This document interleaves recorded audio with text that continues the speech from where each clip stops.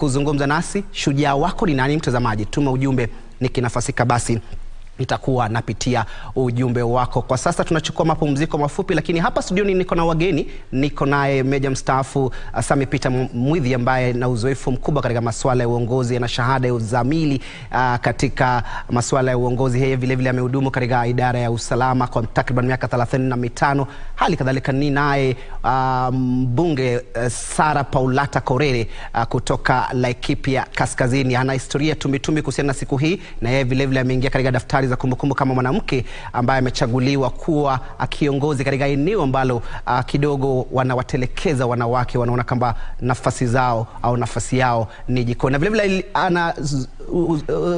ameteka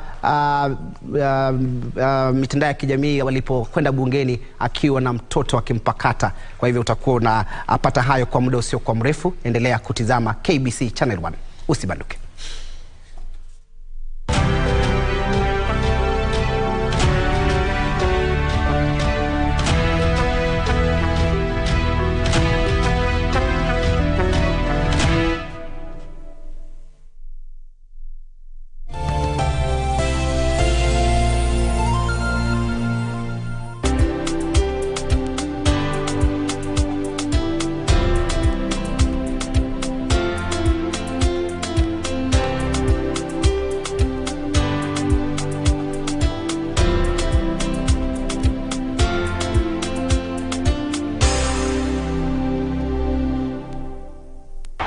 The legends and familiar chants will grace KBC once again. Doa no jijogengo, joimbo doa no jijogengo, ye doa no jijogengo, ojijo pinyo wacho, ojijo polo morimbo, ukego kombo budoge lich, ojijo member. It is in Komondo village that the church SD America is built. Kapok ji nonge mang'eny about America and also be enlightened about life in America. Mino ugero dalane ka kendo nochako dalane in America kojijo. Doa no jijo gengo, joimbo doa no jijo gengo, ye doa no jijo gengo,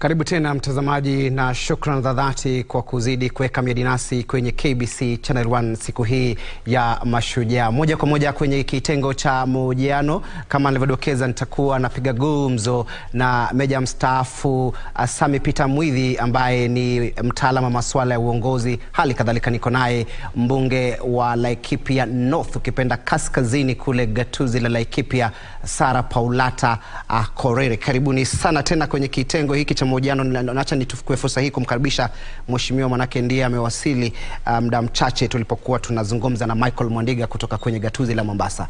Karibu KBC. Shukran. Kumbukizi ya siku hii ya leo, unaikumbukaje siku hii ya leo tunaposherehekea siku ya Mashujaa? Mimi naikumbuka siku hii kwa njia ya kipekee. Kwanza kabisa nawakumbuka mashujaa ambao walipigania uhuru wa Kenya na ambao wametufanya sisi kuwa uhuru katika nchi yetu, na zaidi ya mno na washabikia kina mama viongozi watangulizi ambao walitufungulia sisi kina mama wengine viongozi barabara katika uongozi wa Kenya, haswa pahala ambapo uongozi wa kina mama haukudhaminiwa. Lakini kwa mno sana Shujaa wangu siku ya leo ni rais wetu mstaafu ambaye kwa mara ya kwanza tumepokezana uongozi na kuilete serikali ingine bila fujo, bila balaa na bila maneno ambayo kila baada ya miaka 10 tumezoea kushuhudia. Kwa hivyo siku ya leo ni siku muhimu sana na ni siku ambaye tuko na kumbukumbu nyingi sana kuhusiana na ushujaa wa Kenya tofauti. Ni vyema umesema kwamba rais mstaafu Uhuru Kenyatta ni shujaa wako, vile vile yeye rais William Samoei Ruto ndiye shujaa wake. Na unavyozungumzia kuhusiana na swala hilo, maana Kenya imeingia kwenye daftari za kumbukumbu kama taifa ambalo limeweza kutekeleza uchaguzi bila ya machafuko na uhasama, na nikinukuu matamshi ya rais wa taifa la Jamhuri ya Muungano wa Tanzania Suluhu Hassan ni kwamba ile zawadi ambayo Kenya imeipatia Jumuiya ya Afrika Mashariki ni kuwa na uchaguzi ambao ni wa amani. Pengine unaona ni nini hasa kilipelekea amani hii, Mheshimiwa Korere? Kitu cha kwanza ambaye kilipelekea amani hii ni katiba ya Kenya ambayo imewezesha Wakenya kujiamini na kuamini nchi yao, na zaidi pia ni venye viongozi wamezingatia sheria ambayo iko katika katiba ya sasa tulio nayo. Lakini pia swala la kuondoa ukabila na watu kufanya siasa pasipo ukabila, manake ukitazama mirengo yote miwili ambayo ilikuwa inaongoza Kenya Kwanza na Azimio, utapata kwamba hakukukuwa na mrengo fulani ambayo imekita mizizi mahali fulani. Utapata Azimio ilikuwa imetapakaa Kenya mzima, utapata Kenya Kwanza ilikuwa imetapakaa Kenya mzima, utapata hata katika familia, utapata familia nusu wako katika Kenya Kwanza na nusu wako katika Azimio. Hiyo ni kumaanisha kwamba ushindani ulikuwa ni issue based. Haikukuwa ni kabila hii versus kabila ile. Kwa hivyo hiyo ikaweza kuchangia pakubwa sana utulivu wa Wakenya na kukubali ule mrengo ambayo umeweza kushinda. Manake kama kandanda hii ulikuwa ni ushindani, na kwa sababu kulikuwa na mirengo mbili tofauti na pia kulikuwa na wale wengine watu binafsi ambao walikuwa wanashindania. Hapo mafarasi walikuwa ni wawili. Mafarasi walikuwa ni wawili, wengine sijui ni nani. Lakini ukweli ni kwamba mshindani atakuwa ni mmoja, na wasemavyo Waswahili, asiyekubali kushindwa bila shaka. Asante sana, umeweza kuibua swala muhimu Mheshimiwa Korere, hasa kuhusiana na swala la ukabila. Na taifa hili tumekuwa tukijiegemea kujikita katika swala la ukabila, kwamba mtu wetu yuko pale tuweze kumchagua, lakini watu wamekuwa wakiwachagua sasa viongozi kutokana na sera zao, na ni vyema sana tuweze kudadavua zaidi swala hili. Pengine nimuhusishe Meja mstaafu kuhusiana na swala hili. Kama taifa kuwepo na uchaguzi ambao Wakenya wanashughulika katika kutekeleza wajibu wao wa kidemokrasia, wanakwenda pale kusubiri matokeo kutoka Tume Huru ya Uchaguzi na Mipaka nchini IEBC, baadaye inakwenda kotini kwenye mahakama ya upeo inatoa uamuzi, lakini Kenya iko tulivu. Pengine uhusiano huu usama swala haya. Bwana Timothy, kwanza niruhusu, wakati mheshimiwa hajakuwa amewasili hapa, tulikuwa tukitajataja tu baadhi ya hawa mashujaa bila shaka, na tukaenda mbali na tutaenda mbali tuwataje. Hata dadangu atatusaidia kuwataja wengine wa kisiasa, viongozi wanapigania jamii fulani. Nipe fursa hii nimpe kongole huyu. Tusiende mbali kutafuta shujaa, tuko naye hapa. Basi vile alivyopata changamoto zake mpaka leo akawa mheshimiwa, na vile ulivyotaja ameingia kule bunge akiwa na mtoto, tukijua kina mama ndio chanzo cha uhai wa taifa lolote. Nipe fursa nimpe kongole. Dadangu mheshimiwa, kongole na Mungu akubariki. Wewe ni shujaa. Kama vile msichana wangu ambao ni Daktari Florence Muthoni hako kule, lakini ni mwanamke, ni shujaa. Kongole, Mungu akubariki na utuongoze katika taifa hili, na Mungu akubariki. Amina. Tukirudi kwa swali lako Bwana Timothy, jambo ambalo limetuwezesha sisi kuwa na amani, kuwa na chaguzi kadhaa ambazo hazikuwa na furukshani, zikawa na amani, zikawa tulivu, ni wananchi wao wenyewe. Wananchi wa taifa letu la Kenya waliamua liwalo lote, kama vile mheshimiwa alivyosema kwa lugha ya Kiswahili, hasiyekubali kushindwa si mshindani. Walijitokeza kwa hamu na gamu, wakaenda asubuhi na mapema na kibaridi chochote, wakapiga kura, wakajirudia manyumbani kwao, wakaendelea na shughuli zao za maisha za kawaida, wakangoja uamuzi mpaka pale Bomas ukaleta kidogo, wakavumilia hivyo hivyo, na hata wale wapinzani wakavumilia hivyo hivyo. Haya mambo yakatupeleka moja kwa moja paka mahakamani, tukaona ukomavu wa wale mawakili, wale wanasheria wetu wakiongozwa na Madam Kome, wakatoa uamuzi ambao pia watu walitulia. Mpaka sasa tukaapisha rais wetu na mambo yakaenda sambamba, tukafika mahali tulipofika. Kwa kweli wananchi wamekuwa wakomavu na wakaweka katika ramani, si Afrika Mashariki, dunia nzima, kwamba Kenya ni taifa la kuheshimiwa. Tumezingatia demokrasia ambayo imekuwa kiasi cha mataifa yale mengine. Na ndiposa tunarudia huyu kiongozi wa Tanzania Bi Suluhu akatupongeza kuweka heshima katika Afrika Mashariki. Nafikiri nchi, na nafikiri mheshimiwa atakubaliana, najua historia nzuri ambayo inaweza kutupiku kidogo, nchi ya Ghana. Asante. Utakuwa unatueleza kinagaubaga kuhusiana na swala hilo, lakini kwa sasa naarifiwa na mwelekezi wangu tuelekee moja kwa moja katika bustani ya Uhuru tuweze kumhusisha mwenzangu JJ Kiuri ambaye ndiye alitufungulia kikao hiki au siku hii ya leo kuhusiana na taswira kamili ya hali ilivyo. Na kwa sasa ana mkao na mazungumzo na mmoja wa viongozi. Kwa hivyo JJ Kiuri naona anazungumza na Ndindi Nyoro, mbunge wa Kiharu. Tuweze kumsikiza Kiuri na mazungumzo hayo. Kenya at this point, what do you expect to hear from President Dr. William Samoei Ruto as he leads this celebration?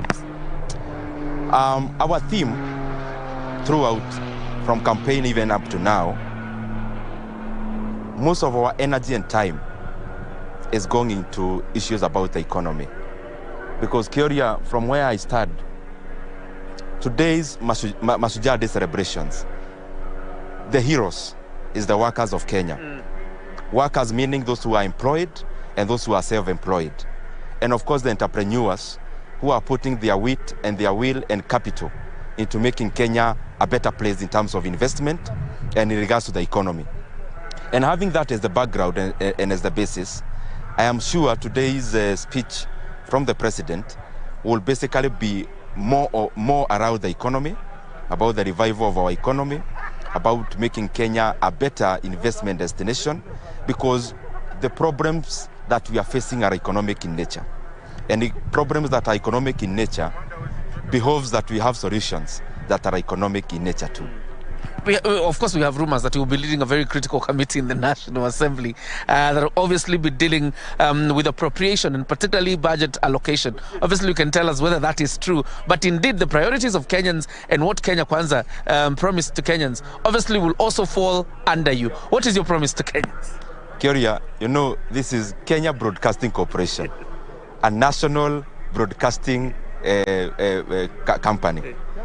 And I am sure we will be demeaning KBC when we start discussing rumors.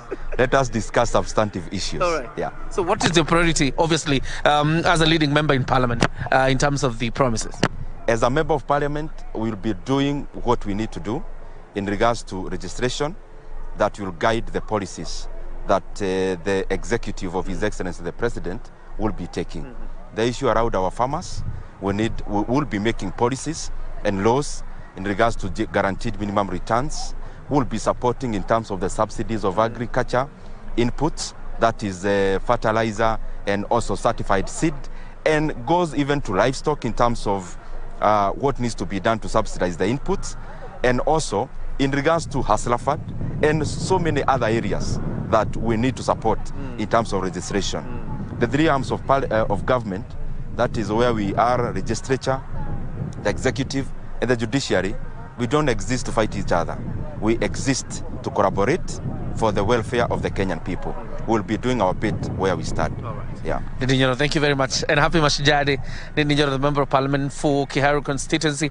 And of course, we continue to speak to the guests as they continue to arrive. Of course, situated somewhere just close to the VIP gate, where they will be accessing the stadium or the Uhuru Gardens stadium from, and we'll be grabbing them one by one to just hear about the views as regards Mashujaa Day celebrations and most importantly, the priority for the Kenya Kwanza administration.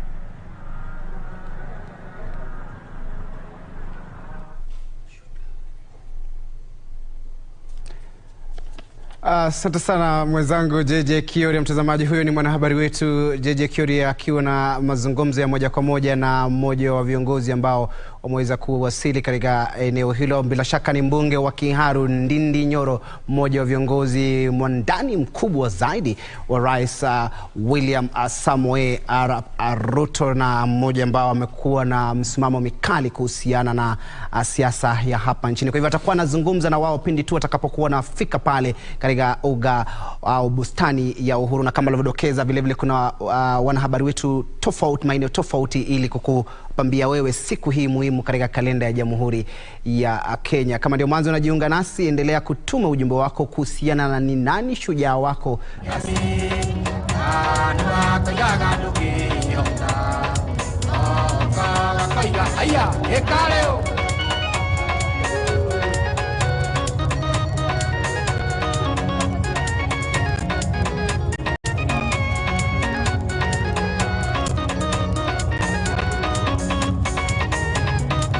Imenaganeke wanando ya kimalimbere na waigore makunyenya akiuga nduri akiri makariganero angikoro nduri akiri agukoro ngai akwendete ni tondu akwaga akiri kandu akari akoigaga nduri oko gakwira ngotera kandu akari agakuwi oko gakwira geni kaiga ndukiyo kaiga haya ekaleo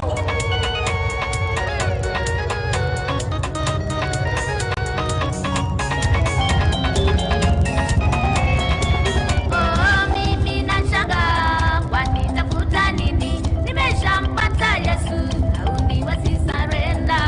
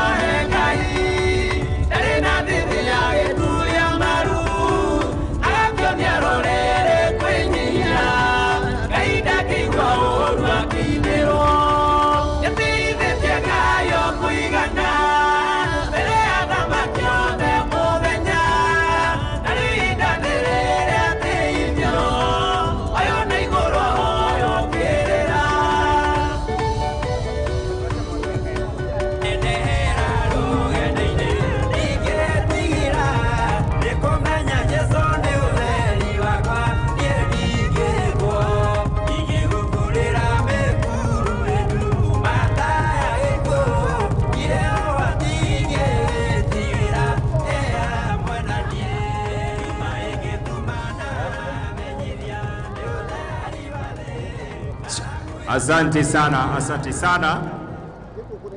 Tuwazidi kuwakaribisha wananchi wote ambao bado wako kule nje tuweze kuingia ndani.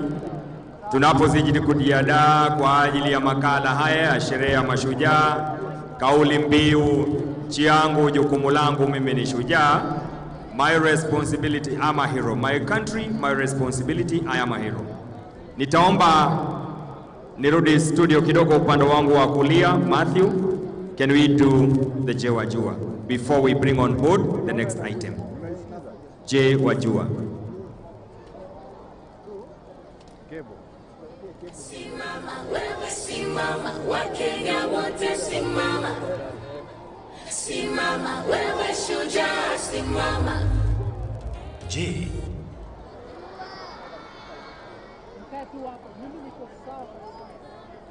Matthew, niongezewe volume tafadhali, alafu tuicheze sauti.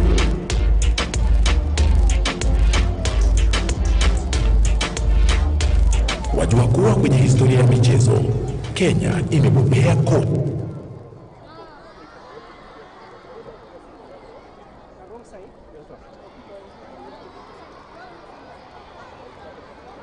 Sir, do we play it all or you just need to try it? We play it all? Matthew, the whole of it, kindly, the whole of it. From the start, na tuongeze sauti.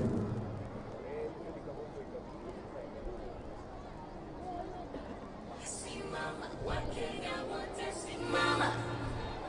Simama wewe shujaa, simama. Je, wajua?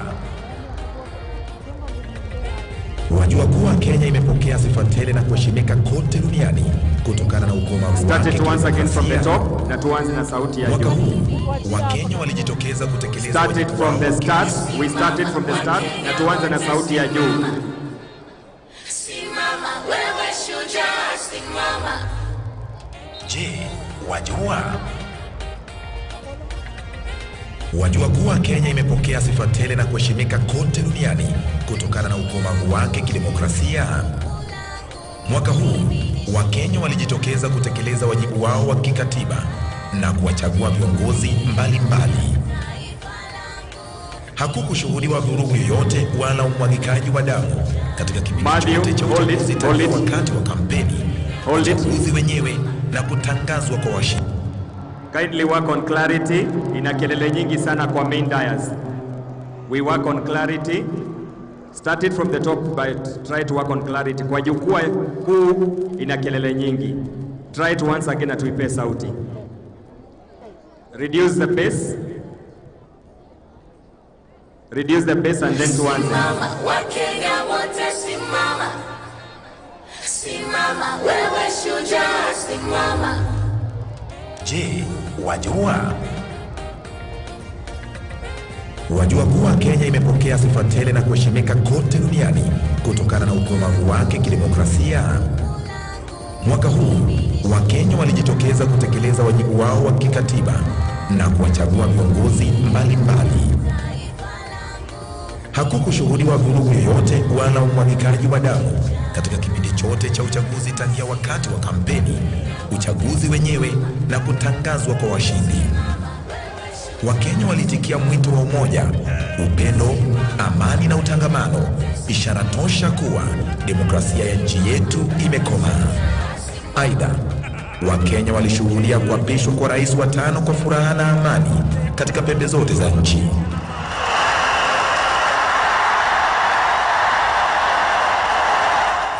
Utaratibu wetu wa uchaguzi umepongezwa na jamii ya kimataifa. Simama, Wakenya wote simama. Simama, wewe shujaa simama. Je, wajua kuwa Kenya imepokea sifa tele na kuheshimika kote duniani kutokana na ukomavu wake kidemokrasia? Mwaka huu Wakenya walijitokeza kutekeleza wajibu wao wa kikatiba na kuwachagua viongozi mbalimbali. Hakukushuhudiwa vurugu yoyote wala umwagikaji wa damu katika kipindi chote cha uchaguzi tangia wakati wa kampeni, uchaguzi wenyewe na kutangazwa kwa washindi. Wakenya walitikia mwito wa umoja, upendo, amani na utangamano, ishara tosha kuwa demokrasia ya nchi yetu imekomaa. Aidha, Wakenya walishuhudia kuapishwa kwa rais wa 5 kwa furaha na amani katika pembe zote za nchi.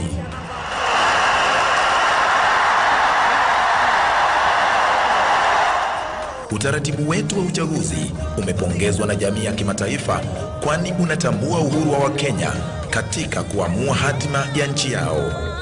Bila shaka, Wakenya wamedhihirisha ushujaa wao kwa kuendeleza uzalendo, kuzingatia demokrasia na kukumbatia siasa zisizo na ubaguzi. Kwa kweli, sisi wa Kenya ni mashujaa.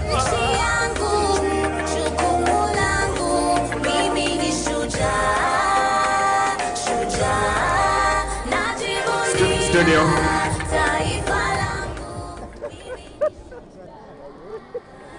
Je, wajua?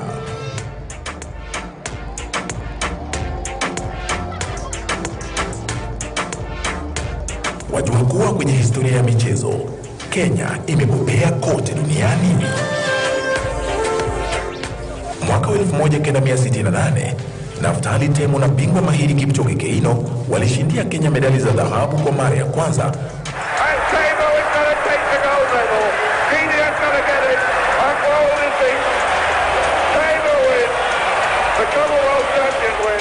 Baadhi ya wanariadha wengine tunaowaenzi ni kama vile Paul Ireng, Wilfred Bungei, Moses Tanui, Paul Tergat, Tekla Lorupe, Catherine Dereba, Ezekiel Kemboi, Samuel Wanyama. Beatrice Chepkoech naye anashikilia rekodi ya mbio za mita 3000 kuruka viunzi na maji upande wa wanawake. Beatrice Chepkoech, the fastest woman in the world, becomes the world champion here in Doha. Keep an eye on the clock. She's inside 9 minutes, 8:57.85. Na mwenzake Bridget Kosgei ni bingwa wa mbio za marathon za wanawake. Wanariadha Helen Obiri is finally on top of the world. What a run from the Kenyan. Absolutely sensational. Faith Kipyegon, the 22-year-old from Kenya, the lone Kenyan in the field, and she strikes the field in the 1500. na Mary Mora. Mary Mora with an incredible performance.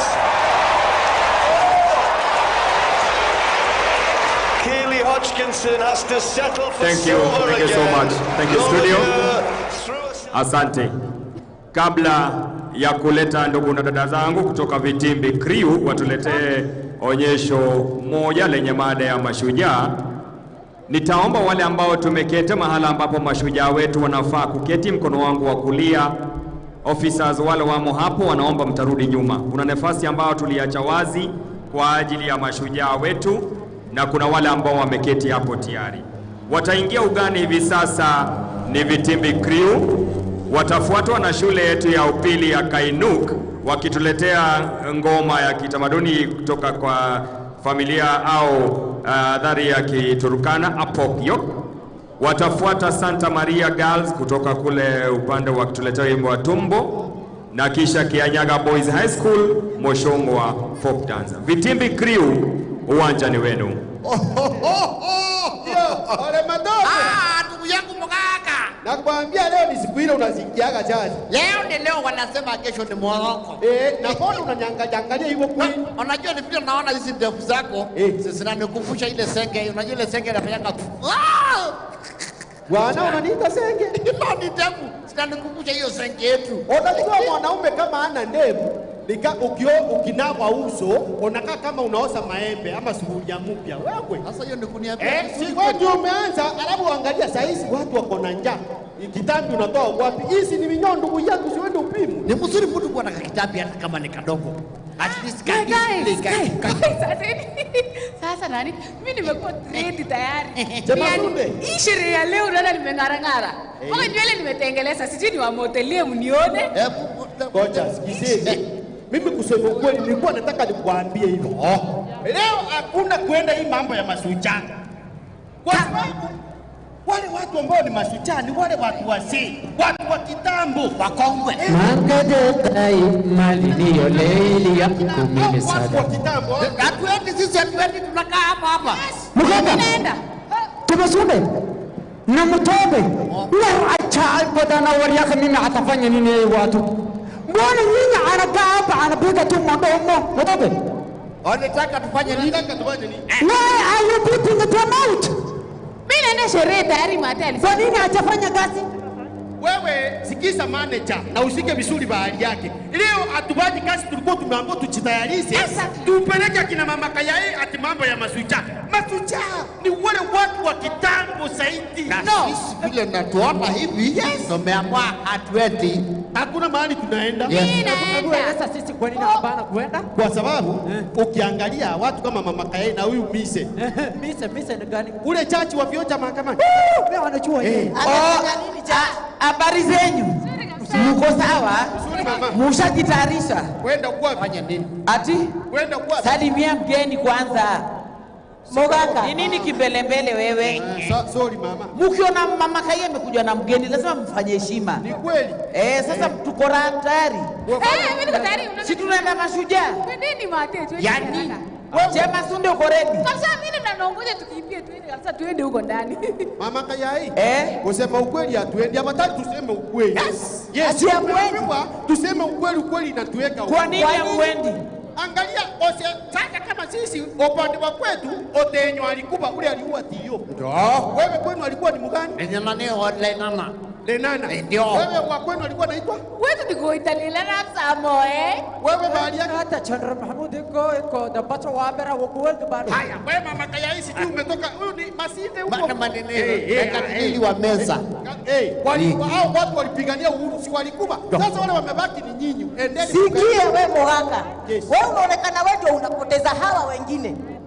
Hakuna ati wale kina Lenana, kina nani, wote wale wa zamani pia ni mashujaa.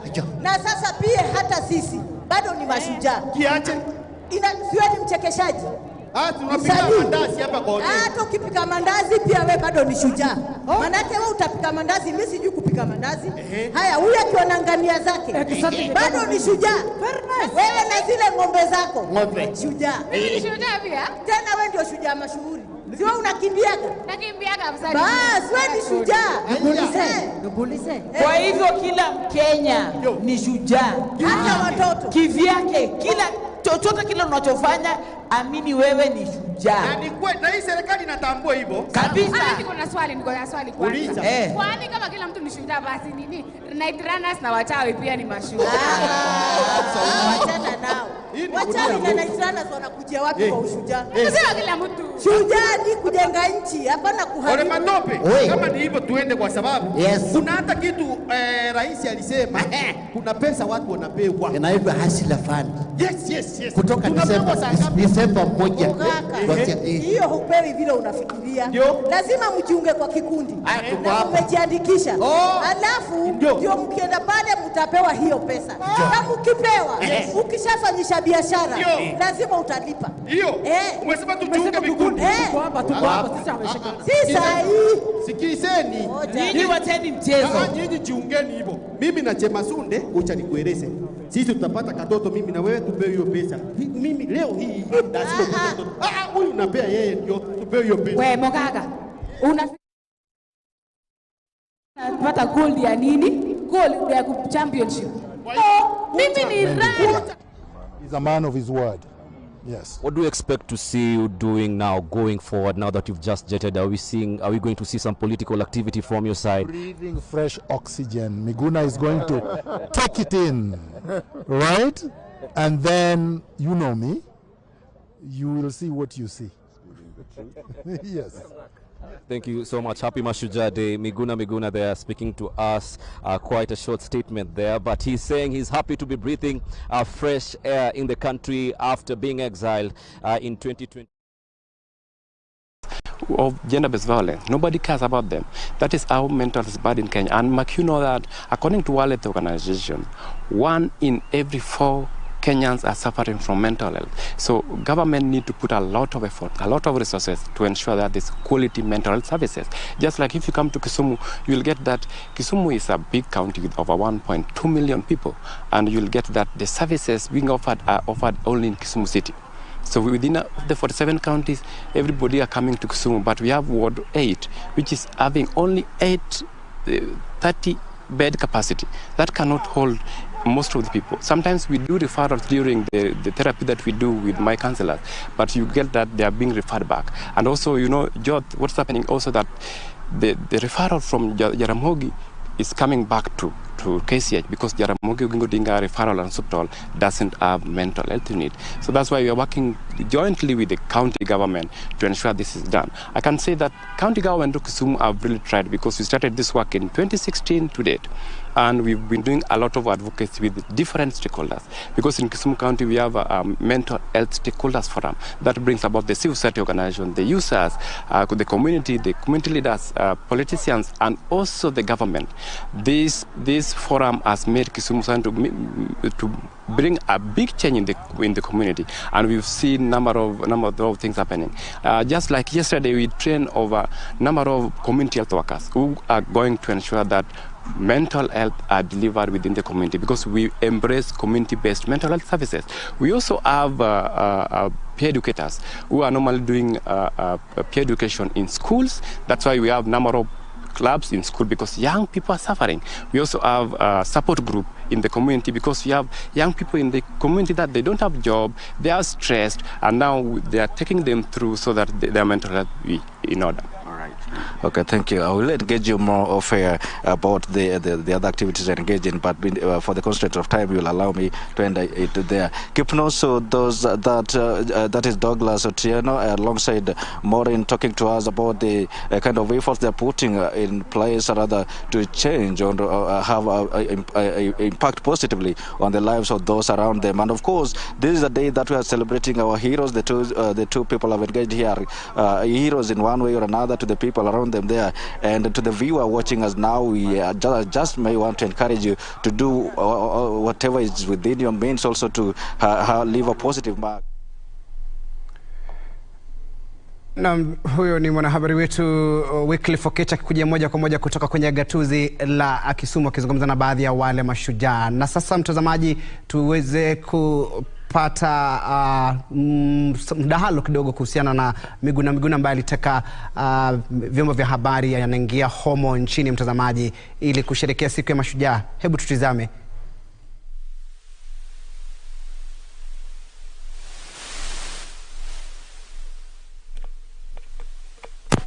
The process it took since 13th of September when President William Ruto was sworn in, what it took for you to get back here as per your right?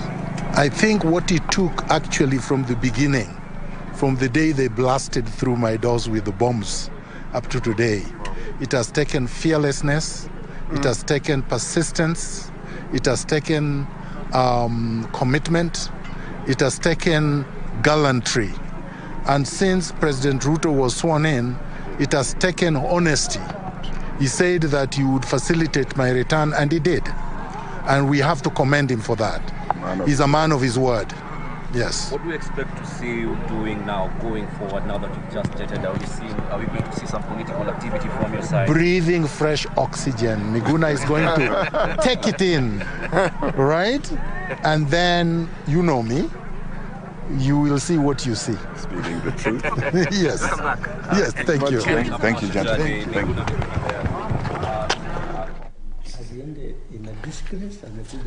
Na mtazamaji, anafahamika kama Miguna amerejea homo nchini.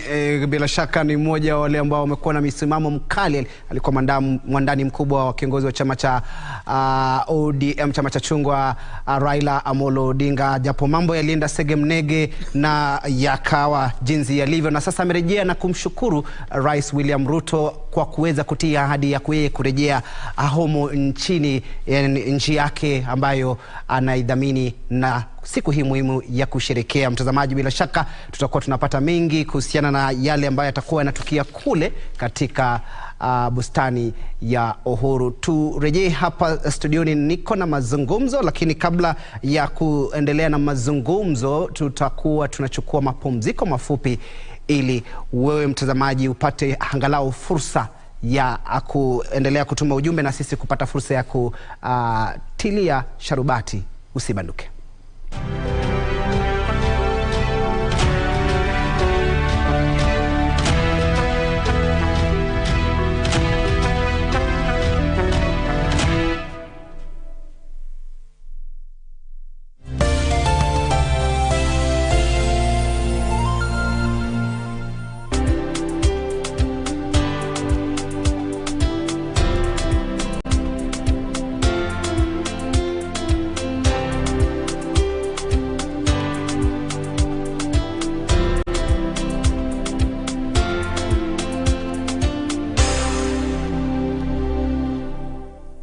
To get change your thinking, skiza tune, dial star.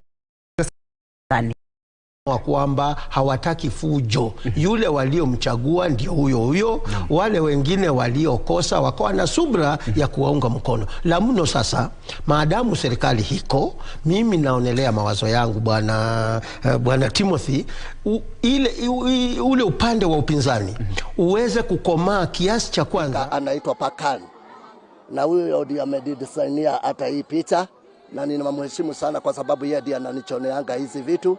Na ningetaka hata kwa hii serikali ya UDA mimi niwe ninasuvurikiwa, hata mimi nikumbukwe kwa hii serikali. Nakumbuka wakati ya Ruto alikuwa anaapishwa, mimi ndio mtu nilikuwa na ndarama ilikuwa imeandikwa Ruto Gachagua haha ni gai hapo. Aha ni gai. Hapo ni kusema hapa ni Mungu, sio? Asante sana mama, naomba nizungumze na wewe pia. Mano, hapa mwananchi saizi ameshikwa. Tafadhali nimaliza ile wazo langu. Ameshikwa koo, akashikamana vizuri na hali ya maisha. Kwa hivyo anataka utulivu, viongozi hao wetu tuwe na imani na tuwasupport kabisa, tuachane na siasa. Na kuna watu wengine Timothy wameamini mpaka sasa bado kuna mambo ya kushindana, kuna mambo ya siasa. Siasa zimeisha, sasa tuendelee mbele, tumpe tumpe serikali ya Mheshimiwa Ruto nafasi aweze kufanya nini? Kutuongoza, ndio aweze kutatua matatizo wananchi wanayoyapitia. Ama sivyo Mheshimiwa? Naam, bila shaka atakuwa anatueleza vile vile. Mahusiano mazuri na wengi watakubaliana na usemi wako na wengine watapinga kidogo, kwa nake unavyosema wengi kwamba upinzani ni vema uwe pale ile uweze kupiga msasa serikali na serikali iwe ngangari kabisa kutimiza yale malengo na ahadi walizotoa kwa wananchi. Ni rejee kwa Mheshimiwa Sara Paulata Korere kuhusiana na swala hilo ambalo ameweza kuliibua kuhusiana na kuwepo kwa upinzani ambao unaangazia masuala ambayo serikali imeweka paruanza kwa wananchi, na kama ni siku 37 tangu William Ruto achukua hatamu za uongozi, sijui ni sawa kuendelea na kuwapiga vijembe mapema hii au pengine wawape muda waweze kutekeleza ahadi walivyosema siku 100 ya kwanza watakuwa wanatekeleza masuala kadha wa kadha. Kwanza ukielezea kuhusiana na safari yako, ukiangazia swala hilo, manake mtazamaji anataka kufahamu nini ilipelekea ukaweza kutembea au kwenda kazini na mtoto ukimpakata ukiwa mbunge katika bunge letu, ukiangazia kwanza na upinzani. Nikiangazia kwanza na upinzani, ningependa kusema hivi. Ukitazama miaka za nyuma kidogo, wakati Kenya hii ilikuwa inaongozwa na chama kimoja, kulikuwa na dhuluma nyingi sana. Hivi kwamba wananchi waliweza kudhulumiwa katika nchi hii, watu walifungwa bila hata kushtakiwa na maneno mengi, lakini hawakuweka uoga. Kwa hivyo napoketi sasa hivi itakuwa ni dhuluma na hatia kubwa sana iwapo tutakenjeli hiyo demokrasia na kumaliza upinzani. Na mimi nasema hivyo kwa sababu japokuwa meja mstaafu amesema kwamba wale wapinzani watulie, wapinzani hawawezi tulia, manake wakitulia nao wale ambao wako serikalini watalala kazini. Na ilikuwa jioni kabisa, wanaume wanatoka mbio kujiandaa vizuri pale Umoja pale Umoja Road. Kuna mama anaitwa sijui Esther Wairimu, kuna mwingine anaitwa Sara na kijana yake mwingine anaitwa Liki. Wanahudumia watu pale, ukisikia vile lugha wanaongea, wanakuja na vile virununu vimeharibika, mwingine hana pesa, wahudumia vizuri. Wale ni kongole wale. Kwa hivyo jambo ambalo naweza kusema, na mheshimiwa tulipokuwa tukinongonezana naye wakati wa likizo break kidogo, amevunjika moyo. Wacha nimpe himizo kwamba hii thuluthi ya 2/3 itafikika. Kuna wakati itafika wanaume walio na msimamo ambao si wa kujipenda binafsi, lakini waangalie kwani Tanzania hakuna rais ambao ni mwanamke, si anaendesha shughuli na nchi nyingine zile. Kwa nini sisi wanaume kule bungeni tuna mtazamo tofauti? Lakini itabidi pia wapiganie haki za yao. Lile kujibu swali lako ndugu Timothy, ni swala la taasubi ya kiume. Wanajipenda, wanaona wao, wamesahau kwamba waadhiri wao wale wamepata nafasi ya kwenda vyuo vikuu walifundishwa na kina mama. Mimi mwadhiri wangu nilipofanya masters yangu alikuwa mwanamke na akanielekeza vizuri mpaka nikahitimu. Msichana wangu wa kwanza anaitwa Dr. Florence Mudhoni, ni coordinator wa Egerton University, anachapa kazi vizuri sana. Kijana wangu ni lawyer, lakini siwezi kusema afanye kazi Robert Maogo, lakini huyu amepata hata PhD kuliko hawa vijana niliona. Kwa hivyo tafadhali demokrasia yetu ikomae kiasi ya kwamba kisheria wapate nafasi yao, because wanatenda kazi vinavyotakikana.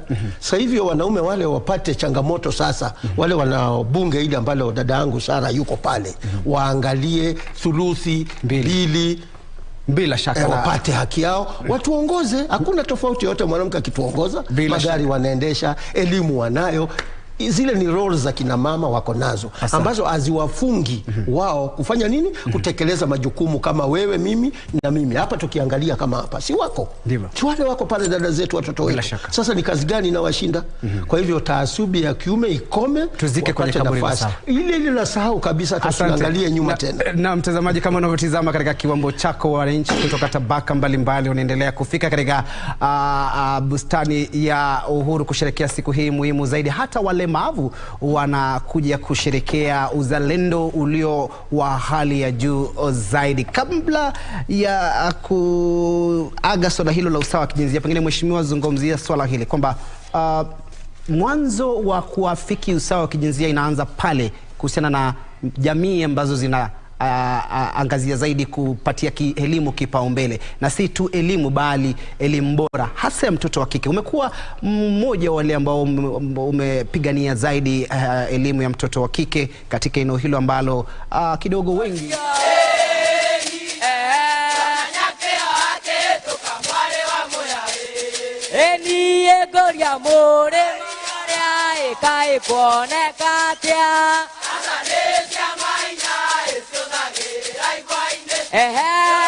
haya eni ego yage to baine kai kone katia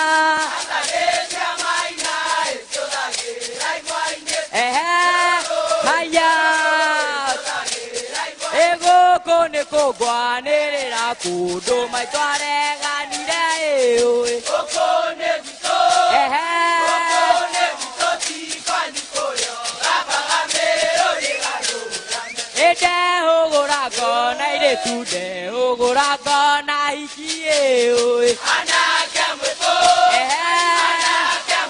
motumera jaba sitamero gerado eni eguno oya eguno ya romaido eguno oya eguno ya romaido naitimo oya eguno ya romaido narohio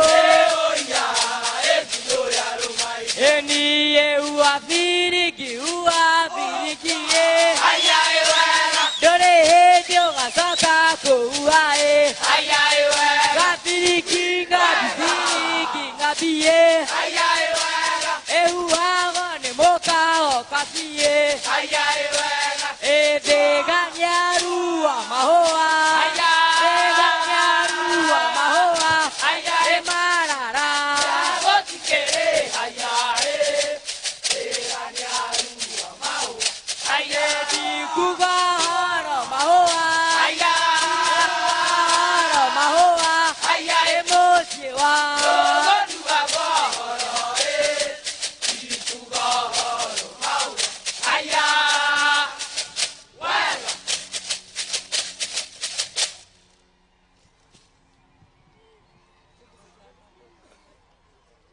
Hongera sana Kianyaga Boys High School, wimbo wao miondoko ya Mushongwa.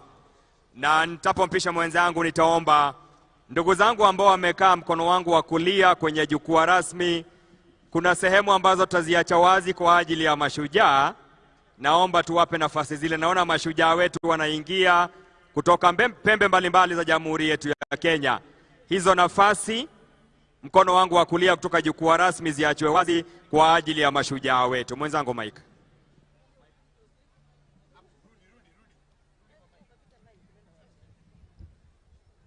Wonderful. Kwa hivyo sasa tuko Nairobi City County Choir, and today being Mashujaa Day, it's just a reminder of all those heroes and heroines that we celebrate. And remember, you too are a hero in your own right, depending on where you're coming from and what you do. Those that wake up early in the morning just to ensure that there is food on the table, those are heroes in their own right. But now we are going to have a song here from the Nairobi City Choir, and as we continue, after that, we shall then revert to the studio. Tutarudi upande wa studio ili tusikie watu wengine, lakini nitawatangaza wakija. Lakini kwa sasa, Nairobi City County Choir, twende kazi.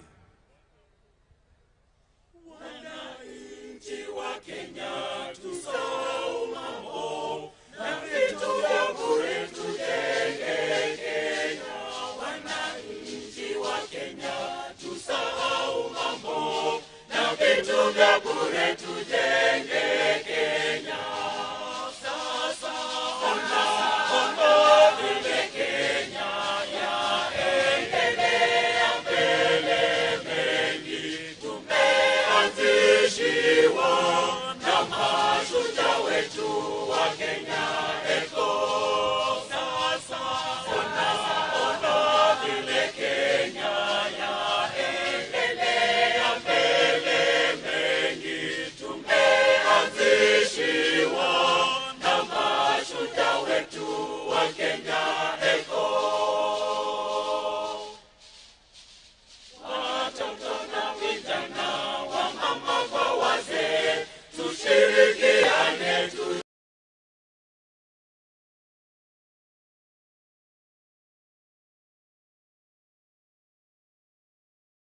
ambao kwa kweli umekuwa wa kihistoria. Kwa hivyo pia ni siku nzuri ya kuweza kujisherehekea na kujishabikia Wakenya wote katika juhudi zetu za kujenga taifa. Pengine tunatarajia nini kutoka pengine kama ni kwa hotuba yake rais siku hii leo? Tunajua Wakenya pia kuna matarajio mengi, lakini nyinyi kama viongozi mliko kule mbele, pengine tutarajie nini kutoka kwa hotuba ya rais? Nafikiri tutatarajia kwamba pia yeye ataweza kuwapongeza mashujaa na kuwatambua.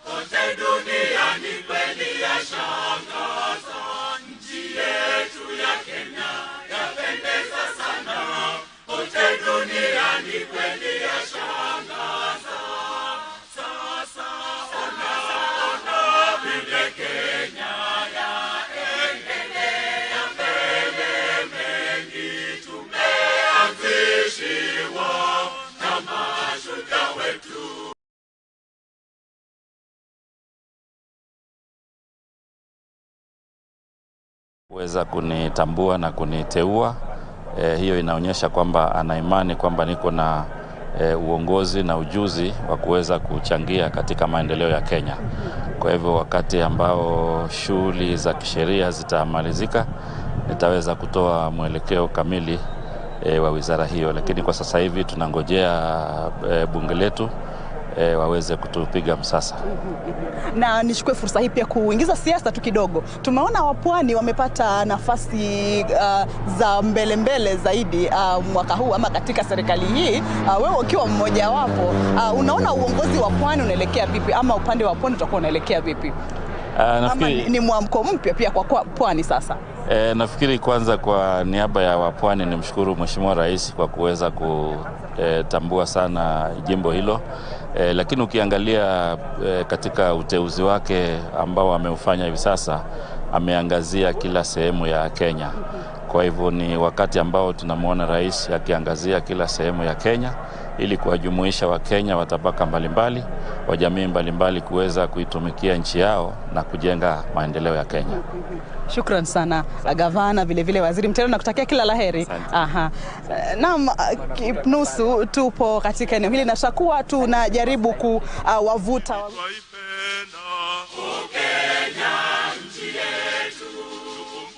tulikotoka kama nchi sote wa Kenya. Wazalendo, hivi sasa tuna uwezo tulinde taifa hili twaipenda. Kenya nchi yetu, nchi nyingi barani letu michafuko kila wakati. Wazalendo, ni wajibu wetu wa Kenya tupendane tulinde Kenya nchi yetu. Kenya nchi yetu, Mungu wetu ni mwenye haki akatupa nchi ya Kenya. Wazalendo, shukuru tuishi vyema tupendane Wakenya wote nchi moja. Kenya nchi yetu, Kenya taifa letu, Kenya penzi letu sote, taifa letu moja. Kenya nchi yetu na makao yetu, Kenya tuipende kweli, hatuna nchi nyingine ila Kenya. Ukipenda Kenya ukumbuke wewe, taifa letu moja. Kenya wakiharibika tutakwenda wapi? Hatuna nchi nyingine ila Kenya.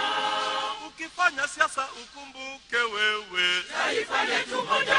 Kenya siasa zetu zote ni kujenga Kenya. Hatuna nchi nyingine ila Kenya. Na watoto wetu wataishi hapa, taifa letu moja.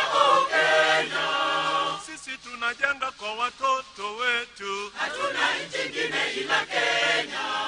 Ni maisha yetu na makao yetu, taifa letu moja. Kenya hata majirani wanapenda Kenya. Hatuna nchi nyingine ila Kenya. Kenya taifa letu, Kenya penzi letu sote, taifa letu moja. Kenya nchi yetu na makao yetu.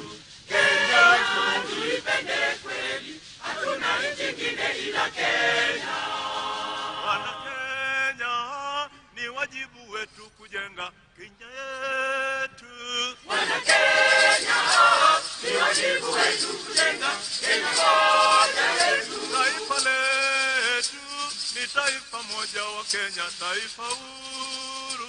Taifa letu, ni taifa letu wa Kenya, taifa huru letu. Tukumbuke tumeishi sote pamoja miaka mingi. Tukumbuke tumeishi sote pamoja miaka mingi Kenya. Umoja wetu ndio nguvu yetu wa Kenya, raha yetu. Umoja wetu ndio nguvu yetu wa Kenya, raha yetu sote. Sote tuseme Kenya, taifa letu moja. Ya watu wa Kenya moja, Muumba wetu ni moja. Muumba wetu Katumba sote Kenya, nchi moja, lugha nyingi. Ni baraka Mungu wetu wa huruma akatupa Kenya. Kweli tuseme Kenya, taifa letu moja. Ya watu wa Kenya watu moja, Muumba wetu ni moja. Muumba wetu Katumba sote Kenya, nchi moja, lugha nyingi. Ni baraka Mungu wetu wa huruma akatupa Kenya. Ndugu yangu uongozi wako ni Mungu alikupa. Ndugu yangu uongozi wako ni Mungu alikupa wewe. Uwezo wako kwa taifa letu tuone kwa vitendo. Uwezo wako kwa taifa letu tuone kwa vitendo vyako. Wetu tu ndiye yeye mwenye kuumba kuchagua. Mungu wetu tu ndiye yeye mwenye kuumba kuchagua sisi. Furaha kubwa ni kujitoa kweli kutenda yaliyo bora. Furaha kubwa ni kujitoa kweli kutenda yaliyo bora kwake. Kweli tuseme Kenya, taifa letu moja. Ya watu wa Kenya moja, Muumba wetu ni moja. Katumba sote Kenya, nchi moja, lugha nyingi. Ni baraka Mungu wetu wa huruma akatupa Kenya. Sote tuseme Kenya, taifa letu moja. Ya watu wa Kenya moja, Muumba wetu ni moja. Muumba wetu Katumba sote Kenya, nchi moja, lugha nyingi. Ni baraka Mungu wetu wa huruma akatupa Kenya. Ni baraka Mungu wetu wa huruma akatupa Kenya. Ni baraka Mungu wetu wa huruma akatupa Kenya. Ni baraka Mungu wetu wa huruma akatupa Kenya. Akatupa Kenya.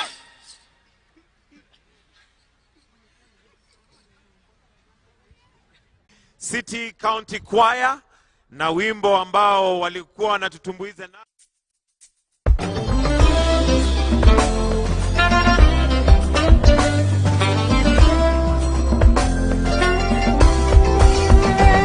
akina mama hoye, akina baba hoye, vijana hoye, akina mama hoye, akina baba hoye, vijana hoye, wananchi wote, viongozi wote, tushikane mikono tuijenge Kenya. Wananchi wote, viongozi wote, tushikane mikono tuijenge Kenya.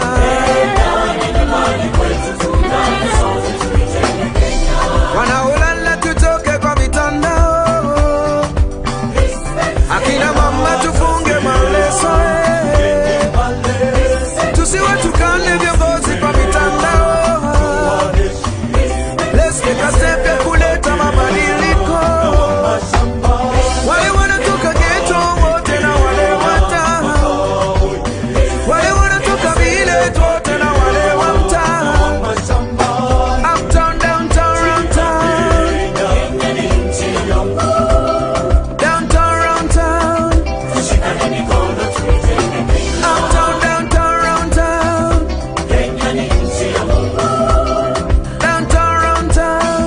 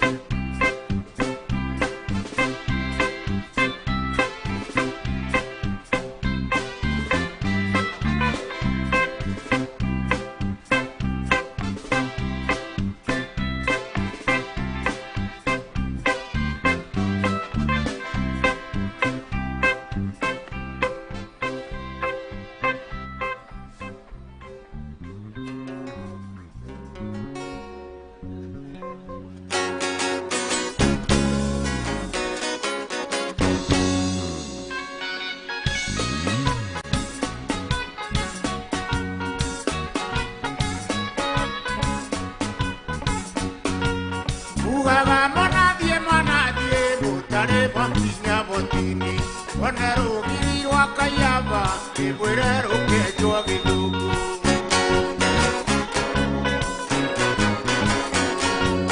Sayore atwanyire botini, dwarita sayuare mwango. Todo tuajuaga na isiko, atwaiture bete ikome.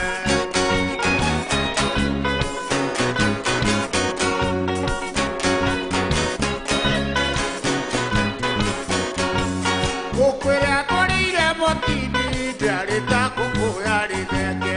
Todo tuamitaga na mesa kwe atwaiture bete ibido.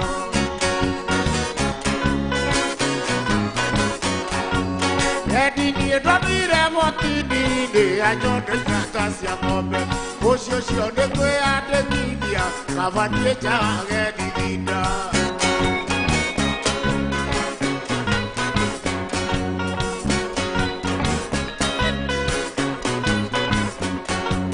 Donire ratia Mashujaa kira moto kuja maisa. Todo ajo amerietato kwira tena to wachenake.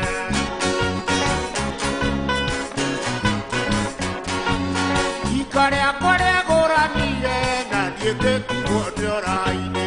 Korea ka korare dizia dira kaiba bauye maduro.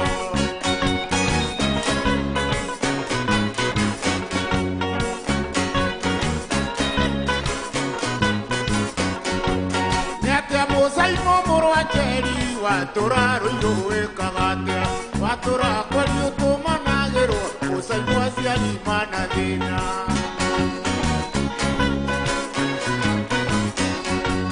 Aituanyonire que ikoroka que guana que fina que tiro wana worire na ngarangu adwaitu na ite gusonga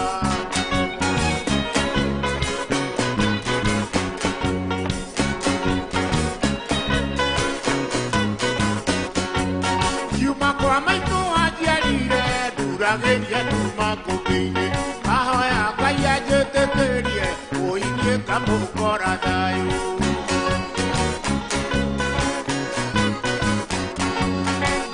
que gorwa no donaga de diedari kereiya baba que buero yo na que timor baba goku agere modo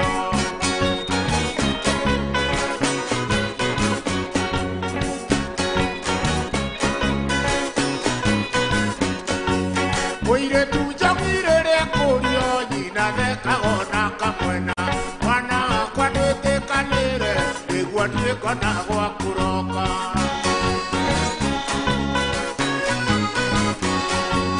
Wagete baduri bokoro kigura maitokore abwari wetanaga waduka neirie oigoko subena suka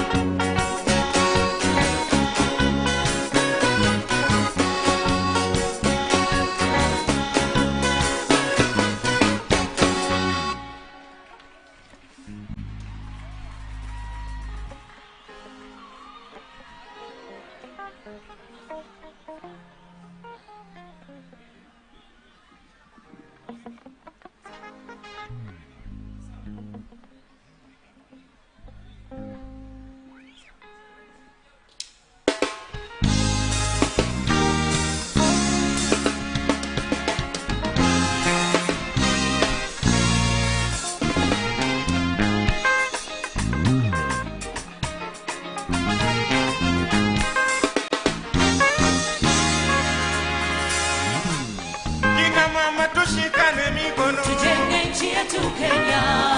Na vijana tushikane mikono. Tujenge nchi yetu Kenya. Na wazee tukashikane mikono. Tujenge nchi yetu Kenya. Kenya yenye amani. Amani. Kenya yenye upendo. Upendo. Kenya yenye uzalendo. Pamoja tuijenge Kenya. Kenya yenye amani. Amani. Kenya yenye upendo. Upendo. Kenya yenye uzalendo. Pamoja tuijenge Kenya.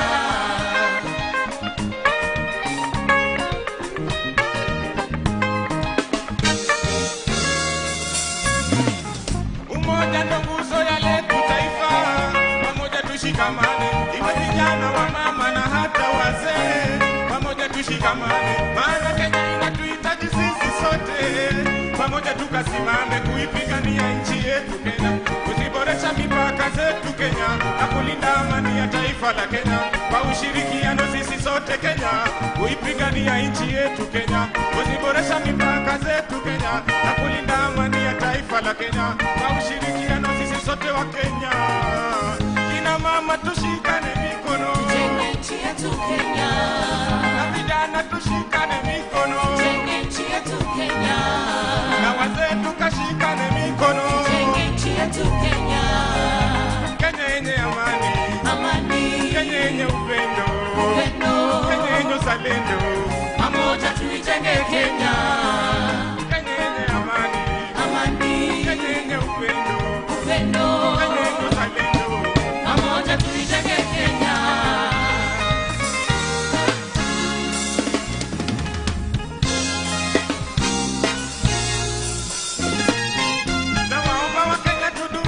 amani, watalii huja nchi yenye amani, vijana wazee tuzingatie amani. Kenya nchi yetu twajivunia, maana kwenye utalii tuko namba moja, kwenye kilimo tuko namba moja, huduma na michezo Kenya namba moja. Sote twajivunia, eti kwenye huduma tuko namba moja, hata kwenye sanaa tuko namba moja. Tunasherekea taifa letu tukufu, pamoja twajivunia. Kina mama tushikane mikono, tujenge nchi yetu Kenya. Na wazee tukashikane mikono, tujenge nchi yetu Kenya. Na vijana tushikane mikono, tujenge nchi yetu Kenya. Kenya yenye amani, amani. Kenya yenye upendo, upendo. Kenya yenye uzalendo, pamoja tuijenge Kenya. Kenya yenye amani, amani. Kenya yenye upendo, upendo. Kenya yenye uzalendo, pamoja tuijenge Kenya.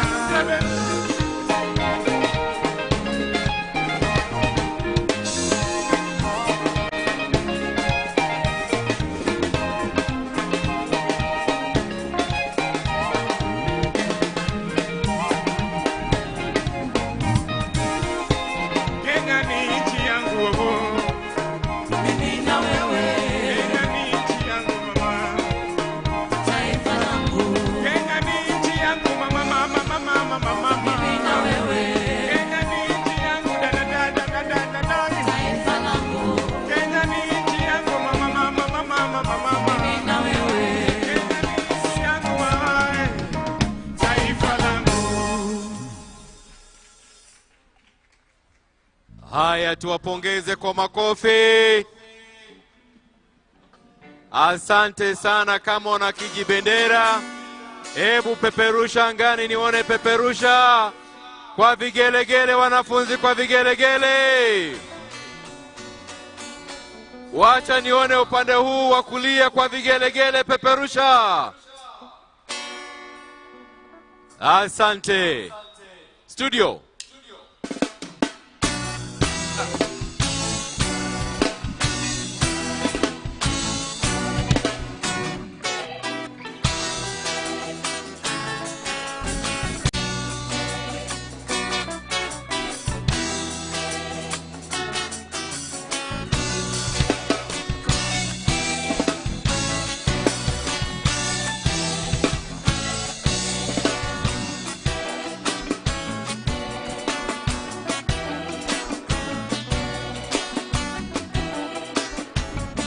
Alhamdulillah Rabbil Alamin.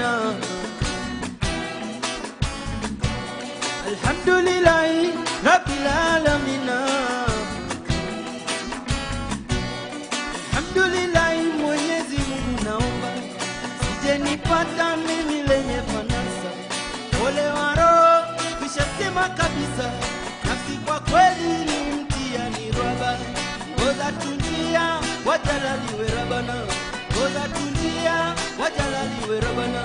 Alhamdulillah Mwenyezi Mungu naomba sije nipata mimi lenye fanasa. Ole wa roho nishasema kabisa, nafsi kwa kweli ni mtihani raba.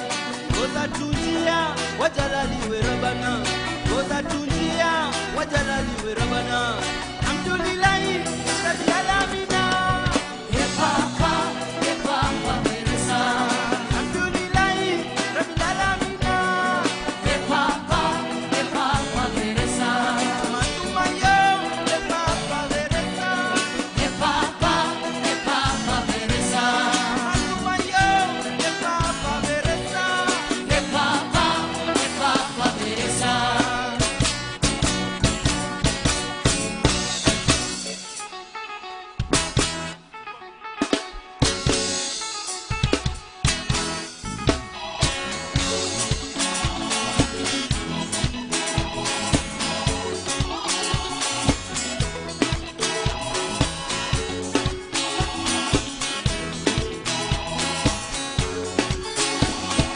Sale yo my baby sale.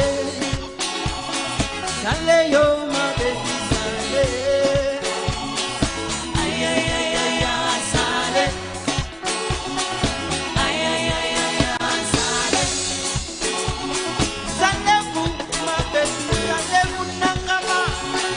Sale bu my baby sale. Ay ay ay ay ay sale. Yo lo ba. Ay ay ay ay ay sale. My baby, you look sale. I've been watching until you are ale. What a wonderful woman to be with me. What a wonderful woman to be with me. Come me baby, come me baby, come me baby, come me baby. Sale yo my baby sale. Sale yo my baby sale. Ay ay ay ay ay sale. Yo lo ba.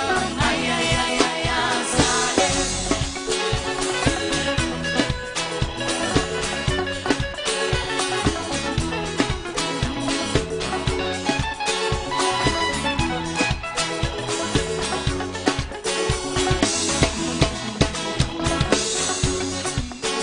Sale, sale, sale. Yua. Sale, sale, sale. Banana. Sale, sale, sale. Angadibuna. Sale, sale, sale. Amadidi mado. Sale, sale, sale. Amadidi mado. Sale, sale, sale.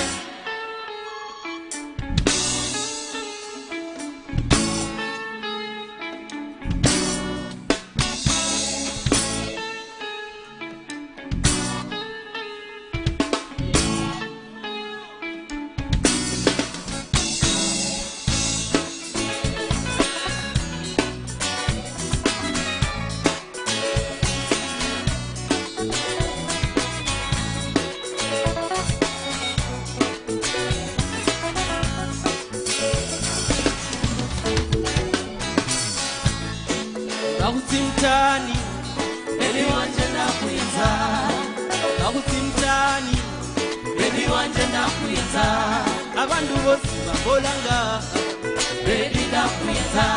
Abantu bose babolanga, baby nakuyenza.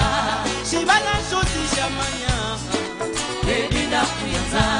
Shibala shoti shamanya, baby nakuyenza. Abantu bose babolanga na na na, baby nakuyenza. Abantu bose babolanga baby na, baby nakuyenza. Timba timba timba timba timba rela, timba yo. Timba timba timba timba timba rela, timba yo. Timba timba timba timba timba rela, timba yo. Timba timba timba timba timba rela, timba yo. Shibala shoti shamanya, baby nakuyenza. Shibala shoti shamanya, baby wanje, baby nakuyenza. Baby amba kutimuta anini, baby nakuyenza. Baby wanje amba tikulole mama, baby nakuyenza. Baby wanje amba kutikulole papa, baby nakuyenza. Abantu bose babolanga baby na, baby nakuyenza. Abantu bose babolanga baby na, baby nakuyenza. Timba timba timba timba timba rela, ayo. Timba timba timba timba timba rela, ayo. Timba timba timba timba timba rela, ayo. Timba timba timba timba timba rela, ayo.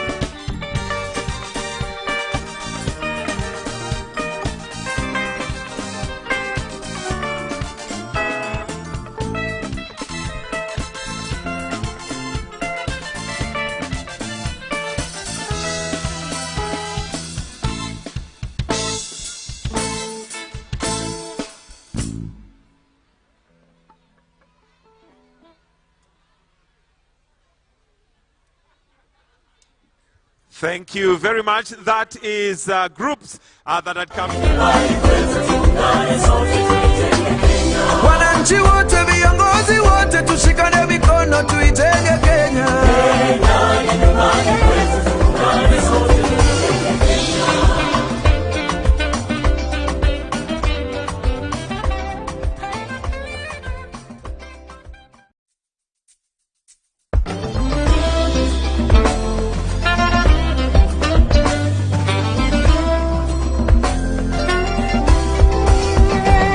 Akina mama hoye, akina baba hoye, vijana hoye,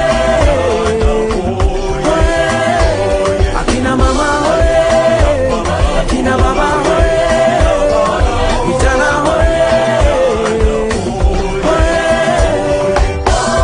wananchi wote, viongozi wote, tushikane mikono tuitenge Kenya. Wananchi wote, viongozi wote, tushikane mikono tuitenge Kenya.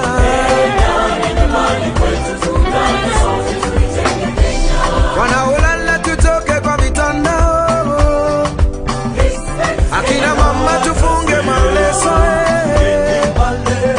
tusiwe tukane viongozi kwa mitandao. Let's take a step ya kuleta mabadiliko. Wale wanatoka ghetto wote na wale wata, wale wanatoka village wote na wale wa mtaa, uptown, downtown, round town, downtown, round town,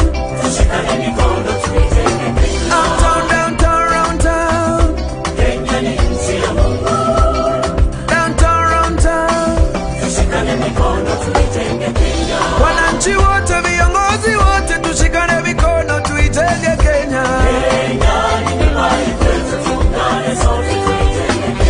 Wananchi wote, viongozi wote, tushikane mikono tuitenge Kenya.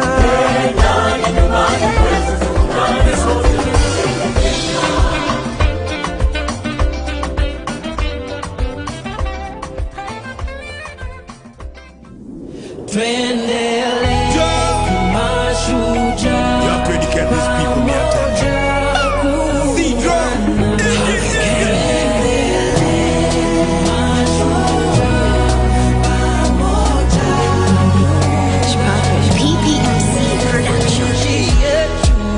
Jukumu letu tunazidi kuijenga kwa pamoja. Nje tunang'aa, sisi tunapaa, hatukomi, hatuwachi, tunasonga. Kenya twasimama, tuko imara, umoja daima, sote tuko sawa. Kenya twasimama, tuko imara, umoja daima, sote tuko sawa. Kenya greatest, all over the world we are rated. In Africa we are the greatest. We are so blessed. If you say that again, Kenya we are greatest. In Africa we are so rated. All over the world we are the greatest. We are so blessed. Everywhere I go, every time I check, I see Kenya great again. Boom, boom, boom. Kina baba, kina mama na vijana tuitenge Kenya. Kenya twasimama, umoja daima, sote tuko sawa. Kenya twasimama, tuko imara, umoja daima, sote tuko sawa. Kesho na washo ni leo, Kenya tuko wapi, tuko kwa maendeleo. I got the talent, niko na keheo, shujaa na skantani imezaliwa leo. Kwa stadi ngotokea na hii style, mkisikiza mnadeko kabisa. Mure menis ngoma za isa, msani kabisa, slogan chatisha. Kanairoku niko machampe, my love for the country na band blaze. Na vile nkoshua siwezi guess, sisiri sijawila many bless. Shujaa na entertainer the president. Walipata mashujaa zamani, ndio maana leo hii Kenya tosherekea ushindi. Ebu basi cheza nami kuchikuchi, ukitaka pia lete isikuti, kisha ebu teremuka na mipwani tufurahi pamoja. Ebu basi cheza nami kuchikuchi, ukitaka pia lete isikuti, ukitaka teremuka na mipwani tufurahi pamoja.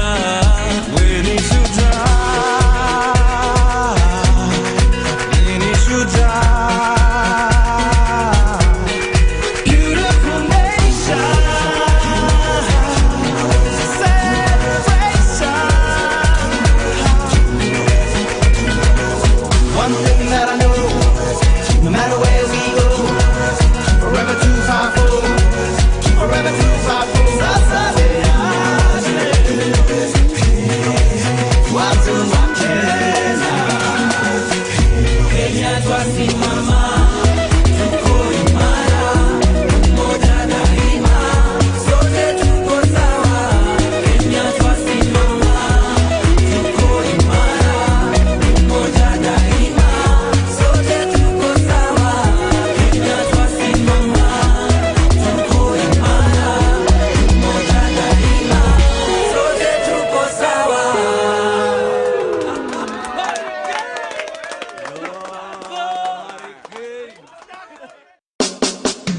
PPMC Production. Nyasaye mangima wagoni erokamano kuom odiochieng' ma kawuono mar Mashujaa Day. Wagoni erokamano kuom kwe, hera, ketowa kanyakla to kod integrity. Hallelujah, hallelujah. Nyasaye wapake wamiye duong', walando era. Nyasachwa wapake wamiye duong', walando era mare. Nyasaye wapake wamiye duong', walando era. Nyasachwa wapake wamiye duong', walando era mare. Come on, Becca. Bana vefe, ya vintu vichenjanga. Kenya mwambila taiwase. Bakenya ulino buyanzi luno, wikolela buzalendo bwefe. Kenya mwambila taiwase. Bulala buli kamani, kamani kabuzuta Kenya. Kenya mwambila taiwase. Nona bulu mundu ketikite, tindikite ya wikolela Kenya. Come on, Becca.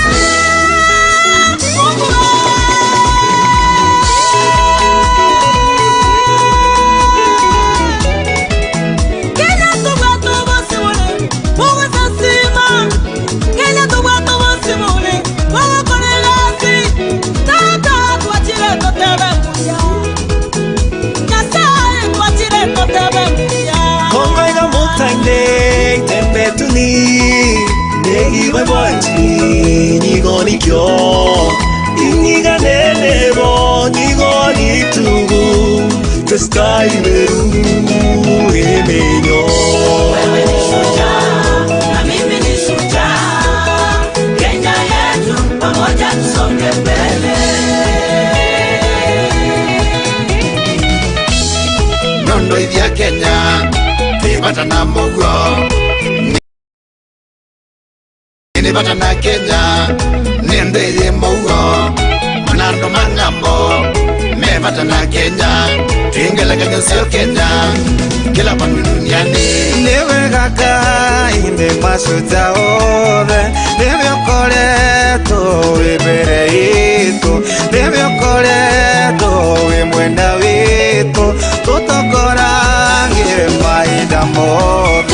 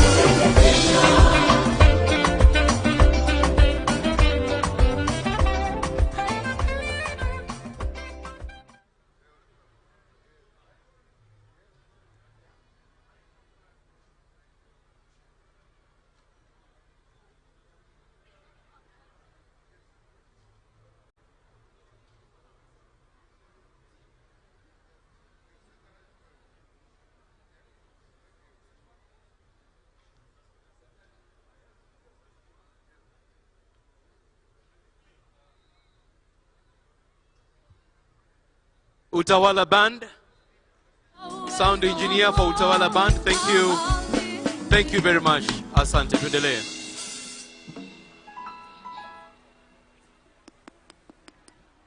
Utawala Band. Sound engineer ili tuweze kuelewana.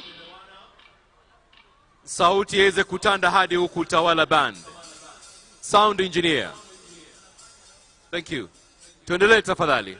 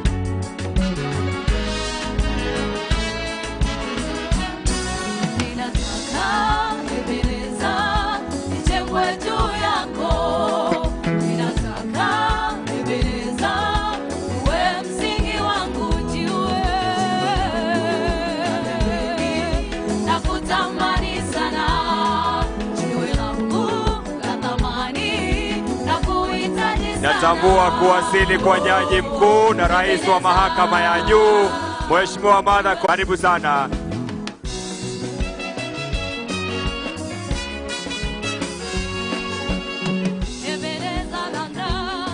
Ningependa vile vile kutambua uwepo Mheshimiwa wa Bunge la Seneti, Mheshimiwa Gavana Jeff Amason Kingi, ambao tayari wako nasi, tukizidi kuwakaribisha katika tamasha yetu ya siku ya leo. Bendi, tuendelee. Hili la ufisadi, manake hii leo tunasherehekea ufanisi ambao unaweza kupata katika taifa hili. Lakini kabla uweze kujibu mtazamaji, picha unazoziona moja kwa moja, Jaji Mkuu Martha Karambu Koome yule anayewasili katika uga wa bila shaka wanaendelea kuwasili katika uga huo bustani Uhuru, vile vile Jackson Mandago, gavana wa gatuzi la Uasin Gishu. Hapo awali gavana wa gatuzi la Nairobi bila shaka Johnson Sakaja tayari alikuwa ameshawasili. Tusikize Mandago anasema nini yule wa msiweke siasa kwa roho, weka kwa lungs. Kipumua inaenda hivyo. To change things in this country for the better. And one of the things that I would want to urge public service and ourselves as state officers is to give our time that we've been elected or have been appointed to serve and actually do what we have been appointed to do. I think one of the things that has become a challenge in this country is the turnaround time of service in government. And I would want to urge all of us in public service and in government to really dedicate our time to service to this country. The other day you were celebrating the life of Koitalel Arap Samoei. In terms of honoring our heroes, including Koitalel Arap Samoei, do you think we have done enough in terms of honoring our? We've not. We are not even anywhere near doing enough. Why do I say that? I was saddened yesterday. I read about a story of a freedom fighter in Madira constituency in Nyeri who died, and apparently she would not be buried in a land she has occupied from pre-independent Kenya to today. They have been asked to look for another place to bury. I think we are doing badly as a country, and I would want to urge my president and deputy president to look into these matters of historical injustices and look into the welfare of freedom fighters, those who are still alive, and even those who have left us. They should be honored posthumously, and we should dignify them with the dignity they deserve. They shed their blood, they lost their property, they led very difficult lives for the sake of this country. We who are enjoying the fruits of that freedom today should be honorable enough to honor them in the honor they deserve. This being the first celebration under Dr. President William Ruto. I'm not sure whether you were here last year when. Yes, how different is it for you this time? Let me tell you, we cannot even compare. It's like day and night. Because this is a country that had reached a level where leaders holding high offices, constitutional offices, would be disrespected by even very, very junior officers. I want to say this in this as I stand here today, and to all public servants, that please leave politics for the politicians. You are a public service who serve the government of the day. You have no business in entering the murky waters of politics. You will not manage. And there are people who will suffer for so long, even if they are not told anything, but they will suffer the guilt of their actions for so long in their lives. I only ask the president and the deputy, may you forgive them so that they may live. Otherwise, some people may go to depression when they see how things have changed. No wonder Muluya alisema, vindu vije janga. Thank you very much. Senator for Western Gishu County and the immediate former governor, that is Jackson Arap Mandago, speaking to us this morning. Of course, as we continue to await the arrival of the Deputy President, Rigathi Gachagua, and finally, President Dr. William Samoei Ruto. So far,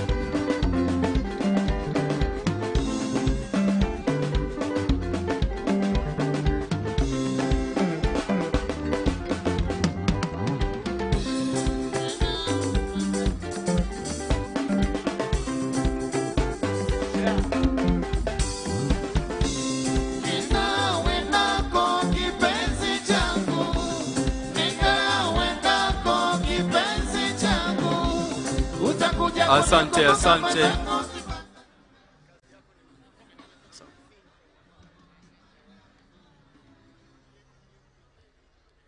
Wanautawala band, tafadhali tuendelee kidogo tu. Utawala band, tafadhali tuendelee.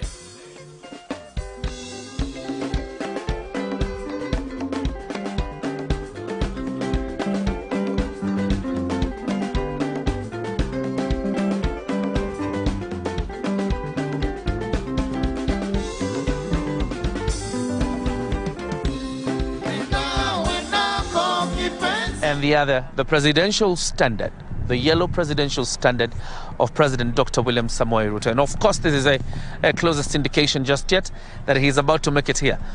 Moses Kiarie Kuria, the immediate former member of parliament for Gatundu South, is on your screen right now. And now he is the cabinet secretary nominee for trade and investment, and had a very quite interesting vetting by members of parliament. The appointments committee, my colleague Kamcha Menza has been on it this entire week, monitoring the vetting. And now as he makes his way to the dais, headed straight to the dais. And here we go. Who are this? Davis Chirchir, the Cabinet Secretary for Energy and Petroleum, the Cabinet Secretary nominee for that matter, until he's approved by the Appointments Committee. Ezekiel Mashogu, he is the Cabinet Secretary nominee for Education, and Eliud Owalo, the ICT Cabinet Secretary nominee, also making his way to the dais. Attorney General, Kihara Kariuki, of course outgoing. Last week Parliament vetted Justin Muturi for that position. Then we have Soipan Tuya. She's the Cabinet Secretary nominee for Forestry, Environment and Forestry. I think she was vetted yesterday. Yes. She came in after Kipchumba Murkomen, the second nominee to be vetted. And of course awaiting approval of the National Assembly's Appointments Committee led by Moses Etangula. Probably Kamche, because she's here, can tell us the calendar of appointments after Saturday in terms of appointment. What do we expect after that? So kama ulivyosema Kioria, ni kwamba wamesalia wangapi?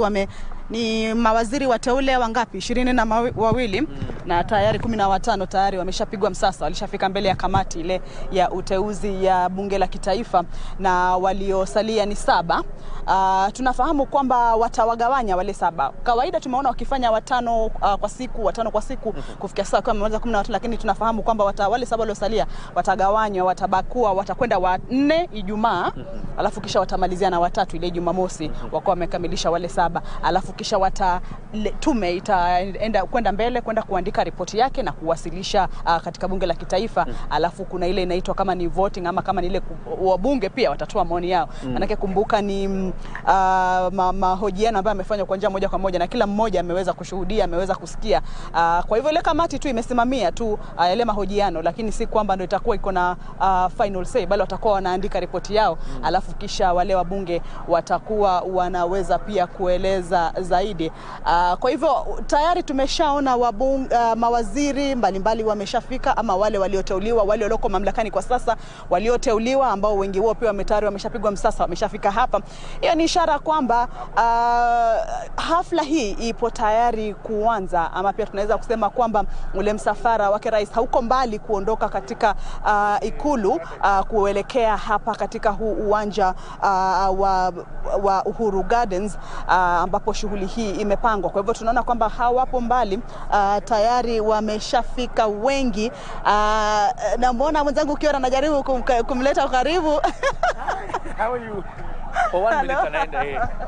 Pengine utueleze siku hii ya leo ina maana gani kwa Mkenya ama kwa mashujaa wetu na kwa Kenya nzima aswa? Hii ni siku muhimu sana katika historia yetu, kwa sababu ni ile siku ambayo tunakuja kujikumbusha pahali tulitoka kama nchi na pahali tunaenda, na kusherehekea wale wote ambao wamewezesha tufike hapa. Wengine kama kwa kizungu tunasema they paid the ultimate price. They lost their lives, some lost their limbs, but we continue to enjoy that which they fought for.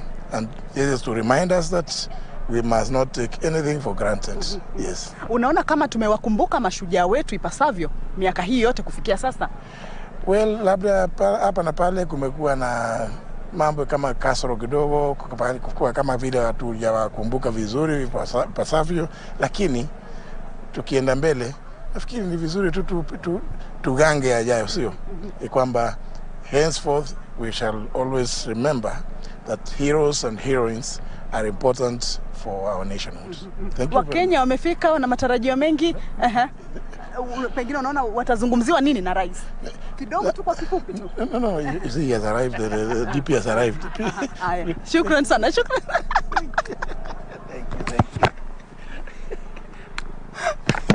Naam, Justin Muturi huyo ambaye alikuwa spika wa bunge la kitaifa, ikiwa sasa pia naye ameteuliwa kuwa mshauri mkuu ama ni wakili wa serikali. Anajuzi alikuwa amepigwa msasa pale na tume ya uteuzi inaongozwa na spika aliyeko mamlakani sasa ambaye ni Moses Wetangula. Unaona ameshafika huyo na ameondoka kwa haraka, manake ameniambia kwa pia naibu rais ameshafika pia. Kwa hivyo kumaanisha yupo karibu kufika. Kwa hivyo ndio wale ambao wanafaa kuwa pale karibu kuweza kuwakaribisha hawa viongozi wa taifa hili, akiwemo naibu rais vile vile na rais. Kwa hivyo nimemruhusu tu aende, lakini baadaye baada ya hotuba yake rais tutakuwa tuwenye kumtafuta na tueleze kama Wakenya walikuwa wanatarajia kweli wameyasikia ama rais ameweza kuyaeleza mengi ambao Wakenya wanatarajia. Kwa hivyo haiko mbali kuanza hafla kama ulivyoona na kama alivyokuarifu mwenzangu JJ amekwambia kwamba tayari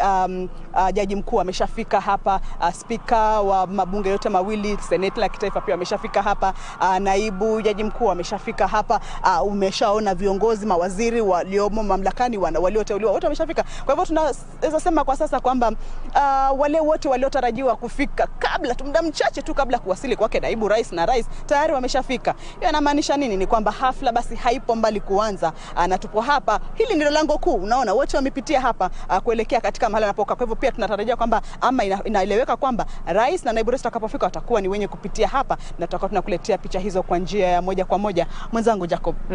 Unajua kwamba kwa nini spika Muturi? Wacha nimuite spika Muturi kwa sababu hivyo ndio tulivyokuwa tumezoea, lakini kwamba yeye ndio mkuu wa sheria ambaye anakuja ama attorney general kama bunge litamuidhinisha, kwamba alikuwa anakimbia kwa sababu mmoja wa wakubwa wake kiserikali ambaye ni Musalia Mudavadi ashawasili. In terms of protocol ni kwamba anafaa kuwa ametulia kwa sababu alitoka mbele yake, alafu sasa Musalia ndo kafika. Sasa ndio maana unaona AG Muturi tumuite hivyo tena, anakimbia hivi akielekea kwenye jukwaa. But most importantly, let's inform Kenya.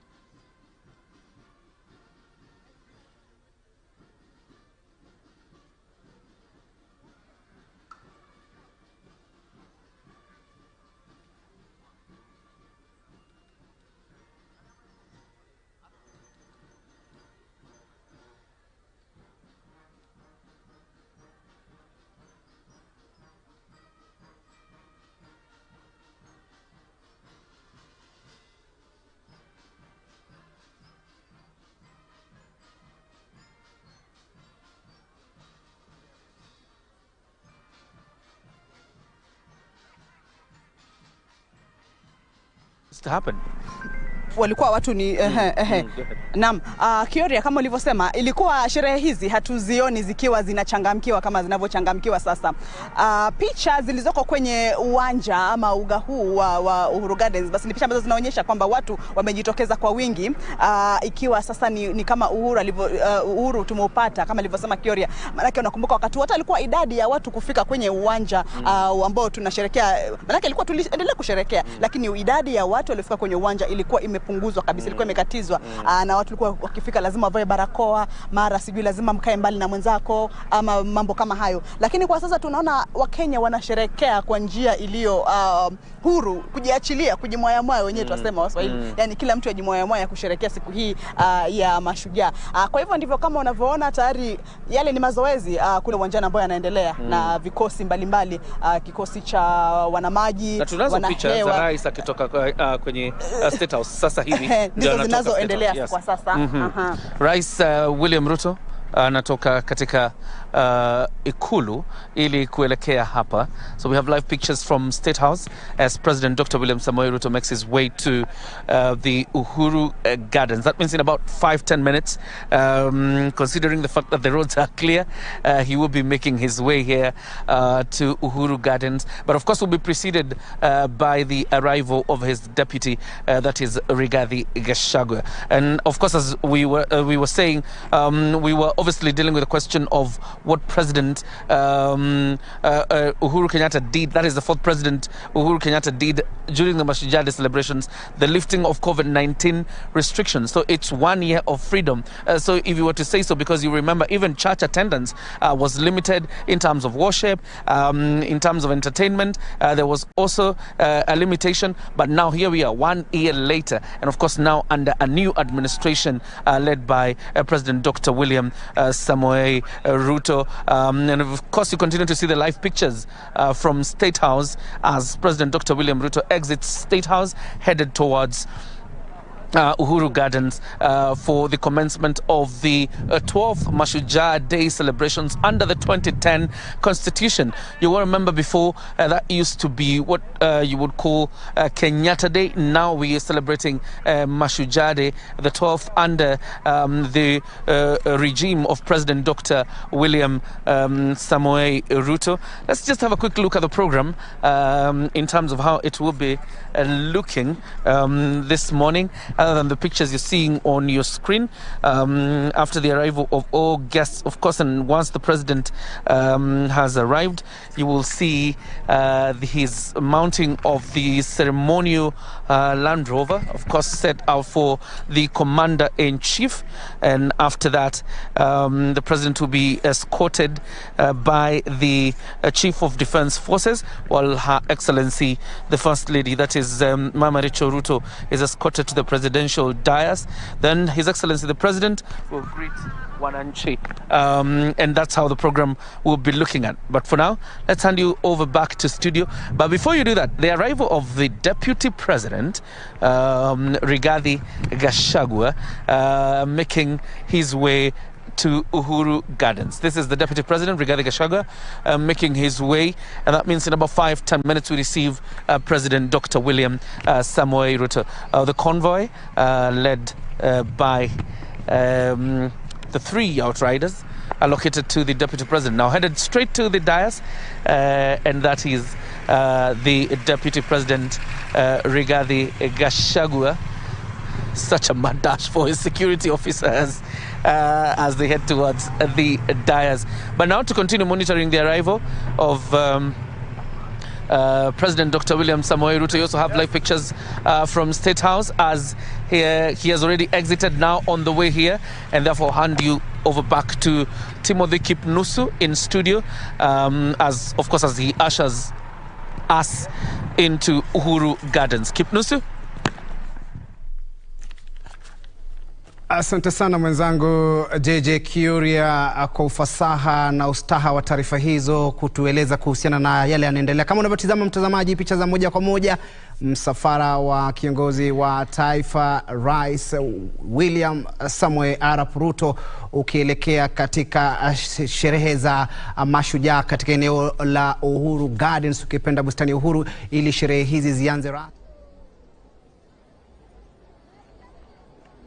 Naye parade adjutant anaondoka kwa muda mfupi sana aliopewa kuweza kutoka nje kabisa kujiunga na wenzake. Wananchi watukufu, kwa heshima tumkaribishe naibu rais wa Jamhuri ya Kenya, Mheshimiwa Rigathi Gachagua na Mheshimiwa Pastor Dorcas Rigathi. Makofi tena kwa naibu wetu wa rais anapojiunga nasi katika sherehe yetu ya Mashujaa. Karibu sana Mheshimiwa Rigathi Gachagua, naibu wa rais wa Jamhuri ya Kenya, na Mheshimiwa Pastor Dorcas Rigathi. Welcome.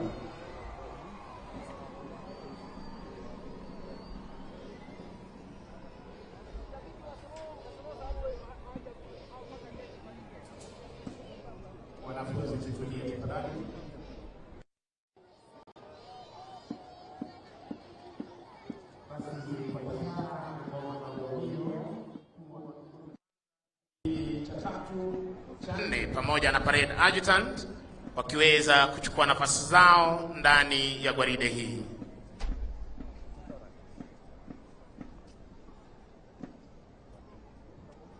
Nao pia sharti kuweza kuwekwa sawa.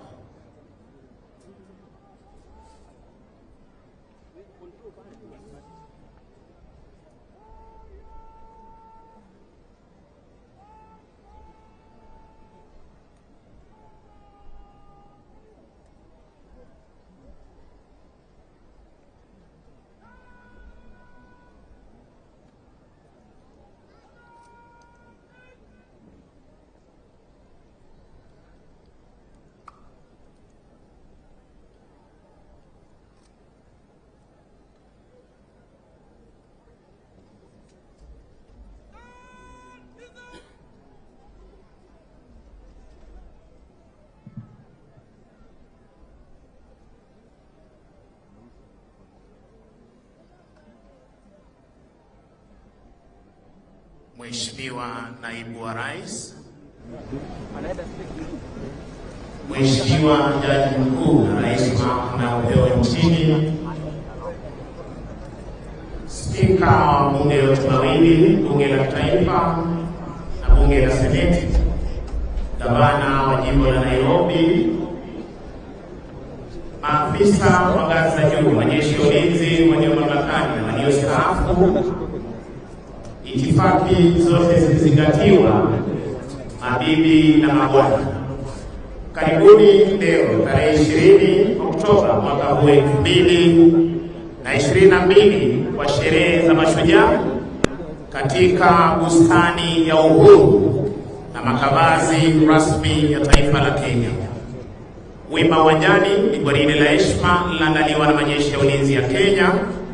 Mavazi mekundu jeshi letu la nchi kavu, mavazi ya samawati jeshi letu la wanaanga wanamaji. Mkuu wa gwaride hii ni kikosi cha 21 kiko chini yake Meja Jona Wekesa na Masaka. Kikundi cha pili cha jeshi letu la nchi kavu kiko chini yake Captain Douglas Onkoba Ntako. Kikundi cha tatu cha jeshi letu la angani kiko chini yake Meja Douglas Wanyohi Mwangi. Kikundi cha 4 cha jeshi letu la wanamaji kiko chini yake Meja Daniel Ogaka Nyakamoro. Brigade Adjutant Captain Kelvin Mwenda Kamodo. Afisa aliyetuikwa jukumu la kubeba bendera iliyo fahari ya kikosi cha 21 cha jeshi letu la nchi kavu ni Luteni Amon Lechipan. Parade RSM Warrant Officer 1 Omar Mwinyi Sururu. Wanaoisindikiza bendera hii ni Sergeant Frederick Kipruto akishirikiana naye Sergeant Samson Ngala Nyamawi. Kuondoa jukwaa la rais liko chini yake Sergeant Kennedy Njeru. Mziki unazidi kuporomoshwa na bendi za majeshi ya ulinzi ya Kenya. Chini yake mkurugenzi wa mziki hii leo uwanjani Captain Kelvin Kibudhi Nyaga akishirikiana na wenzake Captain Joseph Mturi, Captain Peter Kimeu. Parapanda za kumkaribisha Mheshimiwa Rais ziko chini yake Luteni Simon Mwaganda. Senior Drum Majors Warrant Officer 1 David Maina akishirikiana naye Warrant Officer 2 Benjamin Mrei, Warrant Officer 2 Rafael Kibisu na Koplo Moses Lemashon wa jeshi letu la wanamaji. Flag staff wetu wako chini yake Major Ismail Olwal, akishirikiana naye Captain Patrick Ngatia. Basi wananchi kupata kusubiri kuwasili kwa mgeni wetu rasmi, Rais wa Jamhuri ya Kenya na Amiri Jeshi Mkuu wa majeshi yote ya ulinzi. Tutapata burudani kutoka kwao Maroon Commandos na hali kadhalika studio. Maroon, tafadhali.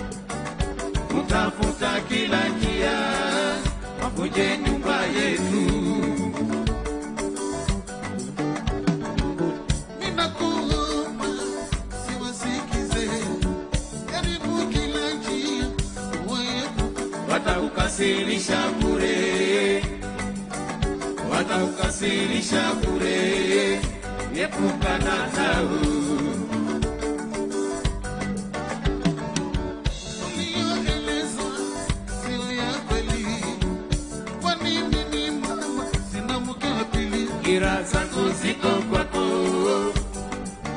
fikira zangu ziko kwako, oh mwana mama. Hasira ni hasara, hasira ni hasara, sikasirike bure, sikasirike bure. Hasira ni hasara, hasira ni hasara, sikasirike bure, sikasirike bure. Oh mwana mama.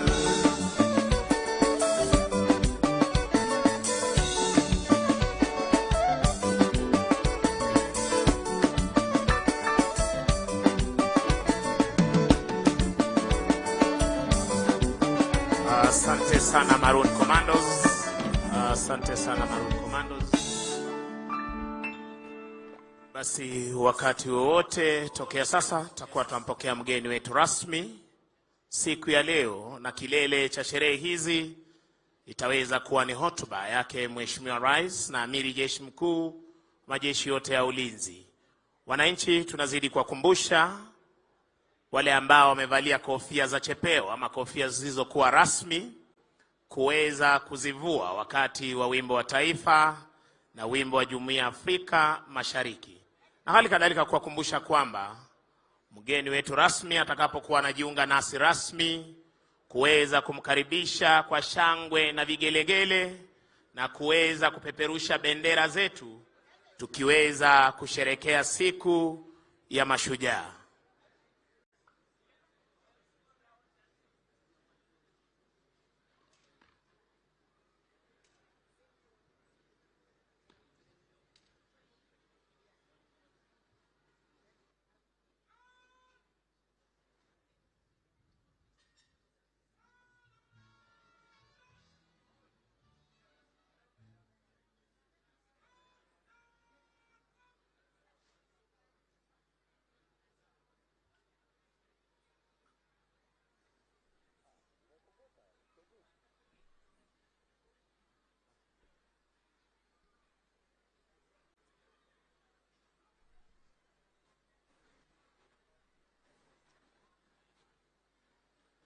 Wananchi watukufu, mabibi na mabwana, naomba kwa heshima sote sasa tuwe wima ili tuweze kumkaribisha kwa heshima mama wa taifa, Mheshimiwa Mama Rachel Ruto.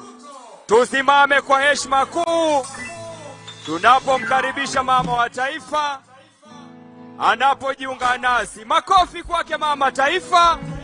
Karibu sana katika sherehe yetu ya Mashujaa. Uweze kutuongoza pamoja nasi tunaposherehekea siku ya leo. Karibu mama taifa. Welcome your excellency.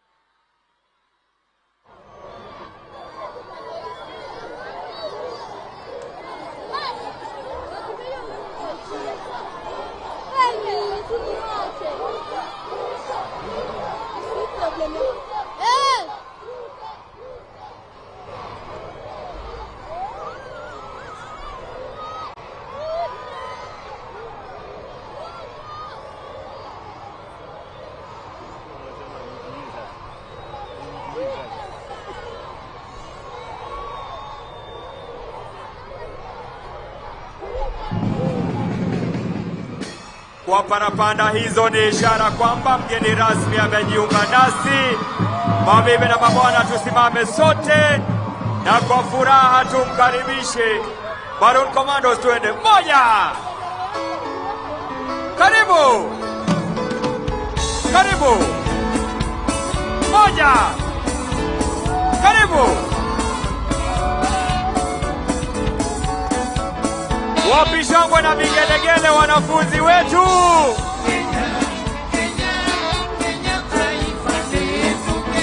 Karibu. Moja. Karibu. Mheshimiwa Rais, utuongoze kwa sherehe ya Mashujaa. Karibu. Karibu. Tuendelee kumkaribisha Mheshimiwa Rais anapojiunga nasi. Moja. Mbili. Karibu. Karibu. Moja. Mbili. Wapi shangwe? Wapi vigelegele? Karibu. Moja. Karibu. Mheshimiwa Rais, utuongoze kwa sherehe ya Mashujaa. Tumpongeze Mheshimiwa Rais, peperusha bendera. Moja. Karibu. Moja. Moja. Mbili. Karibu. Mheshimiwa Rais, utuongoze kwa sherehe ya Mashujaa. Karibu. Karibu. Mheshimiwa Daktari William Samoei Ruto. Karibu. Mheshimiwa Rais, utuongoze kwa sherehe ya leo. Moja. Mbili. Kenya, taifa letu tulipendalo. Karibu Mheshimiwa Rais. Karibu. Utuongoze katika sherehe ya leo. Moja. Peperusha bendera tunapomkaribisha Mheshimiwa Rais. Tumpungie mkono anapopita. Moja. Mbili. Karibu. Mheshimiwa Rais, utuongoze kwa sherehe ya Mashujaa. Tuendelee kumkaribisha kwa makofi, vifijo na hata shangwe na nderemo. Moja. Mbili. Karibu. Wapingeni ya kina mama. Karibu. Mheshimiwa Rais, unapojiunga nasi siku ya leo. Karibu. Mheshimiwa Rais. Moja. Mbili. Karibu. Mheshimiwa Daktari William Samoei Arap Ruto. Moja. Mbili. Karibu. Mheshimiwa Rais, tunakupenda. Utuongoze katika hafla ya sherehe ya Mashujaa. Mashujaa, tumpungie Rais mkono. Hongera Mashujaa wetu. Tumpungie mkono Mashujaa Mheshimiwa Rais. Moja. Mbili. Tatu. Karibu. Mheshimiwa Rais, utuongoze kwa sherehe ya Mashujaa. Moja. Asante. Maroon Commandos. Asante. Asante sana Maroon Commandos kwa kuweza kutuelekeza vyema. Wananchi, tubaki tukiwa tumesimama kwa wimbo wa taifa na wimbo wa Jumuiya ya Afrika Mashariki, na walio na kofia zisizo rasmi kuweza kuzivua. Thank you.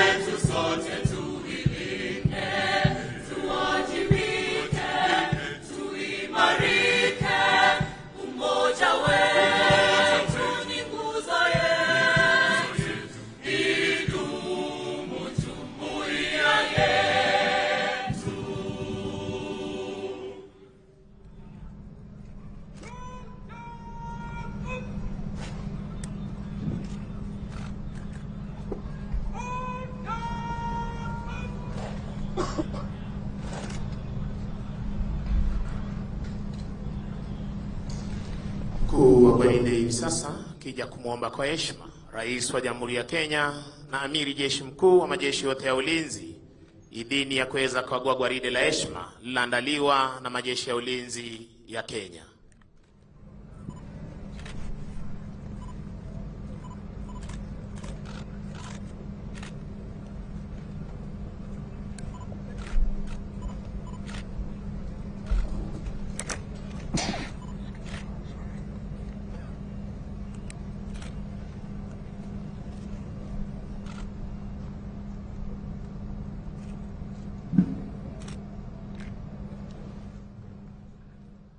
Asanteni kwa heshima, tunaweza kuketi tafadhali. Anayemsindikiza Rais wa Jamhuri ya Kenya ni Mkuu wa majeshi ya ulinzi Jenerali Robert Kibochi.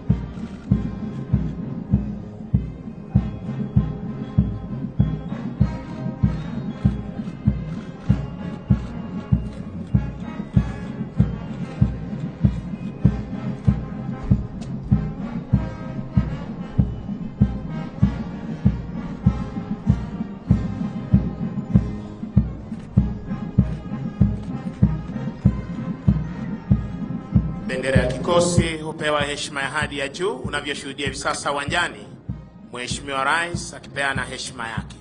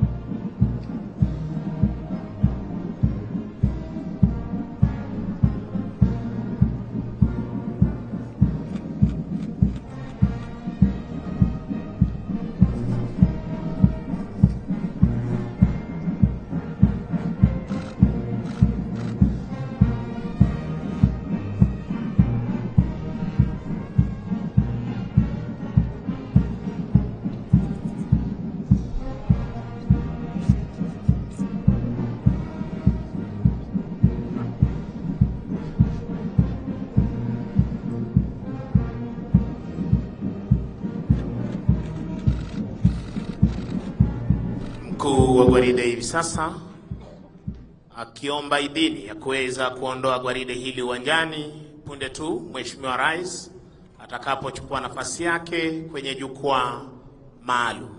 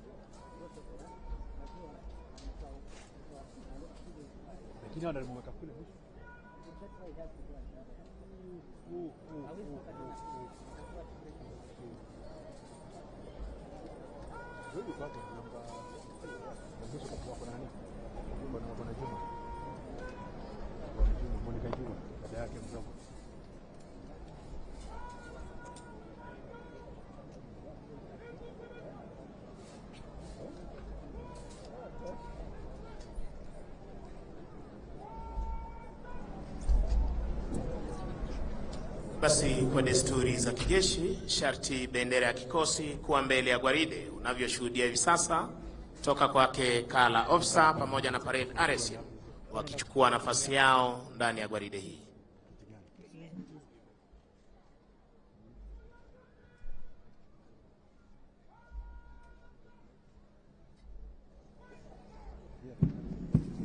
Mheshimiwa Rais, kwa amri hiyo wanajeshi hawa hivi sasa wanaondoka uwanjani kupata kujiunga na wenzao kuzidi kudumisha ulinzi wa taifa letu la Kenya, kuhakikisha kwamba mipaka yetu iko salama masaa 24, anga letu liko salama masaa 24, na fuo za bahari zetu ziko salama masaa 24.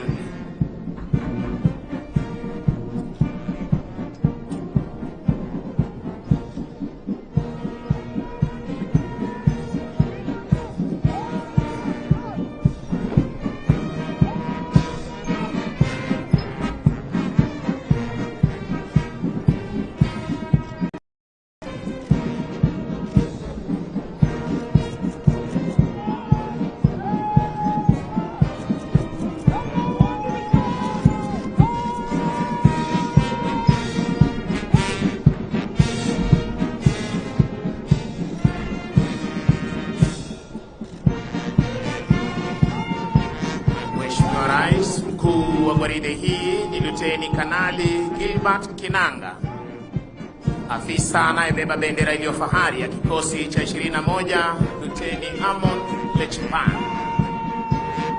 Mavazi mekundu, jeshi letu la nchi kavu.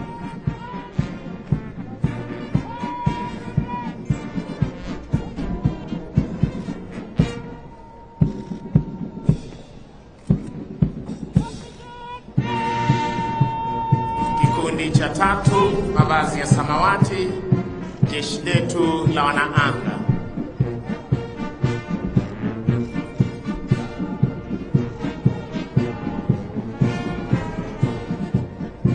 Kikundi cha 4, mavazi meupe, jeshi letu la wanamaji. Mwisho kabisa ni Parade Adjutant Captain Kelvin Mwenda Kamodo, mweka alama jeshi letu la nchi kavu.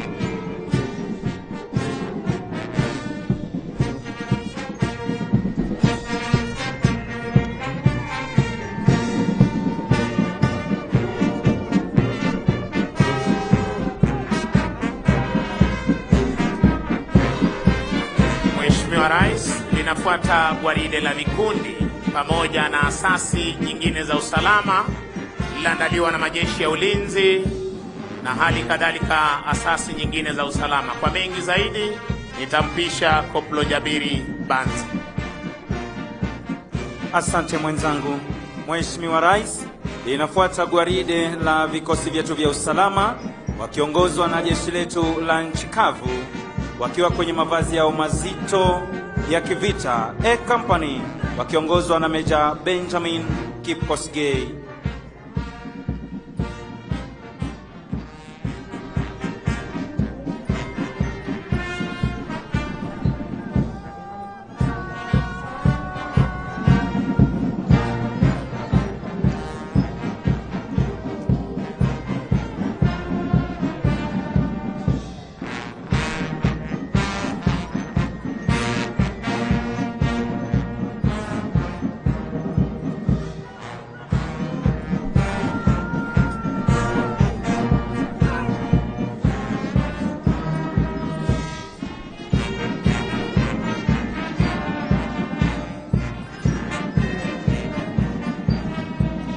B Company, jeshi letu la nchi kavu wakiongozwa na Meja Shem Isaboke.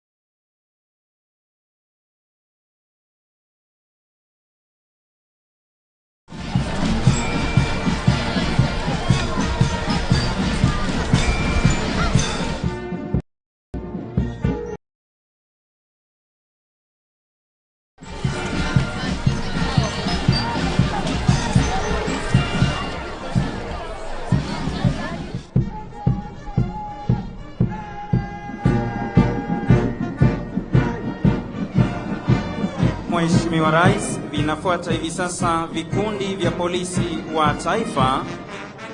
Kikundi cha kwanza kitengo cha wanaume wakiwa kwenye mavazi ya rasmi ya sherehe wakiongozwa na Contingent Commander Madam Superintendent Mumina Yusuf Ali.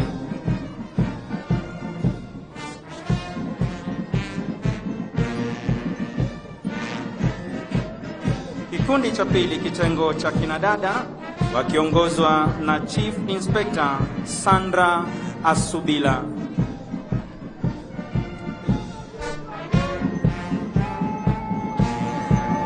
Mheshimiwa Rais, kinafuata hivi sasa kikundi cha GSU. Kikundi cha kwanza wakiwa kwenye mavazi yao rasmi ya sherehe wakiongozwa na Chief Inspector Richard B.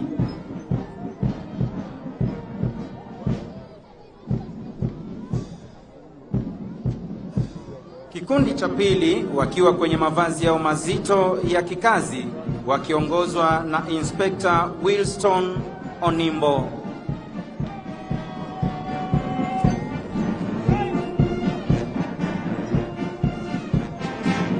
Mheshimiwa Rais, kinafuata hivi sasa kikundi spesheli cha polisi cha kutumia majibwa kinachofahamika kama K9 kikiongozwa na Chief Inspector Francis Mtangili.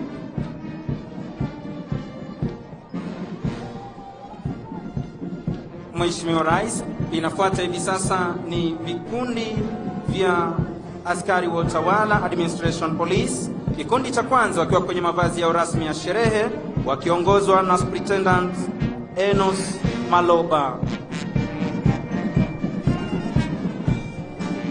Kikundi kinachofuata hivi sasa ni kikundi spesheli cha kupambana na wezi wa mifugo kinachofahamika kama Anti-Stock Theft Unit wakiongozwa na Inspector Henry Bet.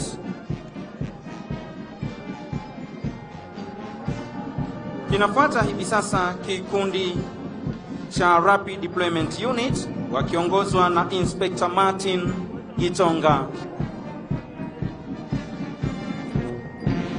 Kinafuata hivi sasa kikundi kinachofahamika kama Border Patrol Unit wakiwa kwenye mavazi ya rasmi ya kikazi wakiongozwa na Inspector Peter Sendeu.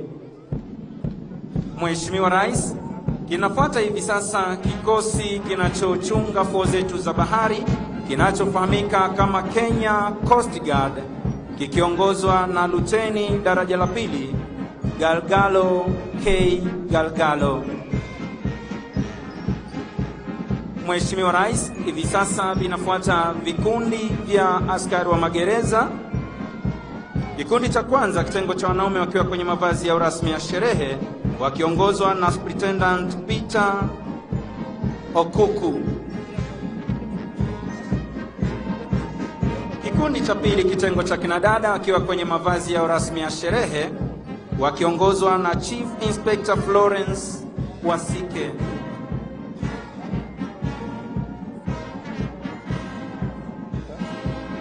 Kikundi cha tatu wakiwa kwenye mavazi yao rasmi ya kupambana na ghasia wakiongozwa na Inspector Benson Kipiegon.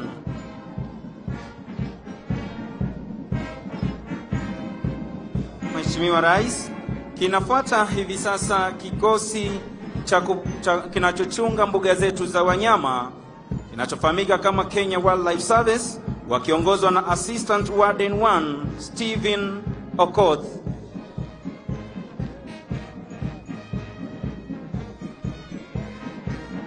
Kinafuata hivi sasa kikosi kinachochunga misitu yetu Kenya Forest Service wakiwa kwenye mavazi ya rasmi ya kikazi wakiongozwa na Chief Inspector Wilson Mururu.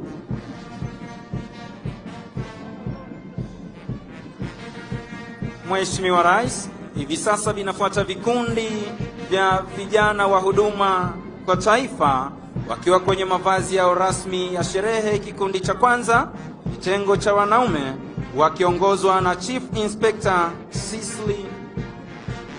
wakiongozwa na Superintendent Robert Kiiru. Kikundi cha pili kitengo cha kinadada wakiwa kwenye mavazi yao rasmi wakiongozwa na Chief Inspector Cecily Njuki.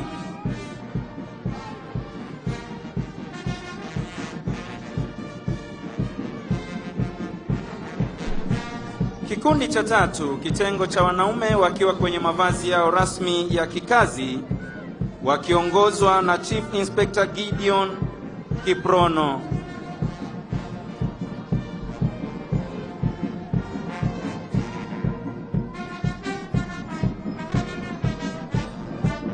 Kikundi cha tatu kitengo cha kinadada wakiwa kwenye mavazi yao rasmi ya kazi wakiongozwa na Chief Inspector Lucy Chege. Mheshimiwa Rais, kutufungia gwaride letu la vikosi vya usalama ni askari wa kaunti ya Nairobi. Kikundi cha kwanza kitengo cha wanaume wakiwa kwenye mavazi yao rasmi ya sherehe wakiongozwa na Chief Inspector Stephen Karanja. Kikundi cha pili kitengo cha kinadada wakiwa kwenye mavazi yao rasmi ya sherehe wakiongozwa na Inspector Karen Adulo. Huo ndio mwisho wa gwaride la vikosi vyetu vya usalama, na nitampisha mwenzangu Sergeant George Kisuya aweze kutuletea tamasha la ndege.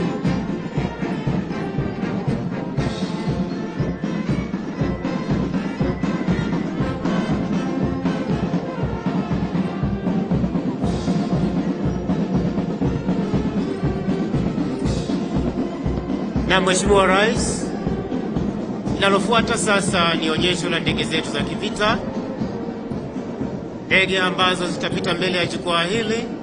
Kikundi cha kwanza kikiwa ni ndege aina ya Tukano kikija katika Vic formation, huku zikitoa moshi mweupe, ishara kwamba anga letu liko salama. Kisha baadaye tutakuwa na kikundi cha pili cha ndege zetu za kivita aina ya F5. Ndege hizi aina ya Tukano zikipita mbele ya jukwaa Mheshimiwa Rais, huku zikivusha moshi mweupe, ishara kwamba anga letu liko shwari. Tuwape makofi marubani wetu tafadhali. Kikundi cha pili Mheshimiwa Rais ni ndege aina ya F5 zikija katika mfumo wa mkuki almaarufu arrowhead formation, nazo zikipita kwa kasi, kisha baadaye zitaweza kujitenga, kila ndege kurudi kutuonyesha onyesho la kipekee. Ndege hizo ndizo hizo Mheshimiwa Rais, na tuwape makofi tafadhali marubani wetu. Ndege aina ya F5, ndege hizi kwa sasa zikiwa zinaachana ili kila ndege ikaweze kutuletea onyesho ambalo litakuwa linatokea hapa moja kwa moja. Onyesho la kwanza kwa lugha ya Kimombo linajulikana kama aileron roll, onyesho ambalo ndege itatoa mzunguko wa kushoto kupaa juu kabisa. Kisha onyesho la pili itakuwa ni roll off top, onyesho ambalo ndege itapaa juu kabisa kisha kulala chali na kurudi mahali ambapo imetoka. Onyesho la tatu Mheshimiwa Rais litakuwa ni 4-point roll, onyesho ambalo ndege itapaa ikiwa katika normal flight position, kisha itajipinda kushoto japo kwa polepole na kwa maridadi kabisa. Onyesho la nne ni roll off top, ambalo Mheshimiwa Rais, ndege ya kwanza ikija na aileron show, ndege hii ikipaa kwa kasi kwenda juu kabisa kutupa mizunguko ya kushoto kwa umaridadi. Bado huyo makofi tafadhali. Ndege ya pili Mheshimiwa Rais, ambayo inakuja kuletea onyesho lijulikana kama roll off top, ikija kwa kasi kabisa, ndege hii ikituonyesha onyesho hilo. Tumpe rubani huyo makofi. Anaenda juu kabisa kulala chali kisha kurudi mahali anatoka. Onyesho la tatu ni 4-point roll, ndio hilo Mheshimiwa Rais, analala kisha anarudi katika normal flight position na kuelekea mbele kabisa. Onyesho la tatu Mheshimiwa Rais, roll off top, akituonyesha kwa umaridadi rubani huyo anaenda juu kabisa akitupa mizunguko ya juu kisha analala chali na kurudi mahali ametoka. Vertical roll. Ndege hii inapaa juu kabisa ikituonyesha mizunguko ya kushoto kwa umaridadi. Tumpe makofi rubani huyo tafadhali. Onyesho linalofuata ni ndege aina ya Tukano zikija katika mfumo huo likituonyesha onyesho bombast show. Tuwape makofi marubani wetu, wanajitenga kila mmoja kwenda upande wake, ndege ya kati ikilala chali na kurudi mahali imetoka. Tuwape makofi marubani wetu tafadhali. Kutufungia onyesho hili ni ndege aina ya Puma ambayo itapita mbele ya jukwaa ikiwa imebeba pango lililo na ujumbe hongera mashujaa wetu. Ndege aina ya Puma ambayo pia hutumika kuweza kuwasafirisha wanajeshi wetu kwenda katika nafasi zao za kazi. Ndege aina ya Puma ikiwa juu na pango linalosema hongera mashujaa. Tuwape rubani wetu makofi tafadhali. Basi tuwape makofi mashujaa wetu pia siku hii ya leo. Asante sana Mheshimiwa Rais, na huo ndio utakuwa mwisho wa sherehe za kijeshi kwa pamoja. Ningependa kuwashukuru waliofanikisha makala haya, Flagstaff wetu Major Ismail Olwal akishirikiana naye Captain Patrick Ngatia, Defense Forces Sergeant Major Warrant Officer 1 Elijah Pro Koranga, Kenya Army Sergeant Major Warrant Officer 1 Fanuel Mahebo, Kenya Air Force Sergeant Major Warrant Officer 1 Dennis Namunyu Oletalengo, na bila kumsahau Naval Sergeant Major Warrant Officer 1 Bwana Haji Omar. Fundi wangu wa mitambo wenzangu tulioshirikiana nao Sergeant George Kisuya, Koplo Jabiri Banzi, jina langu ni Sergeant Misango Mbae, nikiwarejesha moja kwa moja hadi kwake Bwana Moses Wafula aweze kuendelea na ratiba ya siku. Mheshimiwa Rais, inafuata sasa tamasha la wanaskauti wa kike kwa wa kiume na wana St. John's Ambulance.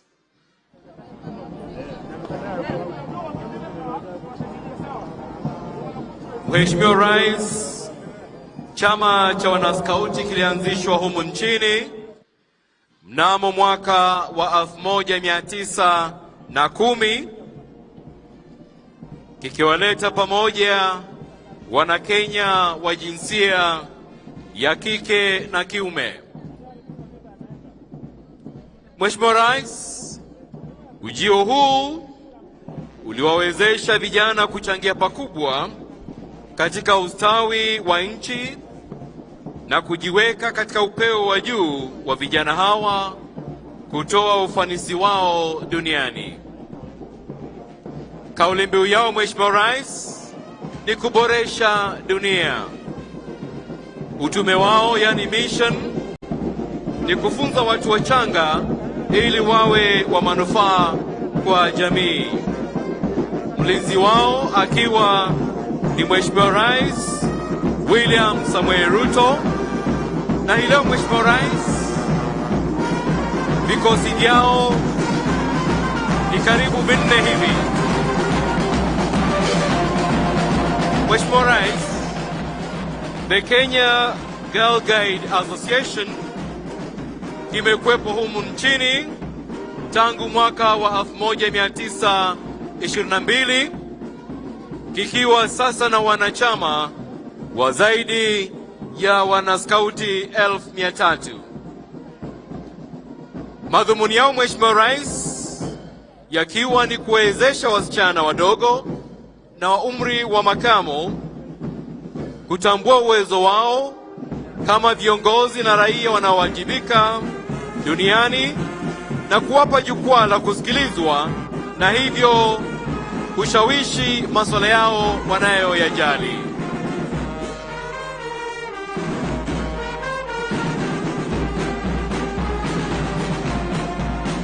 Wanaopita mbele yako Mheshimiwa Rais, kikosi cha kwanza ni wanasungura wakati ya miaka 6 hadi 11.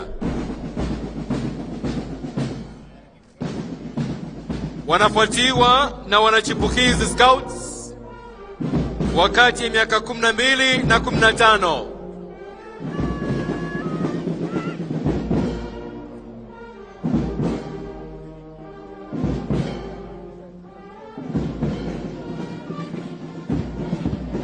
Wanafuata sasa Mheshimiwa Rais wanamwamba scouts wakati ya miaka 16 hadi 18.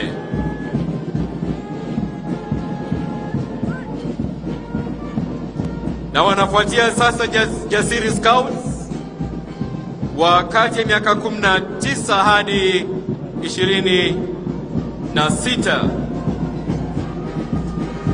Wale wa kike Mheshimiwa Rais wa kwanza ni wana Rainbow wakati ya miaka 3 hadi 6 wa shule ya chekechea.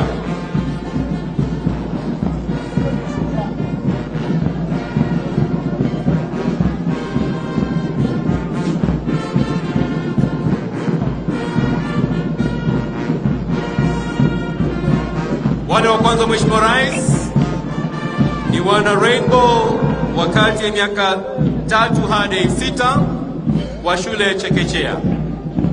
Wanafuatia wale wa Brownies ambao ni kati ya miaka 6 hadi 9 wa shule ya msingi.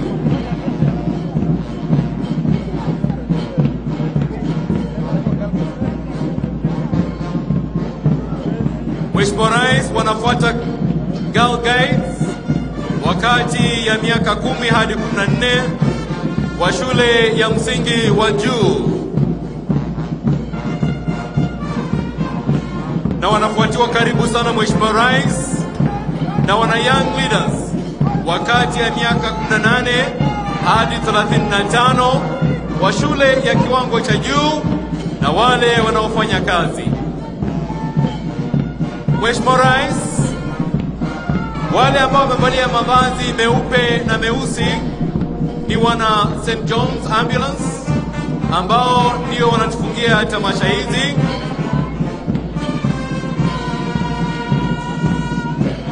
Shirika hili lilianzishwa Mheshimiwa Rais mwaka wa 1923 kama kikundi cha polisi na baadaye ikawa kikundi cha raia mwaka wa 1928.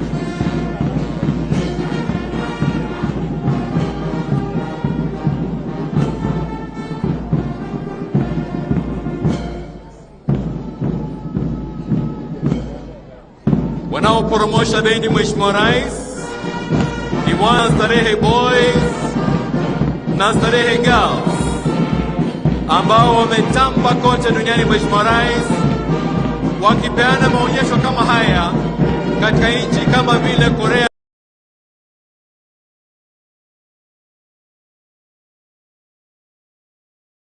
Kusini na vile vile Namibia.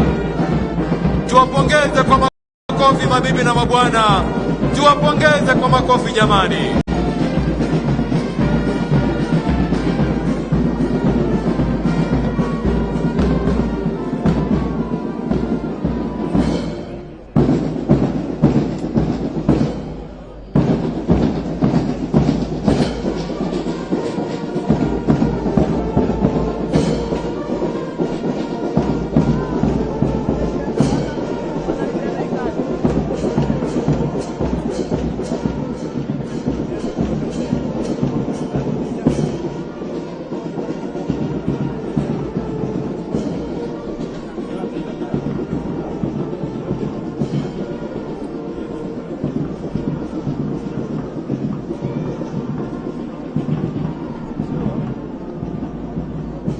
Asante sana.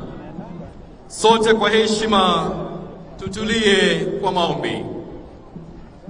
Tutaongozwa na mzee Mwabwaya Bura, mzee wa kaya Chonyi, kaunti ya Kilifi. Mijisimilani Ai. Midisimilani. Ai. Midisimilani.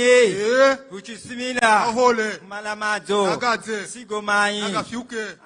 Bai vivi rero. Ni siku ya Mashujaa gehu na hunavoyerati yehu amani. Hamwenga na raisi wehu Ruto. Hunamala kwaswa na wahaswe. Wachihaswa bai hunamala siasege haenza sigano. Hunamala kwenda makazombo kwenda naende. Achenda kuna nyumba kaisundulwa. Amafika siye kusundulwa asunduriwe. Achisunduriwe hunamala mtanga na meo kulala na ulale. Uchilala hunamala amani siya henye siyehu. Hunamala kudimi na idini. Ichidini pia hunamala uzima na ukupata na upate. Midisimilani. Midisimilani. Midisimilani. Anafuata sasa Imam Juma Amir kutoka msikiti wa Jamia.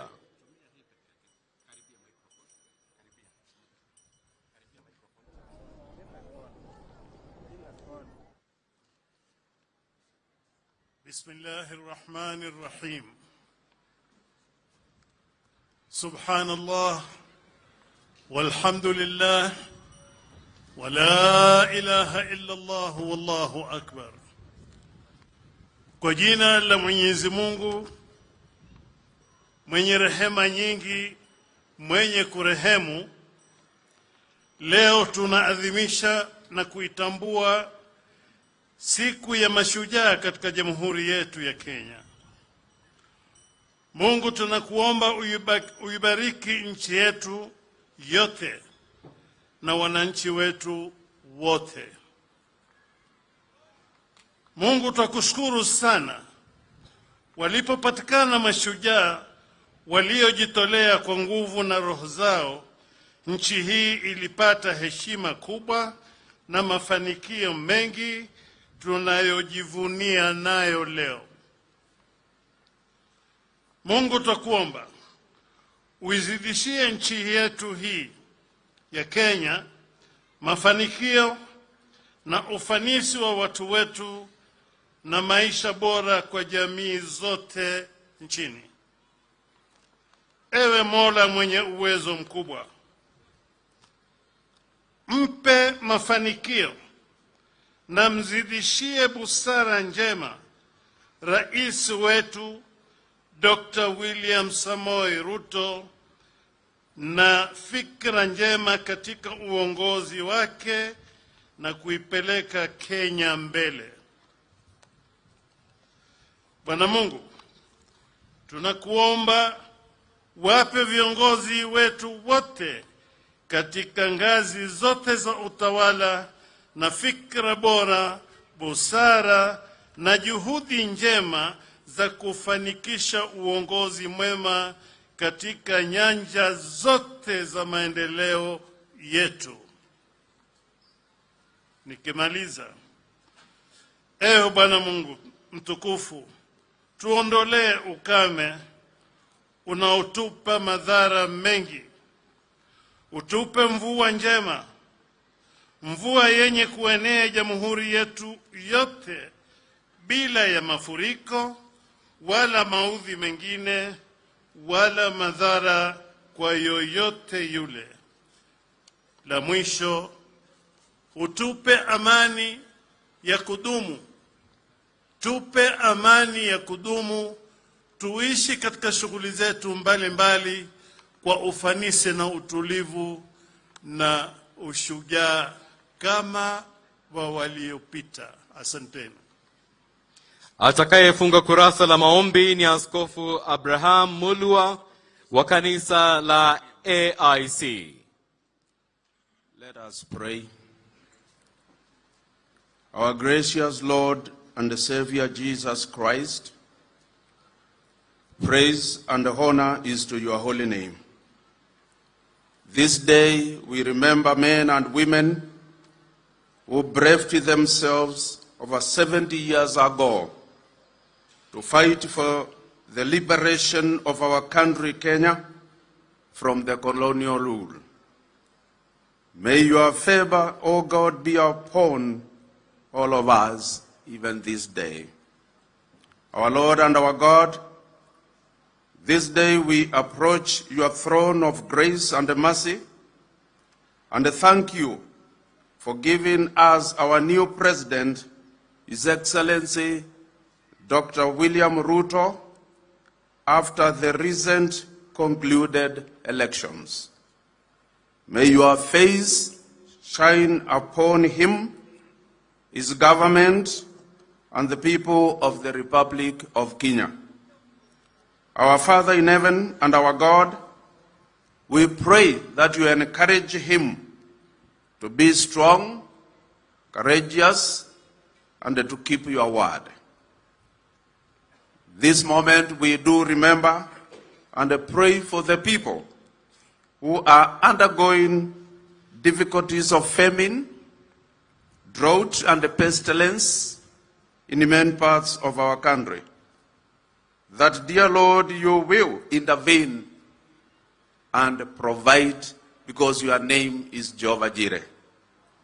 And now, Lord, we bow before you and pray that you will lead us in this function till the end, and also remind us to be thankful and to do unto the others as we would love them do unto us. May peace and unity, prosperity be upon our country. For this we pray in the name of our Lord and the Savior, Jesus Christ. Amen.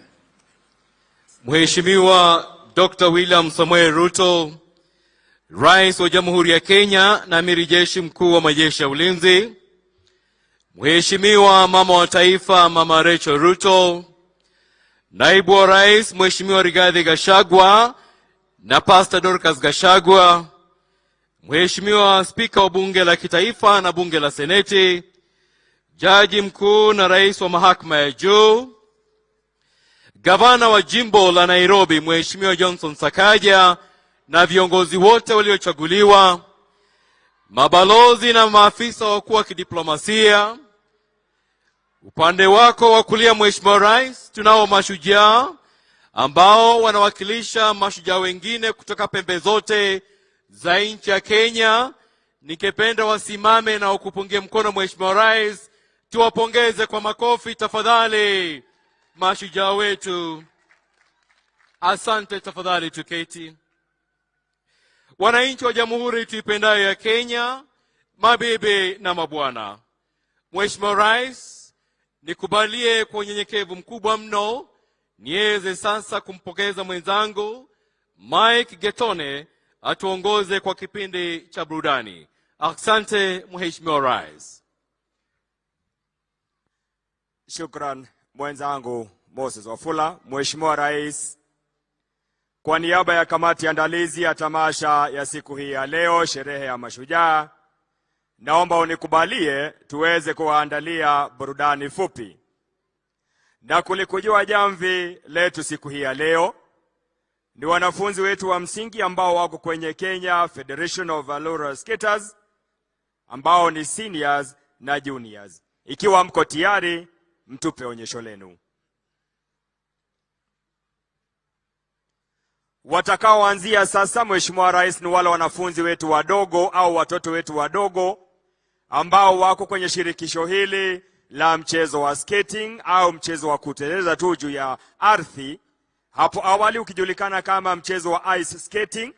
Tuwapongeze kwa makofi watoto wetu hawa wadogo wakiondoka kwa miondoko mizuri.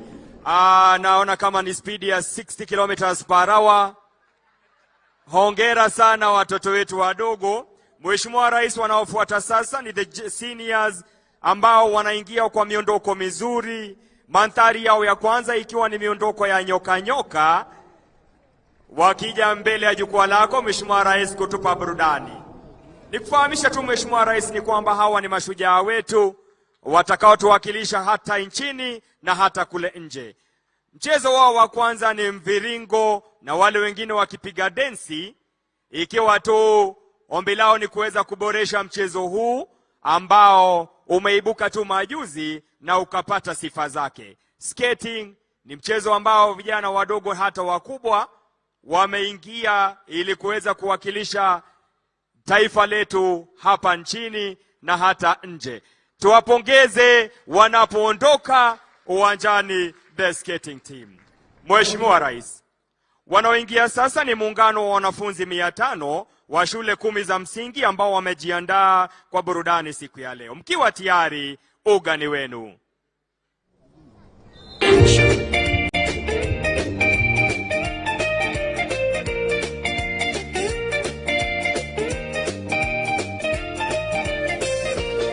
Umoja wetu wa kitaifa ndio nguzo ya nchi yetu.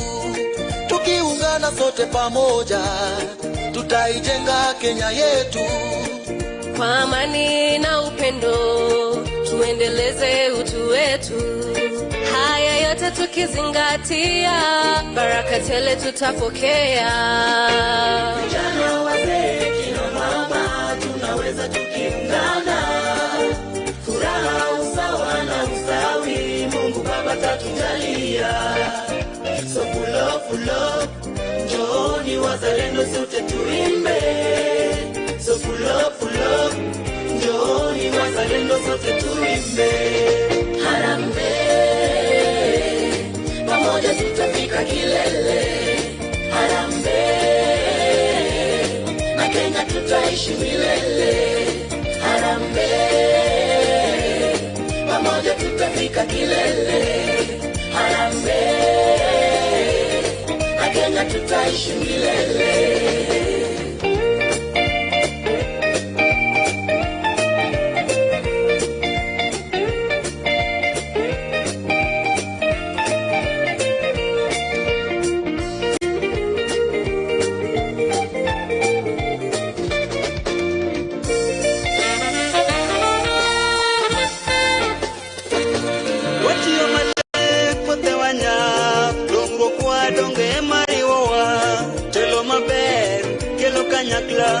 Kenya duto wanjo toka chien.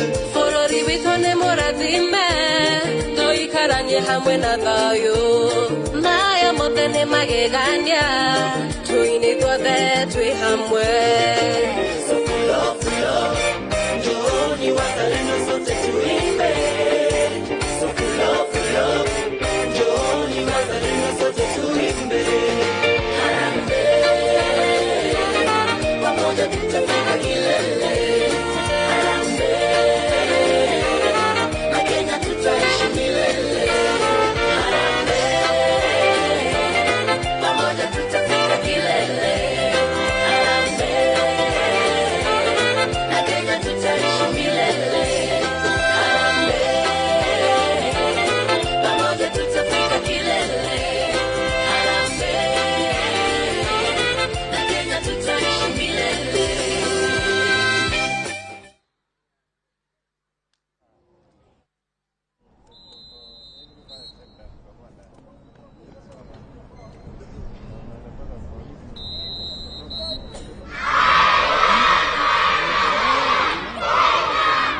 Tuwapongeze kwa makofi wanafunzi wetu. I love my motherland Kenya. Wametupa ramani ya jamhuri yetu ya Kenya, nchi tuipendayo. Tuwapongeze tena kwa makofi mabibi na mabwana.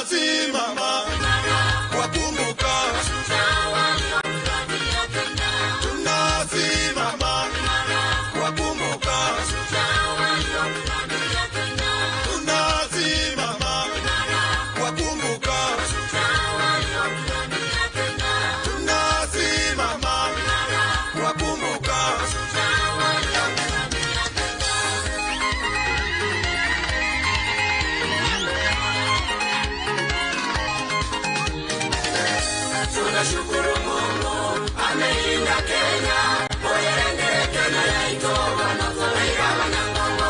Onye kama minyoko Kenya tutangaine. Tunashukuru Mungu amelinda Kenya, oyerende Kenya yaito wanazoea wanangongo. Onye na morembe watuire Kenya. Tunashukuru Mungu amelinda Kenya, oyerende Kenya yaito wanazoea wanangongo. Kenya yetu tutangaine.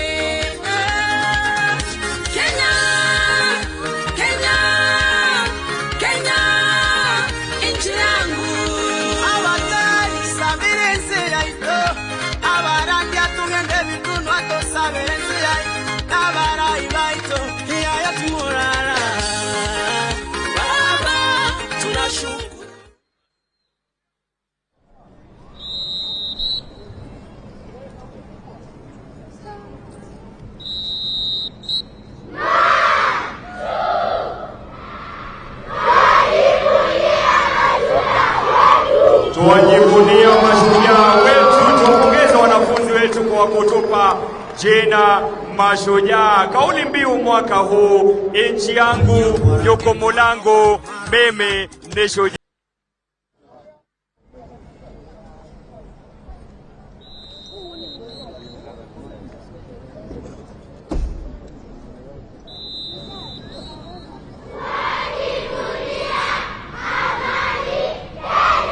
Tuwajivunia amani Kenya, wananchi watukufu. Mchoro ulioko ugani sasa ni mfano wa njiwa, ukipenda adove, ambaye ametanda mabawa, ishara kwamba tumepewa amani bure, tutoe amani bure. Tuwapongeze kwa makofi tena. Amani, amani, amani, amani Kenya. Tuwapongeze kwa makofi. Simama, wewe shujaa, simama.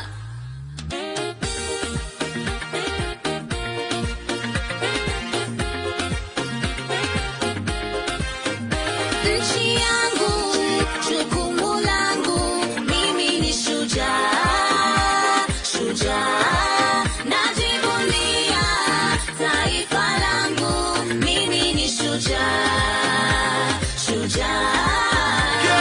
Simama, Wakenya wote simama.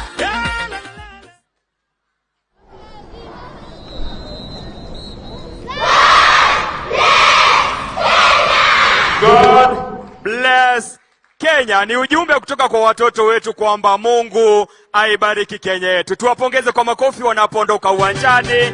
God bless Kenya. Wapi makofi ya watoto wetu, malaika wadogo hawa maridadi, weupe kama pamba, wametuandalia burudani hilo, na tuwasema asante, asante. Pongezi sana wanafunzi wetu wa shule zetu za msingi. Mungu awabariki. Mheshimiwa Rais, itafuata sasa burudani kutoka kwa muungano wa shule zetu za upili pamoja na wasanii mbalimbali ambao wamebombea katika miziki mbalimbali. Tutakuwa na miziki burudani kutoka eneo la Turkana, miziki ya jamii ya Wasamburu, Waborana na shujaa wetu miondoko ya taarabu. Vilevile wasanii wetu watatupa burudani mbili, wimbo wa kwanza shujaa tunasonga mbele, na wimbo wa mwisho Mheshimiwa Rais tuko sawa. Lakini kabla ya hayo Mheshimiwa Rais, je, wajua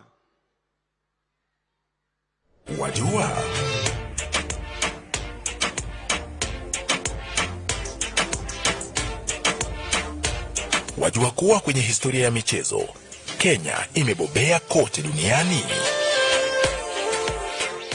Mwaka 1968 Naftali Temo na bingwa mahiri Kipchoge Keino walishindia Kenya medali za dhahabu kwa mara ya kwanza.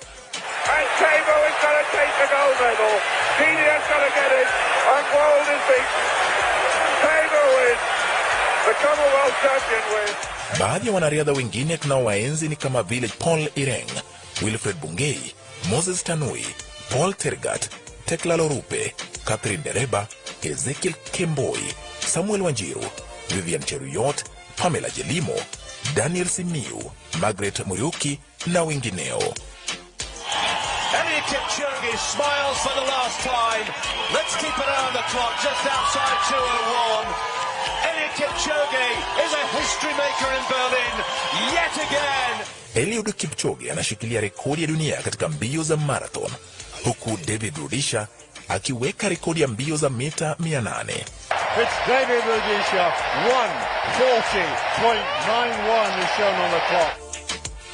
Beatrice Chepkoech naye anashikilia rekodi ya mbio za mita 3000 kuruka viunzi na maji upande wa wanawake. Beatrice Chepkoech, the fastest woman in the world, becomes the world champion here in Doha. Keep an eye on the clock. She's inside 9 minutes, 8:57.85. Na mwenzake Bridget Kosgei ni bingwa wa mbio za marathon za wanawake. Wanariadha Helen Obiri is finally on top of the world. What a run from the Kenyan.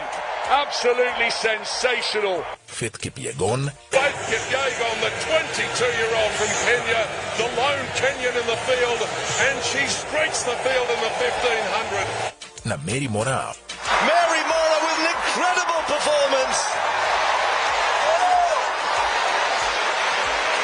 Keely Hodgkinson has to settle for silver again. Laura Muir threw herself over the line for the bronze. Wanaendelea kung'aa katika fani ya michezo ya kimataifa. Sabina at the moment, Amanyala's going away with this one. He will not be caught. This is justice for the man who couldn't do himself justice in Eugene. He takes the gold for Kenya. Pia tuna mwenzi Ferdinand Omanyala ambaye anaendelea kutamba katika mbio za mita 100. Angela Okutoi anazidi kung'aa katika mashindano ya tenisi. It's climbing. It splits the post. Knowledge Injera. Tunajivunia pia timu yetu ya raga ambayo inaendelea kushamiri katika michezo ya dunia. Tunawathamini wanariadha wetu wote kwa kuipeperusha bendera ya Kenya juu kote duniani.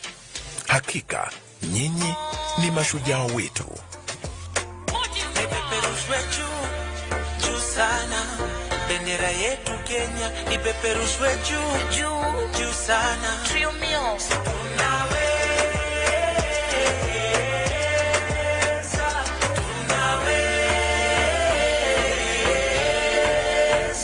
Ipeperushwe juu. Sasa wajua. Na hata mimi nimejua. Tupate burudani. PPMC Production.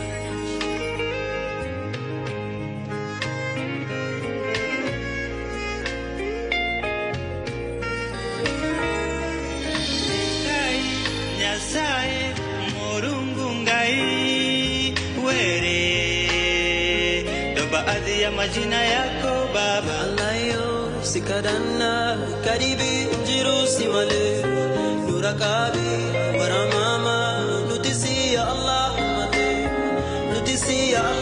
mate naganu buti kenyate sima buje nukasa jirute naganu buti kenyate. Tunakuomba Baba Yesu, tunakuomba ibariki Kenya, tunakuomba Mungu wetu, tunakuomba. Mimi najua yongo hapa akujukangania, hiyo yeye ebo yori bodi akujukangania.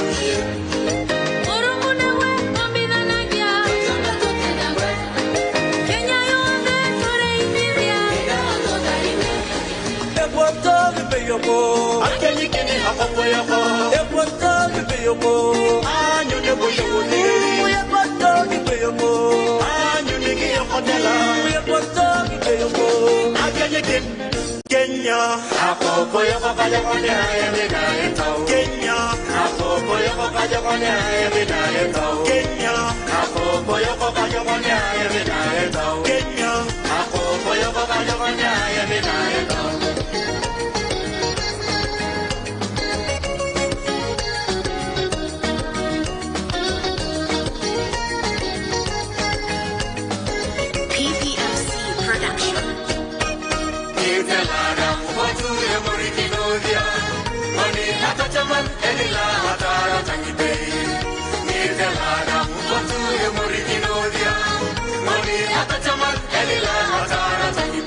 Son my rogo tomorrow, Sebata Monte, my Ninabo, Nemetoke, Tomotenembajo, Nemetic, and Sula Rabani, and different place and harmony, one type, one culture, liberty, together and what no fun unity, and we bless our nation.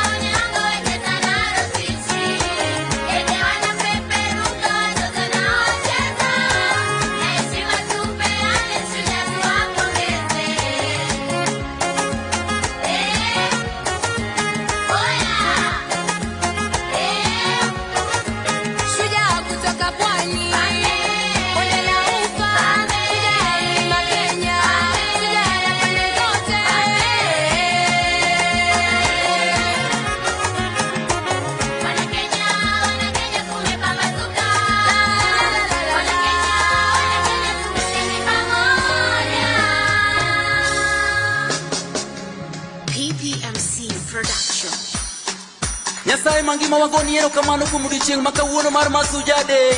Wagoni erokamano kuom kwe, hera, ketowa kanyakla to kod integrity. Hallelujah, hallelujah.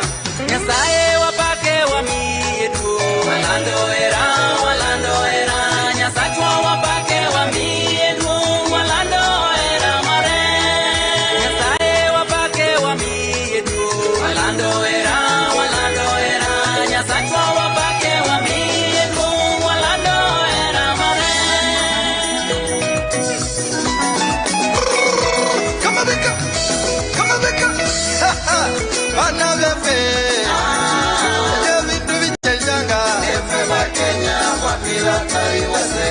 Bakenya bulino buyanzi luno wikwela buzalendo bwefe Bakenya wapila taiwase bulala buli kamani kabutuza Kenya Bakenya wapila taiwase nona bulu mundu ketikite titikite ya wikwela Kenya kama beka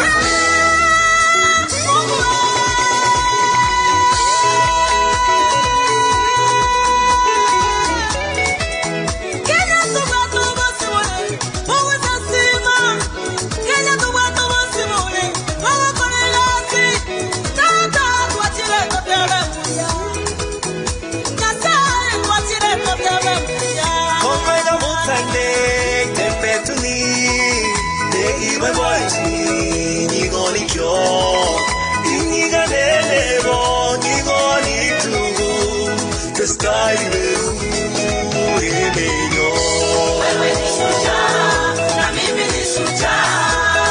Kenya yetu pamoja tusonge mbele. Nondo ya Kenya tibata na mugo nini bata na Kenya nende ye mugo manando mangambo me bata na Kenya ingela Kenya sio Kenya kila pande duniani newe kaka ine Mashujaa ore newe kole to ibereito newe kole to imwenda wito tutokora ye maida mo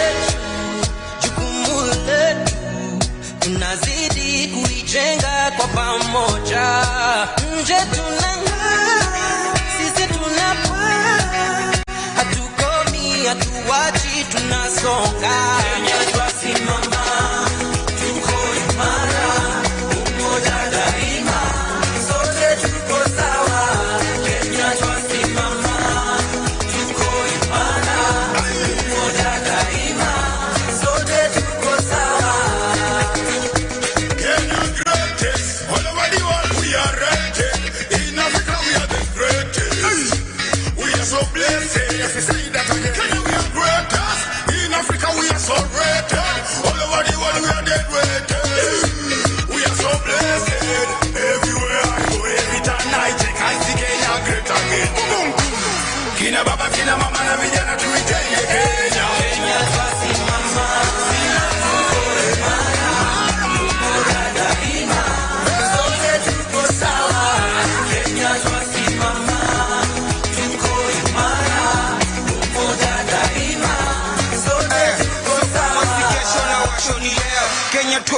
I got the talent, niko na keo. Shujaa nasikia ndani imezaliwa leo. Kwa stadi notokia na hii style. Kisikiza mnadeko kabisa.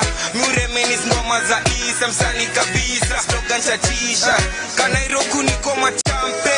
My love for the country na band blaze. Na vile koshua siwezi guess. Sisiri sijawila many bless. Shujaa entertainer the president.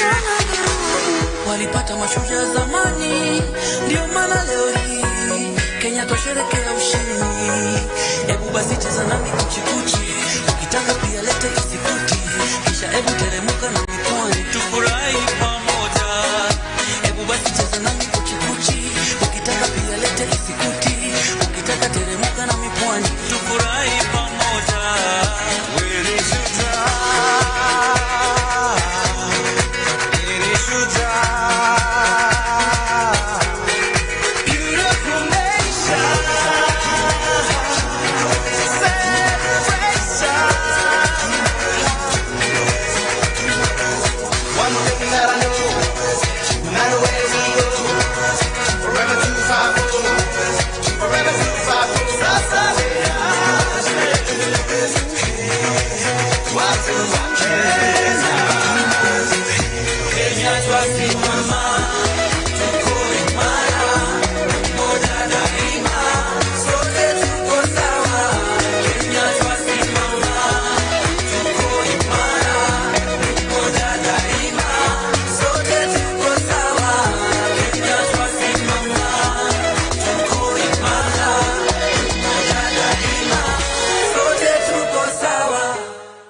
Tuwapongeze kwa makofi wasanii wetu. Sote tuko sawa na Shujaa tunasonga mbele. Tuwape makofi wanapoondoka uwanjani. Mabibi na mabwana, mashujaa wetu hawa, usanii wao umewaboresha hata wao kujipatia maamkuli kila siku. Tuwapongeze kwa makofi. Wapi makofi ya mashujaa wetu hawa? Jameni, tuwapongeze wanapoondoka kuelekea sasa kuhudumia wananchi katika nyanja mbalimbali. Tunasonga mbele mashujaa na sote tuko sawa. Tuendelee kuwapongeza, tusichoke. Wametupa miziki iliyopangwa ikapangika, miziki mitamu kama asali, laini kama zinga za farasi. Asante Mheshimiwa Rais. Kwa onyesho hilo ndipo tunalikuja jamvi la tamasha yetu ya burudani siku ya leo, tunaposherehekea mashujaa wetu. Kauli mbiu nchi yangu jukumu langu, mimi ni shujaa. My country, my responsibility, I am a hero. Tunawashukuru Mheshimiwa Rais wote waliopanga na hata wale walioshiriki, na bila kusahau Mheshimiwa Rais kutaja kwamba baadhi ya walioshiriki siku ya leo ni kati ya washindi wa tamasha za muziki za kitaifa ambazo zimeisha majuzi. Asante Mheshimiwa Rais. Naomba sasa kwa unyenyekevu Mheshimiwa Rais unikubalie nimwalike gavana wa kaunti ya Nairobi Mheshimiwa Johnson Sakaja aweze kuendelea. Karibu gavana.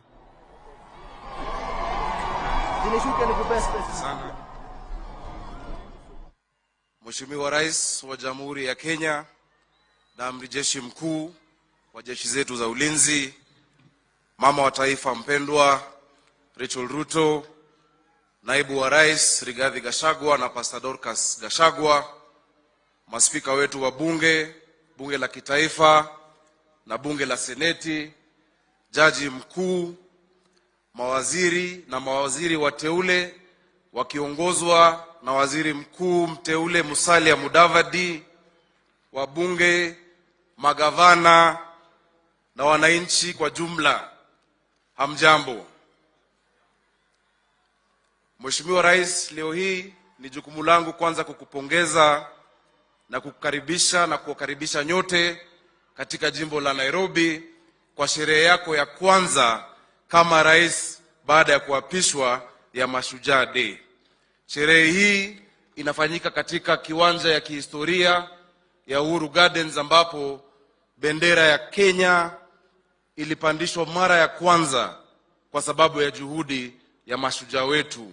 Na tunakuomba utufungulie ili wananchi hawa watoto waweze kuja kwa maktaba kuona hadithi ya wale ambao walipigania uhuru wetu, waweze kumuona Tom Mboya, waweze kuona hadithi ya Kapenguria 6 ili pia hao waelewe ile vita ambayo ilipiganiwa kupata uhuru wetu.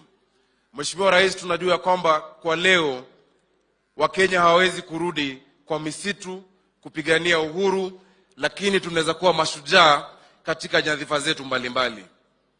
Tuko na madaktari wetu na wauguzi ambao kila siku wanajitolea kuhudumia wananchi wetu wakati mwingi bila vifaa vinavyofaa. Hao ni mashujaa. Tuko na walimu wetu ambao wanapambana kila siku na CBC wakifunza watoto wetu ili waweze kuza siku za usoni. Hao pia ni mashujaa na tunawapongeza sana walimu wetu. Pia Mheshimiwa Rais, tuko na askari wetu, polisi wetu ambao wanahatarisha maisha yao kila siku kutulinda, kuhakikisha kwamba tunabaki na usalama. Hao ni mashujaa. Na ningependa kuomba Wakenya leo hii popote mlipo, ukimwona polisi, ukimwona daktari, ukimwona mwalimu, mpongeze, msalimie, mwambie asante kwa sababu yeye ni shujaa. Mheshimiwa Rais, sherehe hii pia inatendeka punde baada ya uchaguzi ambapo Wakenya walijitokeza, wakaenda wakapiga kura, wakarudi manyumbani, tukaenda kotini, wakatulia, uamuzi ukafanywa bila vurugu na bila vita. Wakenya wote kwa jumla, nyinyi ni mashujaa. Najua ya kwamba mashujaa wetu, mababa zetu kuanzia Jomo Kenyatta na wote wangefufuka leo, wangetupongeza kwa sababu tulifanya uchaguzi wa amani na tumerudi na tunafanya kazi kwa sasa. Rais William Samoei Ruto, wewe ni shujaa wetu. Your Excellency, our President, you are a true hero because you have taught us and you have shown us that the world belongs to those who believe in the beauty of their dreams.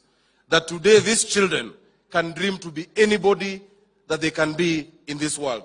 That their dreams are not limited by the imagination of their teachers or by the success of their parents. Thank you for being a hero to all of us as Kenyans. As I conclude, Your Excellency, this morning, I saw Her Excellency the First Lady tweeted a quote that I really like. She quoted our founding father, Jomo Kenyatta, and said that while our fathers might have been heroes of the past, our work is to be architects of the future. While we acknowledge and are grateful for what was done before, Your Excellency, may this event, may today's celebration give you the perspective to see behind, to look back to history, and also to forge the way forward for a new generation of this country. We shall do our part. I would like to urge all the leaders that we can all be heroes by serving diligently and by serving faithfully. In Nairobi City County, Your Excellency, we have committed to create a city of order, a city of dignity, a city of hope and opportunity, and by doing that, we hope we shall be heroes. Thank you very much, Your Excellency. May God bless you, and may God bless the Republic of Kenya. Your Excellency, it is now my humble duty and honor to invite His Excellency, another hero of ours, who is a son of Mau Mau. Some of us are not related to Mau Mau, but through him we believe we are part of the struggle. His Excellency Rigathi Gachagua, to make remarks and to invite you to speak to us.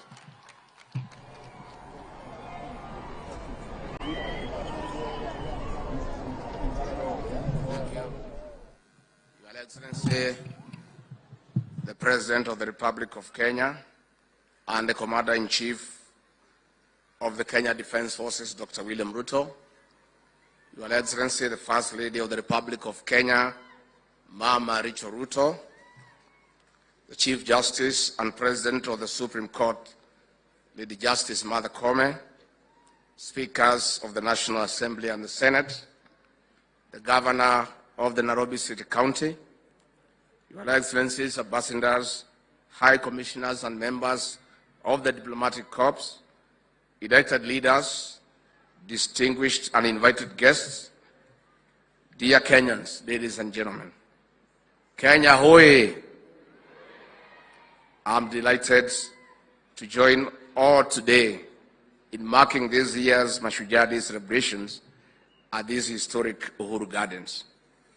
Your Excellency, allow me first to congratulate you on your election as the 5th President of the Republic of Kenya on 9th August 2022. This being your first national celebrations of Mashujaa Day to officiate since assumption of the executive office of the President of the Republic of Kenya. It is a momentous occasion for the people of Kenya and in the history of our beloved Republic. Mr. President, I also wish to congratulate all the elected leaders in the just concluded elections and remind them that it is time to deliver. We cannot afford to waste a single minute. We know Kenyans are suffering, and no more talk. It is now time to work. Your Excellency, allow me to most sincerely thank the people of Kenya for exercising their constitutional right to vote, but more importantly, upholding peace before, during, and after the elections. Kenya is a mature democracy, and indeed our great nation is back as an island of peace. Irrespective of our political differences, it is time to work and deliver. We are all Kenyans. This is our nation, and we are rising together. This is the freedom our forefathers fought for. This is the freedom Kenyans voted for. No more room for pain and suffering. Indeed, Mr. President, the real freedom is here with us today. Mr. President, this day reminds us all of history, our struggle and the blood shed by Kenyans. It shows us the beauty of purpose, the beauty of unity and purposeful living. Our forefathers and heroic Kenyans, who we celebrate today from all phases of our liberation and struggle, gave us a nation we are proud of. This is our country. We are one people. We have a duty to make this nation greater than we can imagine in all spheres of our lives. Mr. President, your government, the Kenya Kwanza government, has a plan to make Kenya a great nation, as envisaged in our manifesto, where everyone matters and every hustle matters. I want to assure you, Mr. President, of my commitment as your deputy, round the clock, to assist you in delivering to the people of the Republic of Kenya. Your Excellency, the challenges that we face as a nation, ranging from social to economic, belong to all of us. I call upon all Kenyans to each make a contribution every day in a simple or a small way. It matters. As they say in Kiswahili, umoja ni nguvu. Your Excellency, without further ado, it is now my humble duty to welcome you to address the people of Kenya. And let me ask all of you to be upstanding. And ladies and gentlemen, the President of the Republic of Kenya.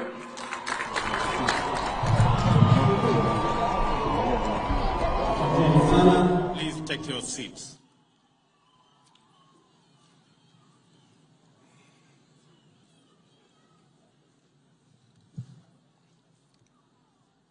Nairobi hoye! Mashujaa hoye!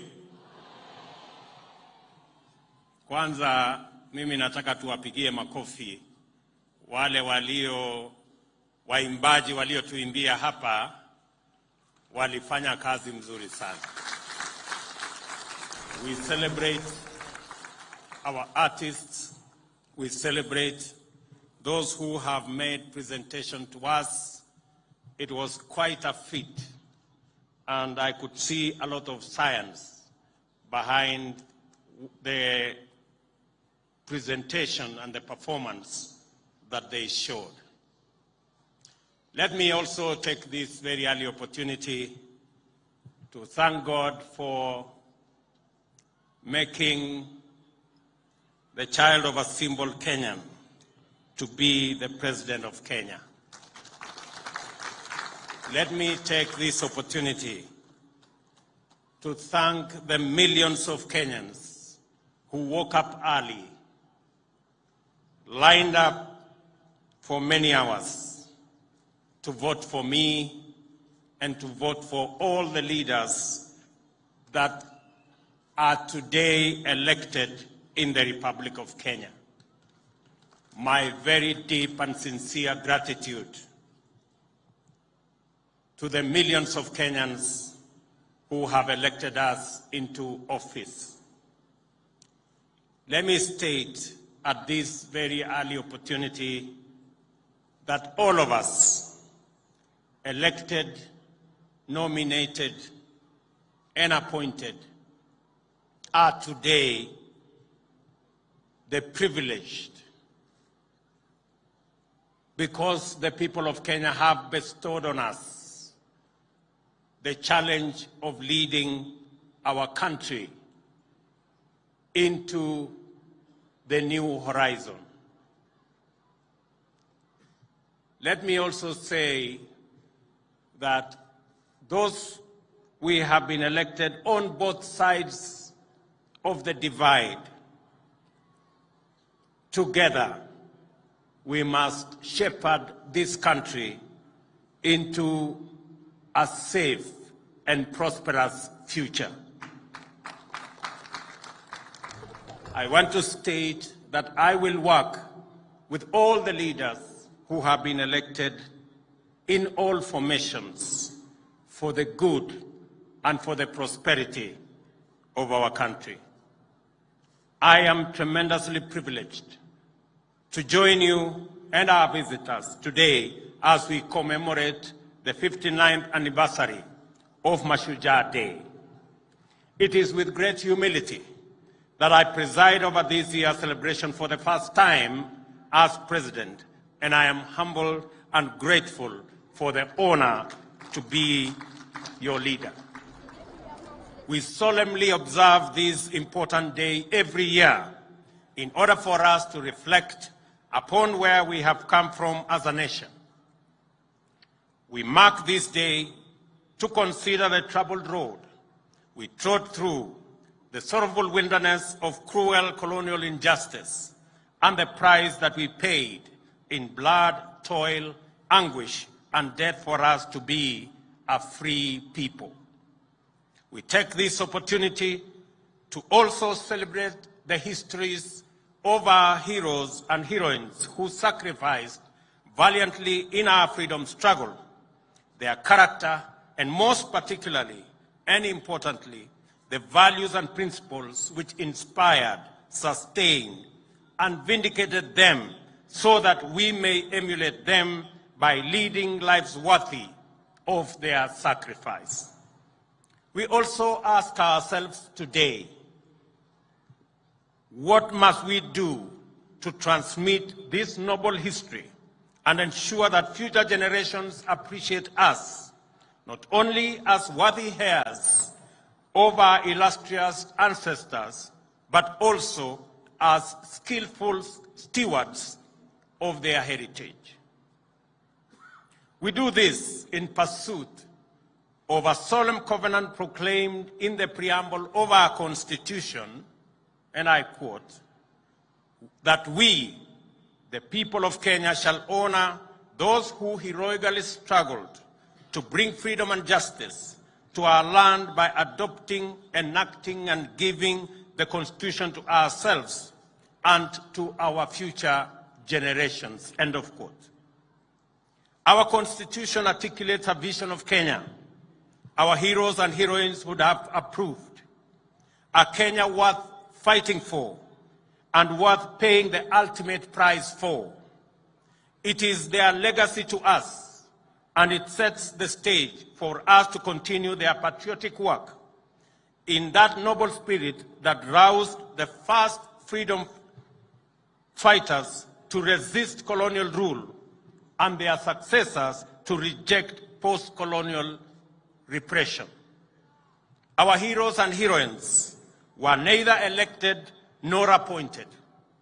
They were not sponsored and they were not funded. They had no offices or budgets.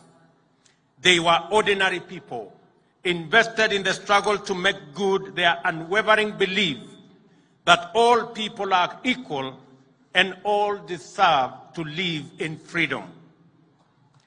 People of all walks of life, subsistence farmers and traders, clerks and former soldiers, teachers and their learners, preachers and their congregations, drivers, cooks, and farm workers ran away to the forest, armed with nothing but the conviction that a more just way of life is possible and that it is worth fighting for. The legacy of independence is the heroic achievement of value-driven, bottom-up heroism. The people were distinguished by their unity and commitment to selfless endeavor, determination, patriotism, and an unyielding sense of justice. Every time we have come together, we have accomplished major feats. That is why, as a nation, we are exhausted by the national anthem, and I quote, "Let one and all arise with hearts both strong and true," end of quote. Our Constitution, the People's Sovereign Charter, is an instrument of collective memory. It proscribes tyranny, marginalization, and oppression, provides institutional means to dismantle injustice and eradicate inequality, and gives us an opportunity to expand freedom and actualize rights. It also defines human well-being to be the reason for individual and collective action, as well as objects of the totality of our national enterprise. We are united in common endeavor with those who came before us and did so much for our country.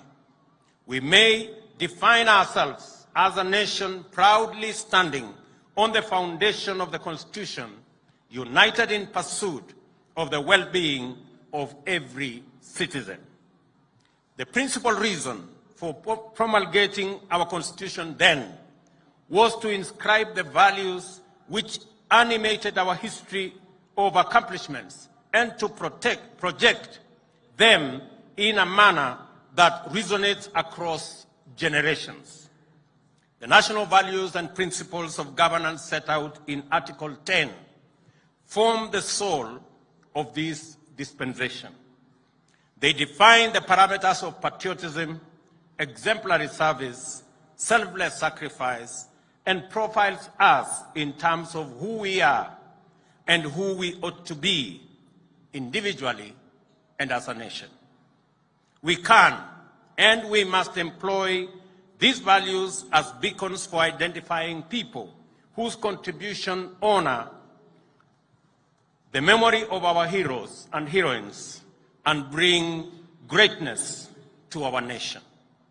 It is time, ladies and gentlemen, to direct our focus on the work that each one of us does to understand how we contribute to our individual well-being as well as that of our communities and our nation. It is this understanding we must take into account that individuals make up the greater national family and that Kenya's stature and splendor is always greater than the sum total of our individual efforts or community endeavors. Similarly, our national capacity determines the extent of opportunities all Kenyans have to pursue and attain their aspirations. What I'm saying is that regardless of the type and scale of your pursuit, every contribution matters. And regardless of our ways, of our walk of life, our work matters, our intentions matter, our thoughts matter, because we all matter and every hustle matters. I congratulate every citizen for their part in ensuring that the last general election was peaceful. I know of attempts at division, disunity, confusion, and even some who did everything in their power to entice and pressure our people to engage in criminal activity.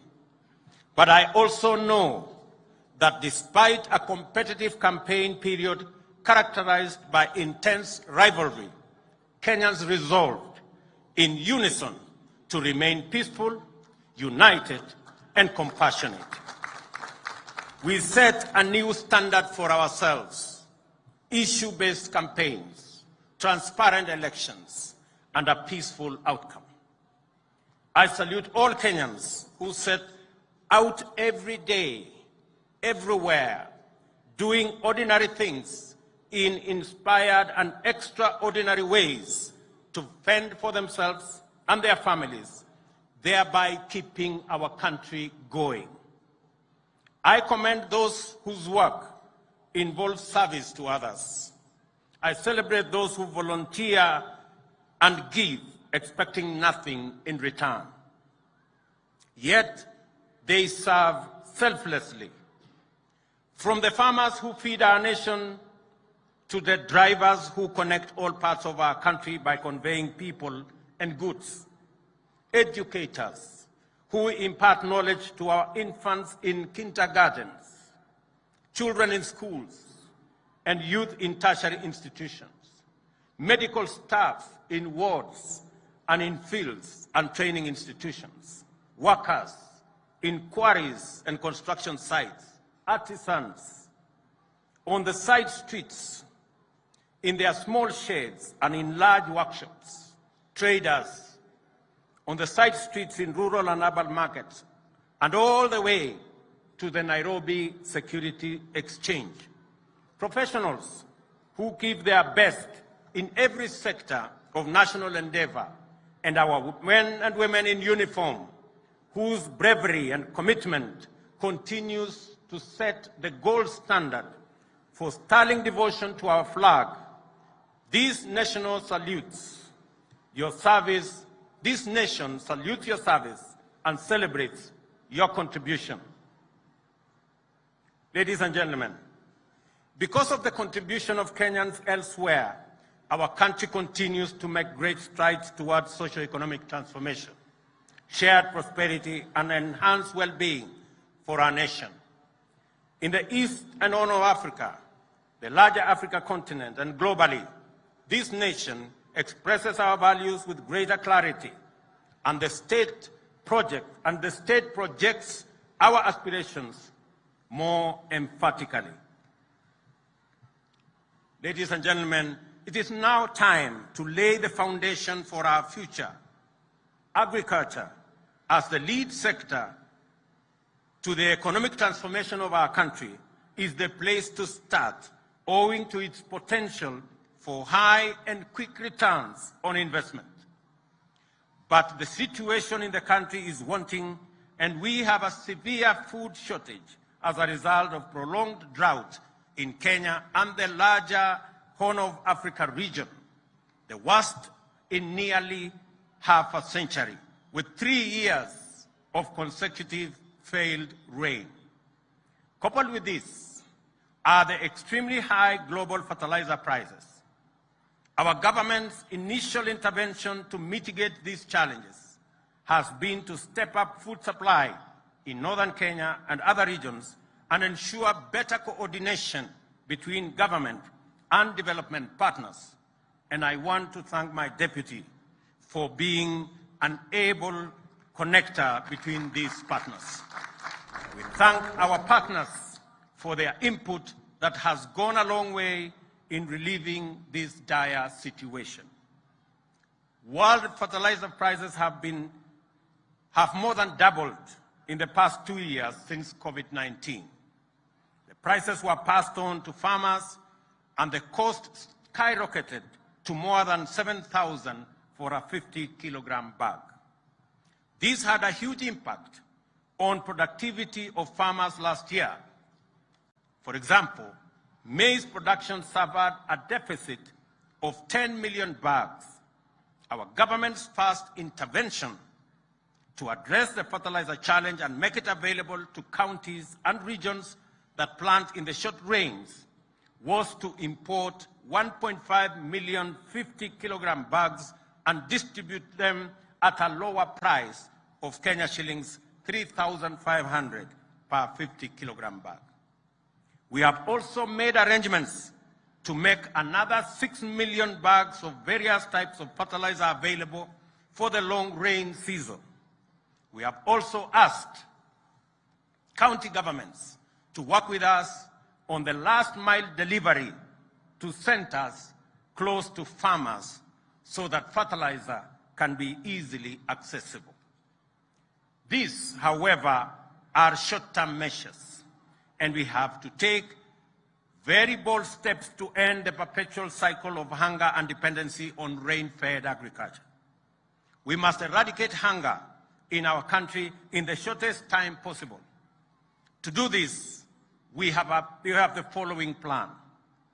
We have to increase agricultural productivity as a first step. We will support all farmers to access quality inputs such as seeds, fertilizer, and pesticides, among others, and also ensure that our farmers have access to extension services in order to improve farming skills. In the short term, we will continue with the fertilizer import program. But in the medium term, the government plans to have fertilizer manufactured in partnership with EAC countries in our region.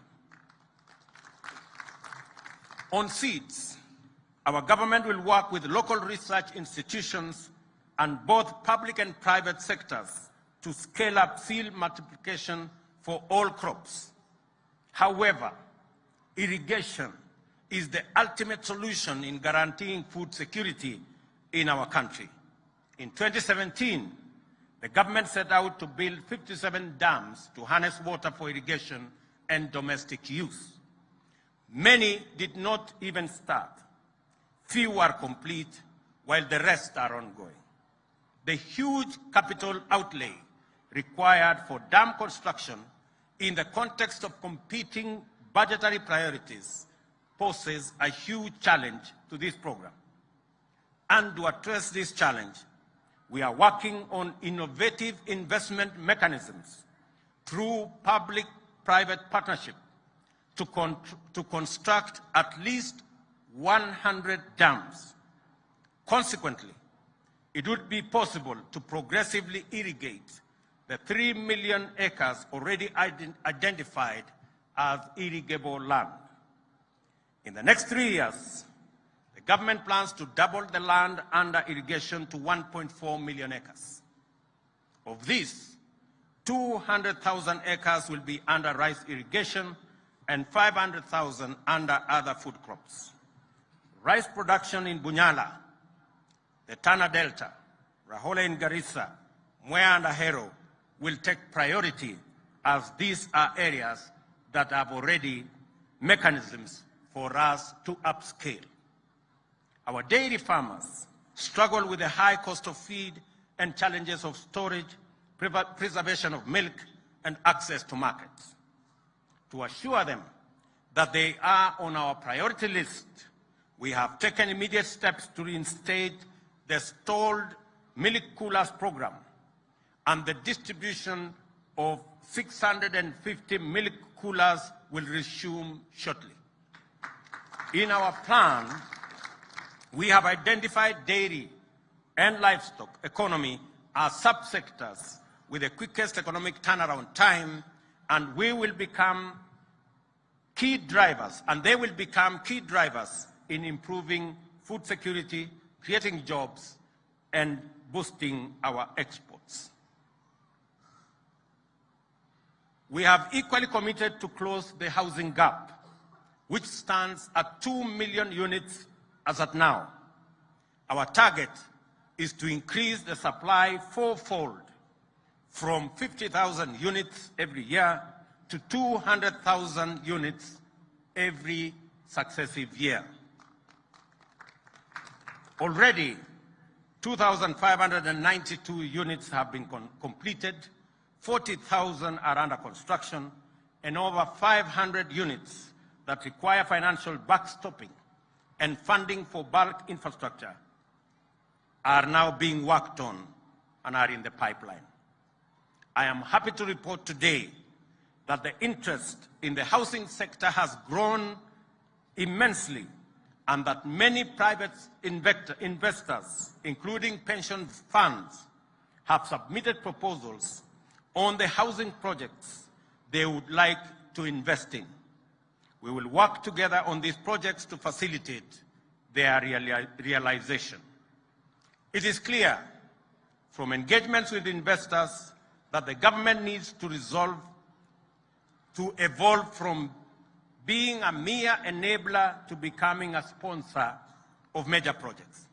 Not only will we provide land and bulk infrastructure for our housing program, but I will personally take charge of the process to unlock the challenges that inhibit investment. For instance, VAT exemption on inputs has been enacted to lower the cost of construction, but its implementation has been curtailed by delays in approving applications for VAT refunds. As a result, developers pay VAT, but the cost saving is not enjoyed by the end buyers. Government will resolve such issues with the urgency required. Ladies and gentlemen, let me emphasize that the housing agenda is not just about four walls and a roof. The demand for affordable housing is an opportunity to create jobs and stimulate the economy. Our manufacturing sector, which already supplies many products in the construction industry, will have expanded business opportunities, and other relevant sectors will also benefit from this endeavor. Other housing inputs, such as doors, windows, gates, and hinges, will be made by our Jua Kali industry. We are designing the program in a way that will upgrade and support Jua Kali by linking it to our technical and vocational institutions. In the end, we expect enterprises that produce housing products to emerge and expand, creating jobs and wealth for hustlers, making our housing plan truly transformational from bottom up. We want, ladies and gentlemen, to create the experience of hardworking Kenyans like John Ochieng, who is present here as one of my guests today. I met him 2 days ago when I handed over keys to new homeowners in Ongata Rongai, Kajiado County, under the Affordable Housing Scheme. Ochieng began working as a carpenter in that housing project when it began 2 years ago. Then, home ownership to him was a mere dream. 2 years later, he owns an apartment in the same estate he helped to build as a carpenter. Given that there are developments today that cater for housing needs for ordinary Kenyans like John, I am convinced that it is possible to provide quality, affordable housing for rent and sale, and Ochieng's story will be replicated multiple times over throughout the country. We therefore proceed with confidence that we will provide quality, climate-smart housing that Kenyans can buy with mortgages for as low as 5,000 shillings a month, to be made available through various home financing arrangements. Next week on Tuesday, I will break ground in this same constituency at the Kibera Soweto B in Nairobi for a housing project which will deliver thousands of social housing units. Going forward, we intend to collaborate with county governments to achieve a target of at least 5,000 units in every county. Counties with larger metropolitan areas have a greater opportunity and can target as many as 50,000 units, since as demand is higher due to population density in those counties. We have asked counties to identify land. We will provide infrastructure. We will put the roads. We will put the sewage system. We will connect water and electricity. And we will get developers who will develop the houses, and eventually we will get the resources for mortgage for homeowners to own units across our nation. Fellow Kenyans, access to credit is a stimulant that invigorates the economy. However, high interest rates crowd out the private sector, and especially the small and medium enterprises. Our commitment on affordable credit was at the heart of the Kenya Kwanza election campaign. Already, expectations are very high across the country on our promise to provide a fund that will offer affordable credit to those at the bottom of the pyramid. I am aware that the most significant question in the streets today, in border parking lots and fresh produce markets, is when will the Hustler Fund become operational? I want to tell them I have an answer for you today.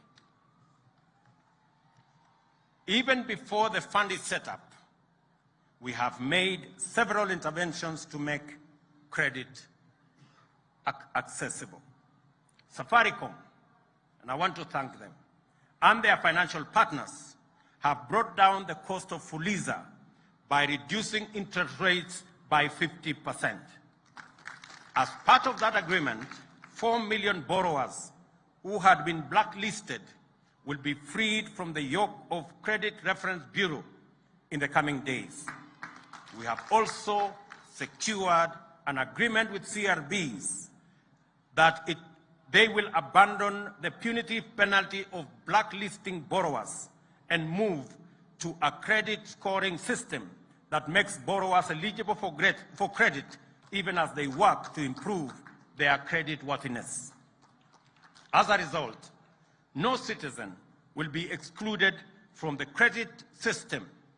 They will therefore be eligible to access credit as they work their way into paying their loans. On the Hustler Fund, there are 3 crucial issues available under the Hustler Fund to small businesses on affordable rates being single-digit rates, to individuals through chamas, groups, circles, and cooperatives. All borrowers in this platform will not only access affordable credit, but they will also participate in short-term saving plan and long-term pension program. Every saving made by borrowers on this platform will be matched by the government of Kenya on a 2-to-1 ratio to a level to be determined by the program. And I will launch this fund credit and savings product on the 1st of December this year. Health is front and center of socio-economic development. The failure of a health system undermines prosperity. Kenyan families spend a total of 150 billion in out-of-pocket expenditure on health services a year, mobilized from various sources including Harambes, WhatsApp and Pesa groups, loans, sale of land and other assets, to pay hospital bills for loved ones. Also, many small businesses fail when owners fall ill and cannot work or divert money to pay medical expenses. It is no wonder, then, that it is commonly said that most families and individuals in Kenya are one illness away from poverty. 1 million Kenyans sink into poverty every year because of medical expenses. We want to lift, and we must, this punitive burden from the shoulders of Kenyans and their businesses through our universal health care plan. The plan is to revitalize primary health care by laying more emphasis on preventive and promotive strategies. Many critical health illnesses, including cancer, heart complications, kidney failure, and hypertension, can be detected and addressed at this level without the need for hospital visit or admission. Our health reform commitment is therefore threefold. In partnership with county governments, we will mainstream community health workers and make them the foundation of our health system. Reforming the National Health Insurance Fund is a necessary imperative. Progress has been made in enrolling more members, and in the last 10 years, 12 million Kenyans have joined the fund. The challenge, however, is that the NHIF is an occupational scheme that is tailored for salaried people on payroll in public and private sector, and not the social insurance scheme it ought to be. We shall change the contribution structure from an individual contributory scheme to a household contributory model. We intend to address the challenges of inadequate human resources in our public hospitals and the poor industrial relations between health professionals and our county governments. We are particularly committed to the professional development of our health workers, and I take this opportunity to assure our health workers across the board that we have listened to them and we will propose ways in collaboration with county governments of resolving all outstanding issues. Ladies and gentlemen, Kenya is a strong leader in the information and communication, including technology space. We are the proud regional and continental hub of innovation. We have the appropriate policy framework, constitutionally protected freedoms of expression, media, information, and communication to dominate the creative art and entertainment arena. Our young people have consistently shown robust interest in this field and are engaged on various platforms, generating captivating content that is appreciated globally and regionally. There is tremendous potential for our country to become a global leader, employ hundreds of thousands of young people, and generate immense wealth if we facilitate the young people to plug into the global digital economy. To achieve these purposes, the government is committed to invest in the digital superhighway and the creative economy, which will be enablers of transformation, productivity, and overall competitiveness. Over the next 5 years, the government will ensure universal broadband availability through the rollout of connectivity throughout the country. The laying of an additional 100,000 kilometers of national fiber optic network is expected to deliver this target, and already we are in discussion with the players in that sector. Government services shall be made available throughout the country at greater convenience to citizens through digitization and automation of all critical government processes, with a view to bringing at least 80% of government services online. Moreover, to bring more Kenyans, especially the youth, online for business, learning, entertainment, and socialization, the government intends to take measures to bring down the cost of calls and data. This initiative converges with the efforts to boost the creative economy and scale up cultural production and the arts industry. Our government is also committed to the establishment of more art and culture infrastructure, including theaters, music auditoriums, and galleries, and extensive refurbishing of facilities to expand space for artistic and cultural expression and production. The government is also firmly committed in investing in the robust delivery of 5 pillars of our plan for socio-economic transformation. This investment is undertaken in full recognition of our national values and principles of governance, as well as broader national interests and goals. They include policy and legislative interventions, regulatory interventions, our national security, justice, law and order, and our education.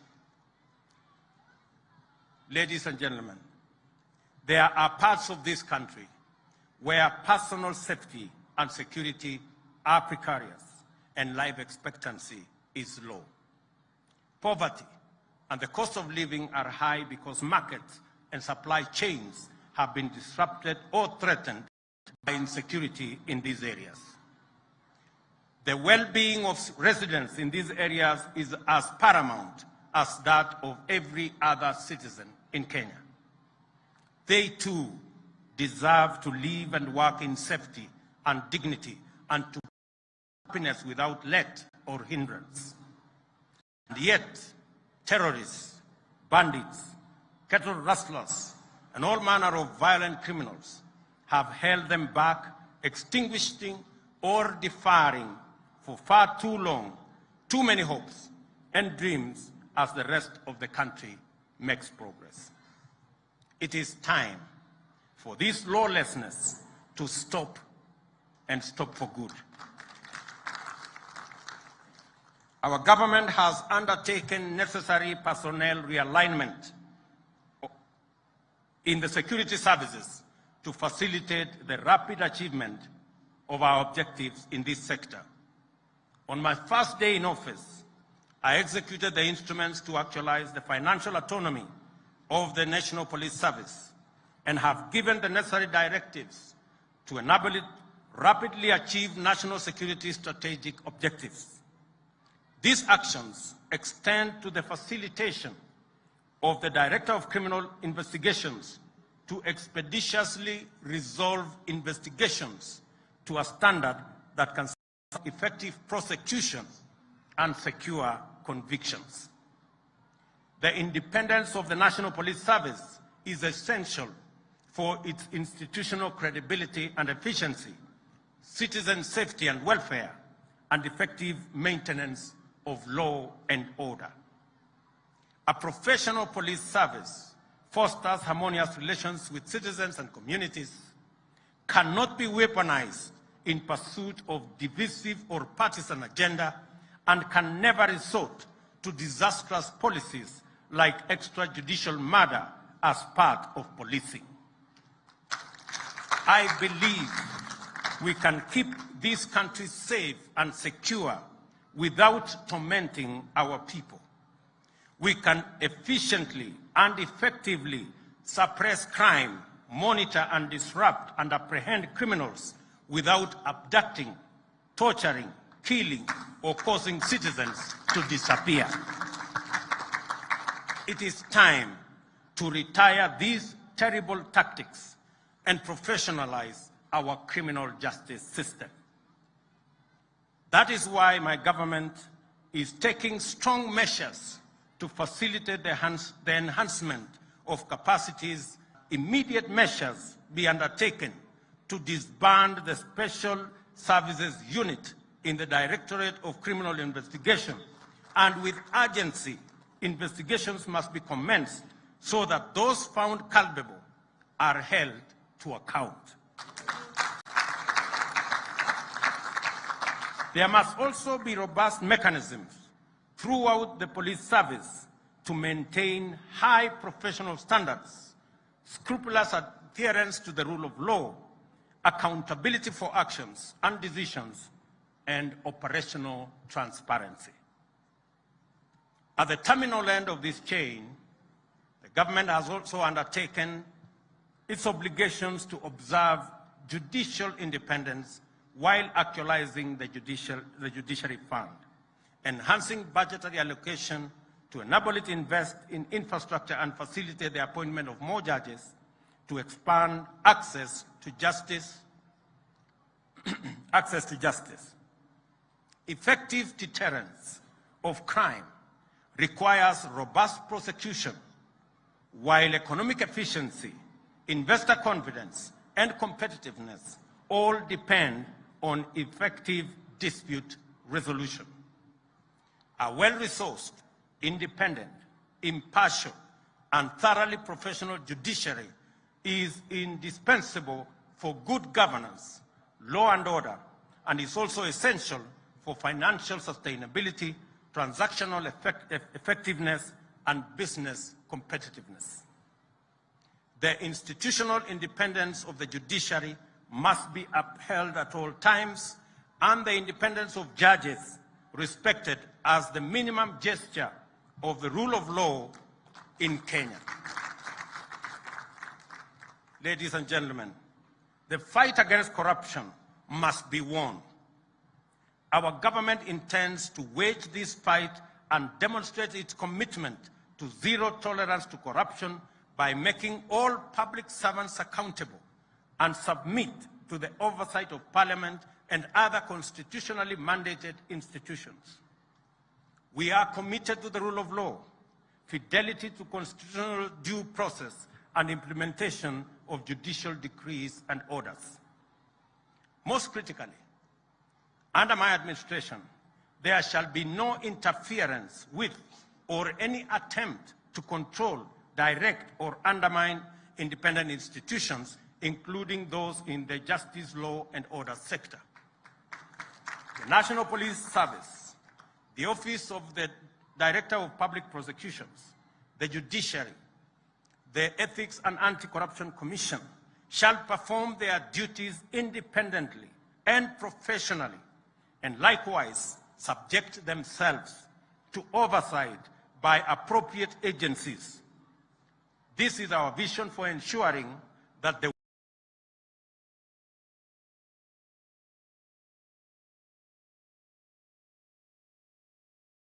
war on corruption is not itself corrupted by all Kenyans, regardless of background, to effectively play their part by contributing to national building efforts and partaking of the dividends of shared prosperity.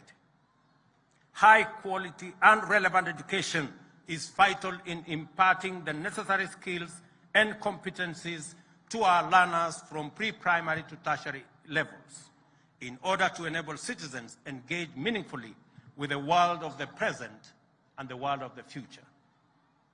A week ago, we launched the Presidential Working Party on Education Reforms to review all aspects of education in Kenya.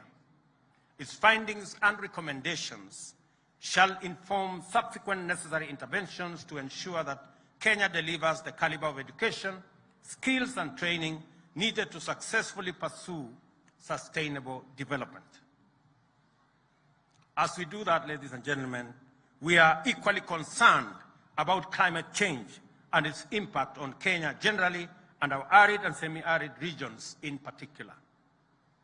We will address the effects of this phenomenon as its ravaging effects at home and abroad. Our pastoralist communities have experienced scarcity of pasture due to prolonged drought, the worst in 40 years, and 3 years of absolute rain failure. As a result, we have lost 2.5 million heads of livestock owing to this very severe drought. Rising food prices have made an already bad situation worse. Elsewhere, communities in rural and urban areas across the country are equally struggling under the weight of high food prices and shortage of water. Without a doubt, climate change is complicating our roadmap towards socio-economic transformation and achievement of sustainable development goals. As we seek short-term measures to respond to the evolving situation, I have directed that a long-term and sustainable solution to the planetary challenges be put in place.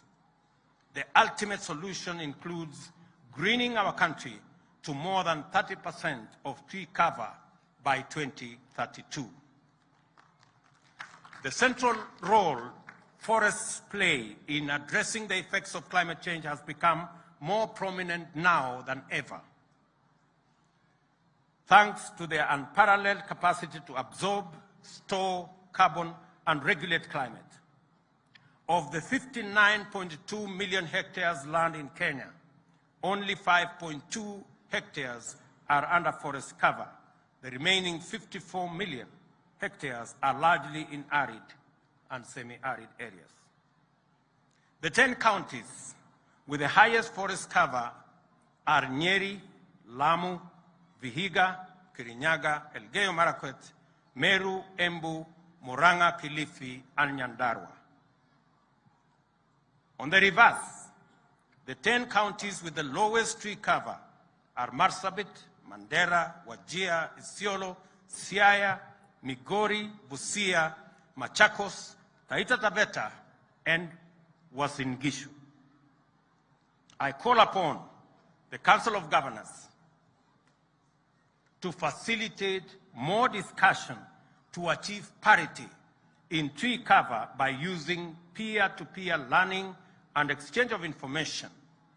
The government will champion the transformation of forestry and rangeland restoration to support the greening of Kenya so as to combat climate change.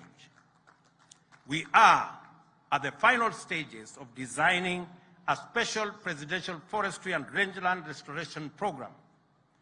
This effort is spearheaded by the Ministry of Environment and Forestry, various experts and partners in government, UN organizations, NGOs, and the academia.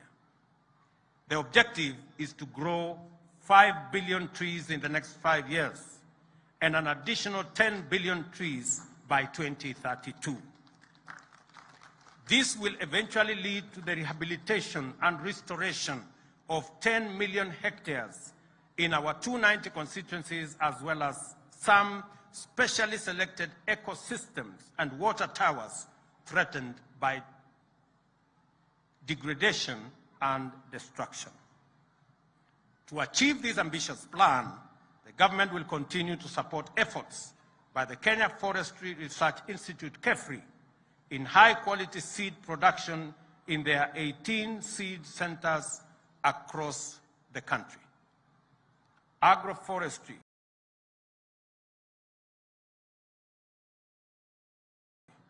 and farming of avocados, mangoes, and macadamia. I therefore urge all Kenyans to support this government's call to grow at least 15 billion trees in 10 years. To achieve this target, simple calculation shows that every Kenyan needs to grow at least 300 trees. The 50 million of us, we will be able to grow 15 billion trees. And I will tell the ministry concerned, the Ministry of Environment, to issue a small certificate for every Kenyan who completes his round of 300 trees. Restoration in the presidential program will be undertaken by youth and women groups, civil society, communities, and religious organizations, leveraging on private sector and government financing. To ensure sustainable funding, Kenya is developing policies and strategies to tap into the global carbon market opportunities accessed through carbon trading. Additionally, the government will secure and protect public forests, rehabilitate and restore all degraded water towers and other forest ecosystems across the country. We will work towards fencing all fragile water towers and other ecosystems to protect them from encroachment. To resolve the capacity constraints at the Kenya Forest Service, I have directed the immediate recruitment of an additional 2,700 forest rangers and 600 forest officers to augment our interventions in this sector. Shortly, I will also be inaugurating the Climate Change Council that will steer Kenya's climate action through stakeholder engagement coordinated in the presidency as required by the Climate Change Act of 2016. Under the program, we will start mobilizing finance from public and private, including multilateral sources, to fund the proposed activities. This is anchored on the United Nations goals and backed by the Tree Growing and Sustainable Forest Finance Management Program, supported by UN and other international institutions. The program also responds to Kenya's commitment to help reduce global greenhouse gas emissions articulated in various multilateral environmental agreements and the United Nations Decade of Action on Ecosystem Restoration. Kenya will rally the globe towards more ambitious climate change action in next month's 27th UN Climate Change Conference at Sharm el-Sheikh in Egypt. In an increasingly interconnected world, ladies and gentlemen, our well-being depends on engagements with our neighbors, continental fraternity, and international partnerships. In all these areas, Kenya has continued to be a dependable ally, faithful friend, and effective partner, ever committed to a win-win bilateral as well as multilateral outcomes that achieve mutual gain for the benefit of humanity. In the East African community, the rigid territorial borders are firmly on their way out as we move towards full integration. Non-tariff barriers have come down and trade volumes are soaring. The community is becoming even more tightly connected with infrastructure systems crisscrossing the member countries. The possibility of an East African Federation is no longer a wild imagination or an idle dream. It is no longer a matter of if, it is a matter of when. In recent days, I have been to our sister countries in East Africa to take care of mutually beneficial regional business. In Ethiopia, we launched Safaricom Ethiopia Telecom's money business, which expanded Safaricom and M-Pesa regionally, and their footprint dispersing ICT innovation and deepening the revenue base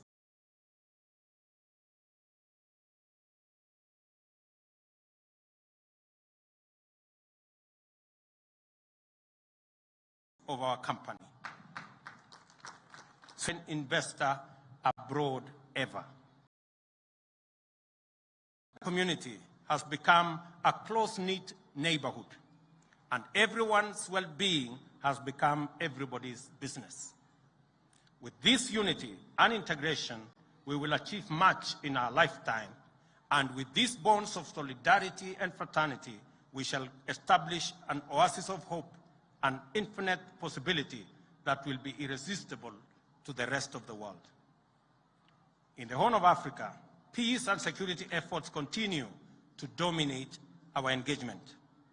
They are important components of a broader strategy to recover stability in what has become a truly rough neighborhood. Countering violent extremism, controlling the illegal movement of small arms, peace building, and peacekeeping initiatives will continue to dominate our future agenda. The conflict in Tigray region of Ethiopia, which according to reports from the Office of the United Nations Secretary General is escalating, is a great source of concern to our region. Kenya will continue to play its role by making such contributions as is required by the Africa Union-sponsored mediation efforts. The sooner hostilities cease and a face-to-face talks commence, the better for our region. The region is experiencing its 5th season of severely low rain due to climate change. As a result, mitigation strategies, resilience-building initiatives, and climate change management programs have become urgent. The pressure on the capacity of regional states has never been greater. On the continental stage, we have sustained our Pan-African credentials since the dawn of Africa unity. That is why various frameworks of the African Union find expression in our domestic agenda. The AU's Agenda 2063, for example, is part of our economic development plan. Kenya is committed to the pursuit of trade-driven Pan-Africanism as the best means of rapidly delivering shared prosperity throughout our continent. As we open up our borders and expand the scope of collaboration beyond traditional economic blocs, the reality of a continental free market has become real. Kenya is a champion of the Africa Continental Free Trade Area. Beyond ratifying the instruments establishing it and domesticating its framework, Kenya has been a consistent participant in efforts to make this continental agreement a reality. We see this as a pathway that guarantees inclusive African economic growth and sustainable self-reliance. In turn, this will hasten our continent's post-pandemic recovery, enhance climate change resilience, and underpin stability in the face of multiple regional and global crises, including energy volatility. Our implementation strategy envisions Pan-African free trade as a vehicle for empowering small and medium enterprises. To signal this commitment, I recently flagged off a symbolic consignment of Ketepa tea to Ghana under the Guided Trading Initiative. Trade between Ghana and Kenya is off to an admirable start, and several firms and traders in the two countries have undertaken brisk business involving exports of incinerators, sisal fiber, leather bags, fuel filters, beadworks, and baskets from our Juakali artisans. This points to the huge potential of trade across our continent. And the Africa Continental Free Trade Area is the framework and the mechanism for us to actualize this market. Beyond our continent, Kenya continues to pursue a robust policy of economic diplomacy. We are continuously aligning our strategic interests with the welfare of our people. Therefore, we are focused on finding opportunities for our people and deeper trade relations around the globe. We are receiving encouraging returns on our efforts. This week, our international port of Lamu scored a shining first with the export of livestock from northern Kenya to the Sultanate of Oman. This signals the opening up of tremendous opportunities for the pastoralists in our rangeland communities who deserve relief from the devastating losses of the ravaging drought. We also remain devoted to our strategic engagements with key development partners like the United States, which is now Kenya's premier trading partner, as well as the United Kingdom, which for a long time has held that position, the European Union, Middle Eastern nations, the Far East, including China and Japan, and indeed many other players in the world. Kenya's diplomacy is deliberately shifting into emerging opportunities. We are prepared to exploit the potential of the blue economy and the fast-evolving digital universe to position our young generation as competitive global players. Kenya's commitment to multilateralism is a fundamental plank of our diplomatic strategy and foreign policy. This has defined our international outlook since the advent of self-government and full sovereignty. We have hosted several multilateral institutions and aspire to receive more. Kenya has participated in many multilateral undertakings, including humanitarian missions, international peacekeeping, and pandemic responses. We join other nations of the Global South to advocate the democratization of global governance and to invest the multilateral system with higher moral imagination. We believe that global governance must reflect the values it claims to advance and protect. To effectively drive our diplomacy and international engagement, Kenya has unified and clarified its policy in our Vision 2030 and our government's 5-pillar plan to socio-economic transformation, the 5th East African Community Development Strategy, AU Agenda 2063, and the UN Sustainable Development Goals. The purpose of this alignment is to ensure that we forge a path for the achievement of our objectives of enhancing the well-being of ourselves and humanity.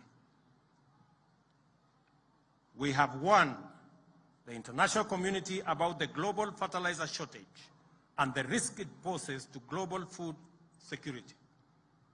Whether we are speaking at the United Nations Environmental Programme in Nairobi or the UN Oceans Conference in Lisbon, our commitment to enhancing climate change responses is strong and vocal. Kenya advocates post-pandemic solidarity on a global scale to avert economic crisis in the wake of COVID-19 by mobilizing international partnerships and cooperation for recovery and resilience. This extends to the need to ease the debt burden of economically vulnerable developing countries and to afford them liquidity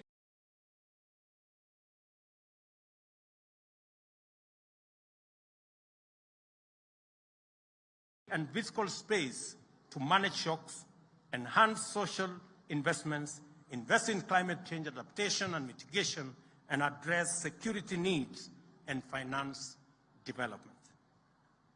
As an anchor state in the East Africa and the Horn, Kenya has sustained its robust efforts to achieve lasting peace and security. We have also used the opportunity to serve at the UN Security Council to give priority to regional peace, counter terrorism and violent extremism, support peace operations, and to further the climate change and security agenda. We consider these contributions to be critical in building a safe and peaceful world that is safe and conducive for human flourishing.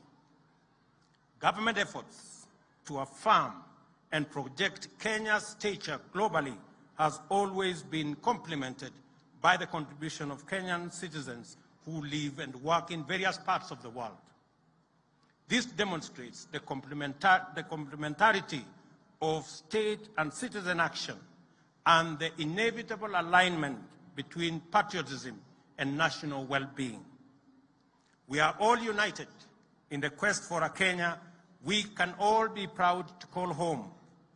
Our diaspora continues to serve as Kenya's excellent ambassadors, along with our sports people and the Kenyans who continue to excel abroad in diverse fields. You make us proud, and in so doing, demonstrate the true spirit of Mashujaa. Kenya is a good neighbor, true friend, loyal ally, dependable partner, and hardworking member of the international community. We live up to its strong value system, fluently articulating the ideas of compassion, solidarity, justice, freedom, and sovereignty. As a nation, we project and amplify values and principles familiar to each one of us and which form the heart of our constitutional system. Greater fidelity to the Constitution and better compliance with its mandates and principles will only make us better citizens and worthy compatriots. It will make Kenya a stronger nation too. We therefore have a duty to respect, uphold, and defend the Constitution. The nation-building enterprise enlists citizens to recognize their stake in making and keeping Kenya great. Patriotism is a bottom-up affair. We are called upon to stand firmly on our values and strengths, and also strengthen our resolve to wage war on poverty and inequality by pursuing inclusive growth. Our aim is to remove all obstacles and bring down every barrier to progress. By celebrating our values, we honor our heroes, and every act of nation building is an expression of these values and a most appropriate remembrance of those who began our journey towards sovereignty, freedom, and happiness. This is a time for action. The opportunity to contribute to this historic project are limitless.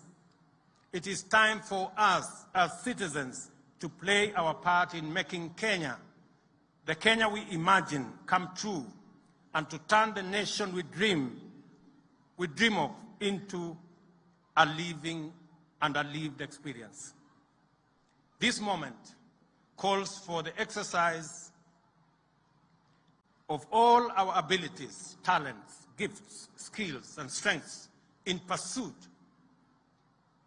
of national as well as personal self-actualization.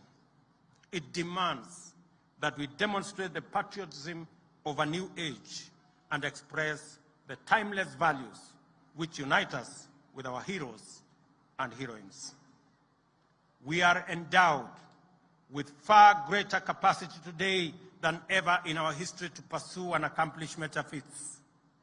Our predecessors, with far modest means, nevertheless scored monumental triumphs.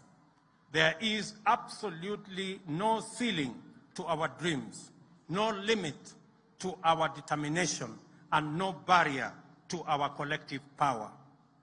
Nothing stops us from becoming what we wish to be, and nothing can stand in the way of our resolve to drive Kenya to its destiny of glory and abundance. I stand here, therefore, on this sacred ground, where we first raised our proud flag at the dawn of freedom, where we made a covenant to honor their glorious triumph and fine example by embracing their values and serving our nation, to rally every Kenyan to rise up. This is our moment to get up, work hard, take our chance, chase our dreams, knock on doors, and explore possibilities, because the horizon of our destiny is wrapped in the splendor of our vision, and before us lies potential of a magnitude never before imagined. It is all ours for the taking, and I know we are ready, for it is our time. Ladies and gentlemen, happy Mashujaa. May our heroes continue to inspire us, and may our national values ever remain the true north of our moral compass. God bless you, and God bless our great country, Kenya. Asanteni sana.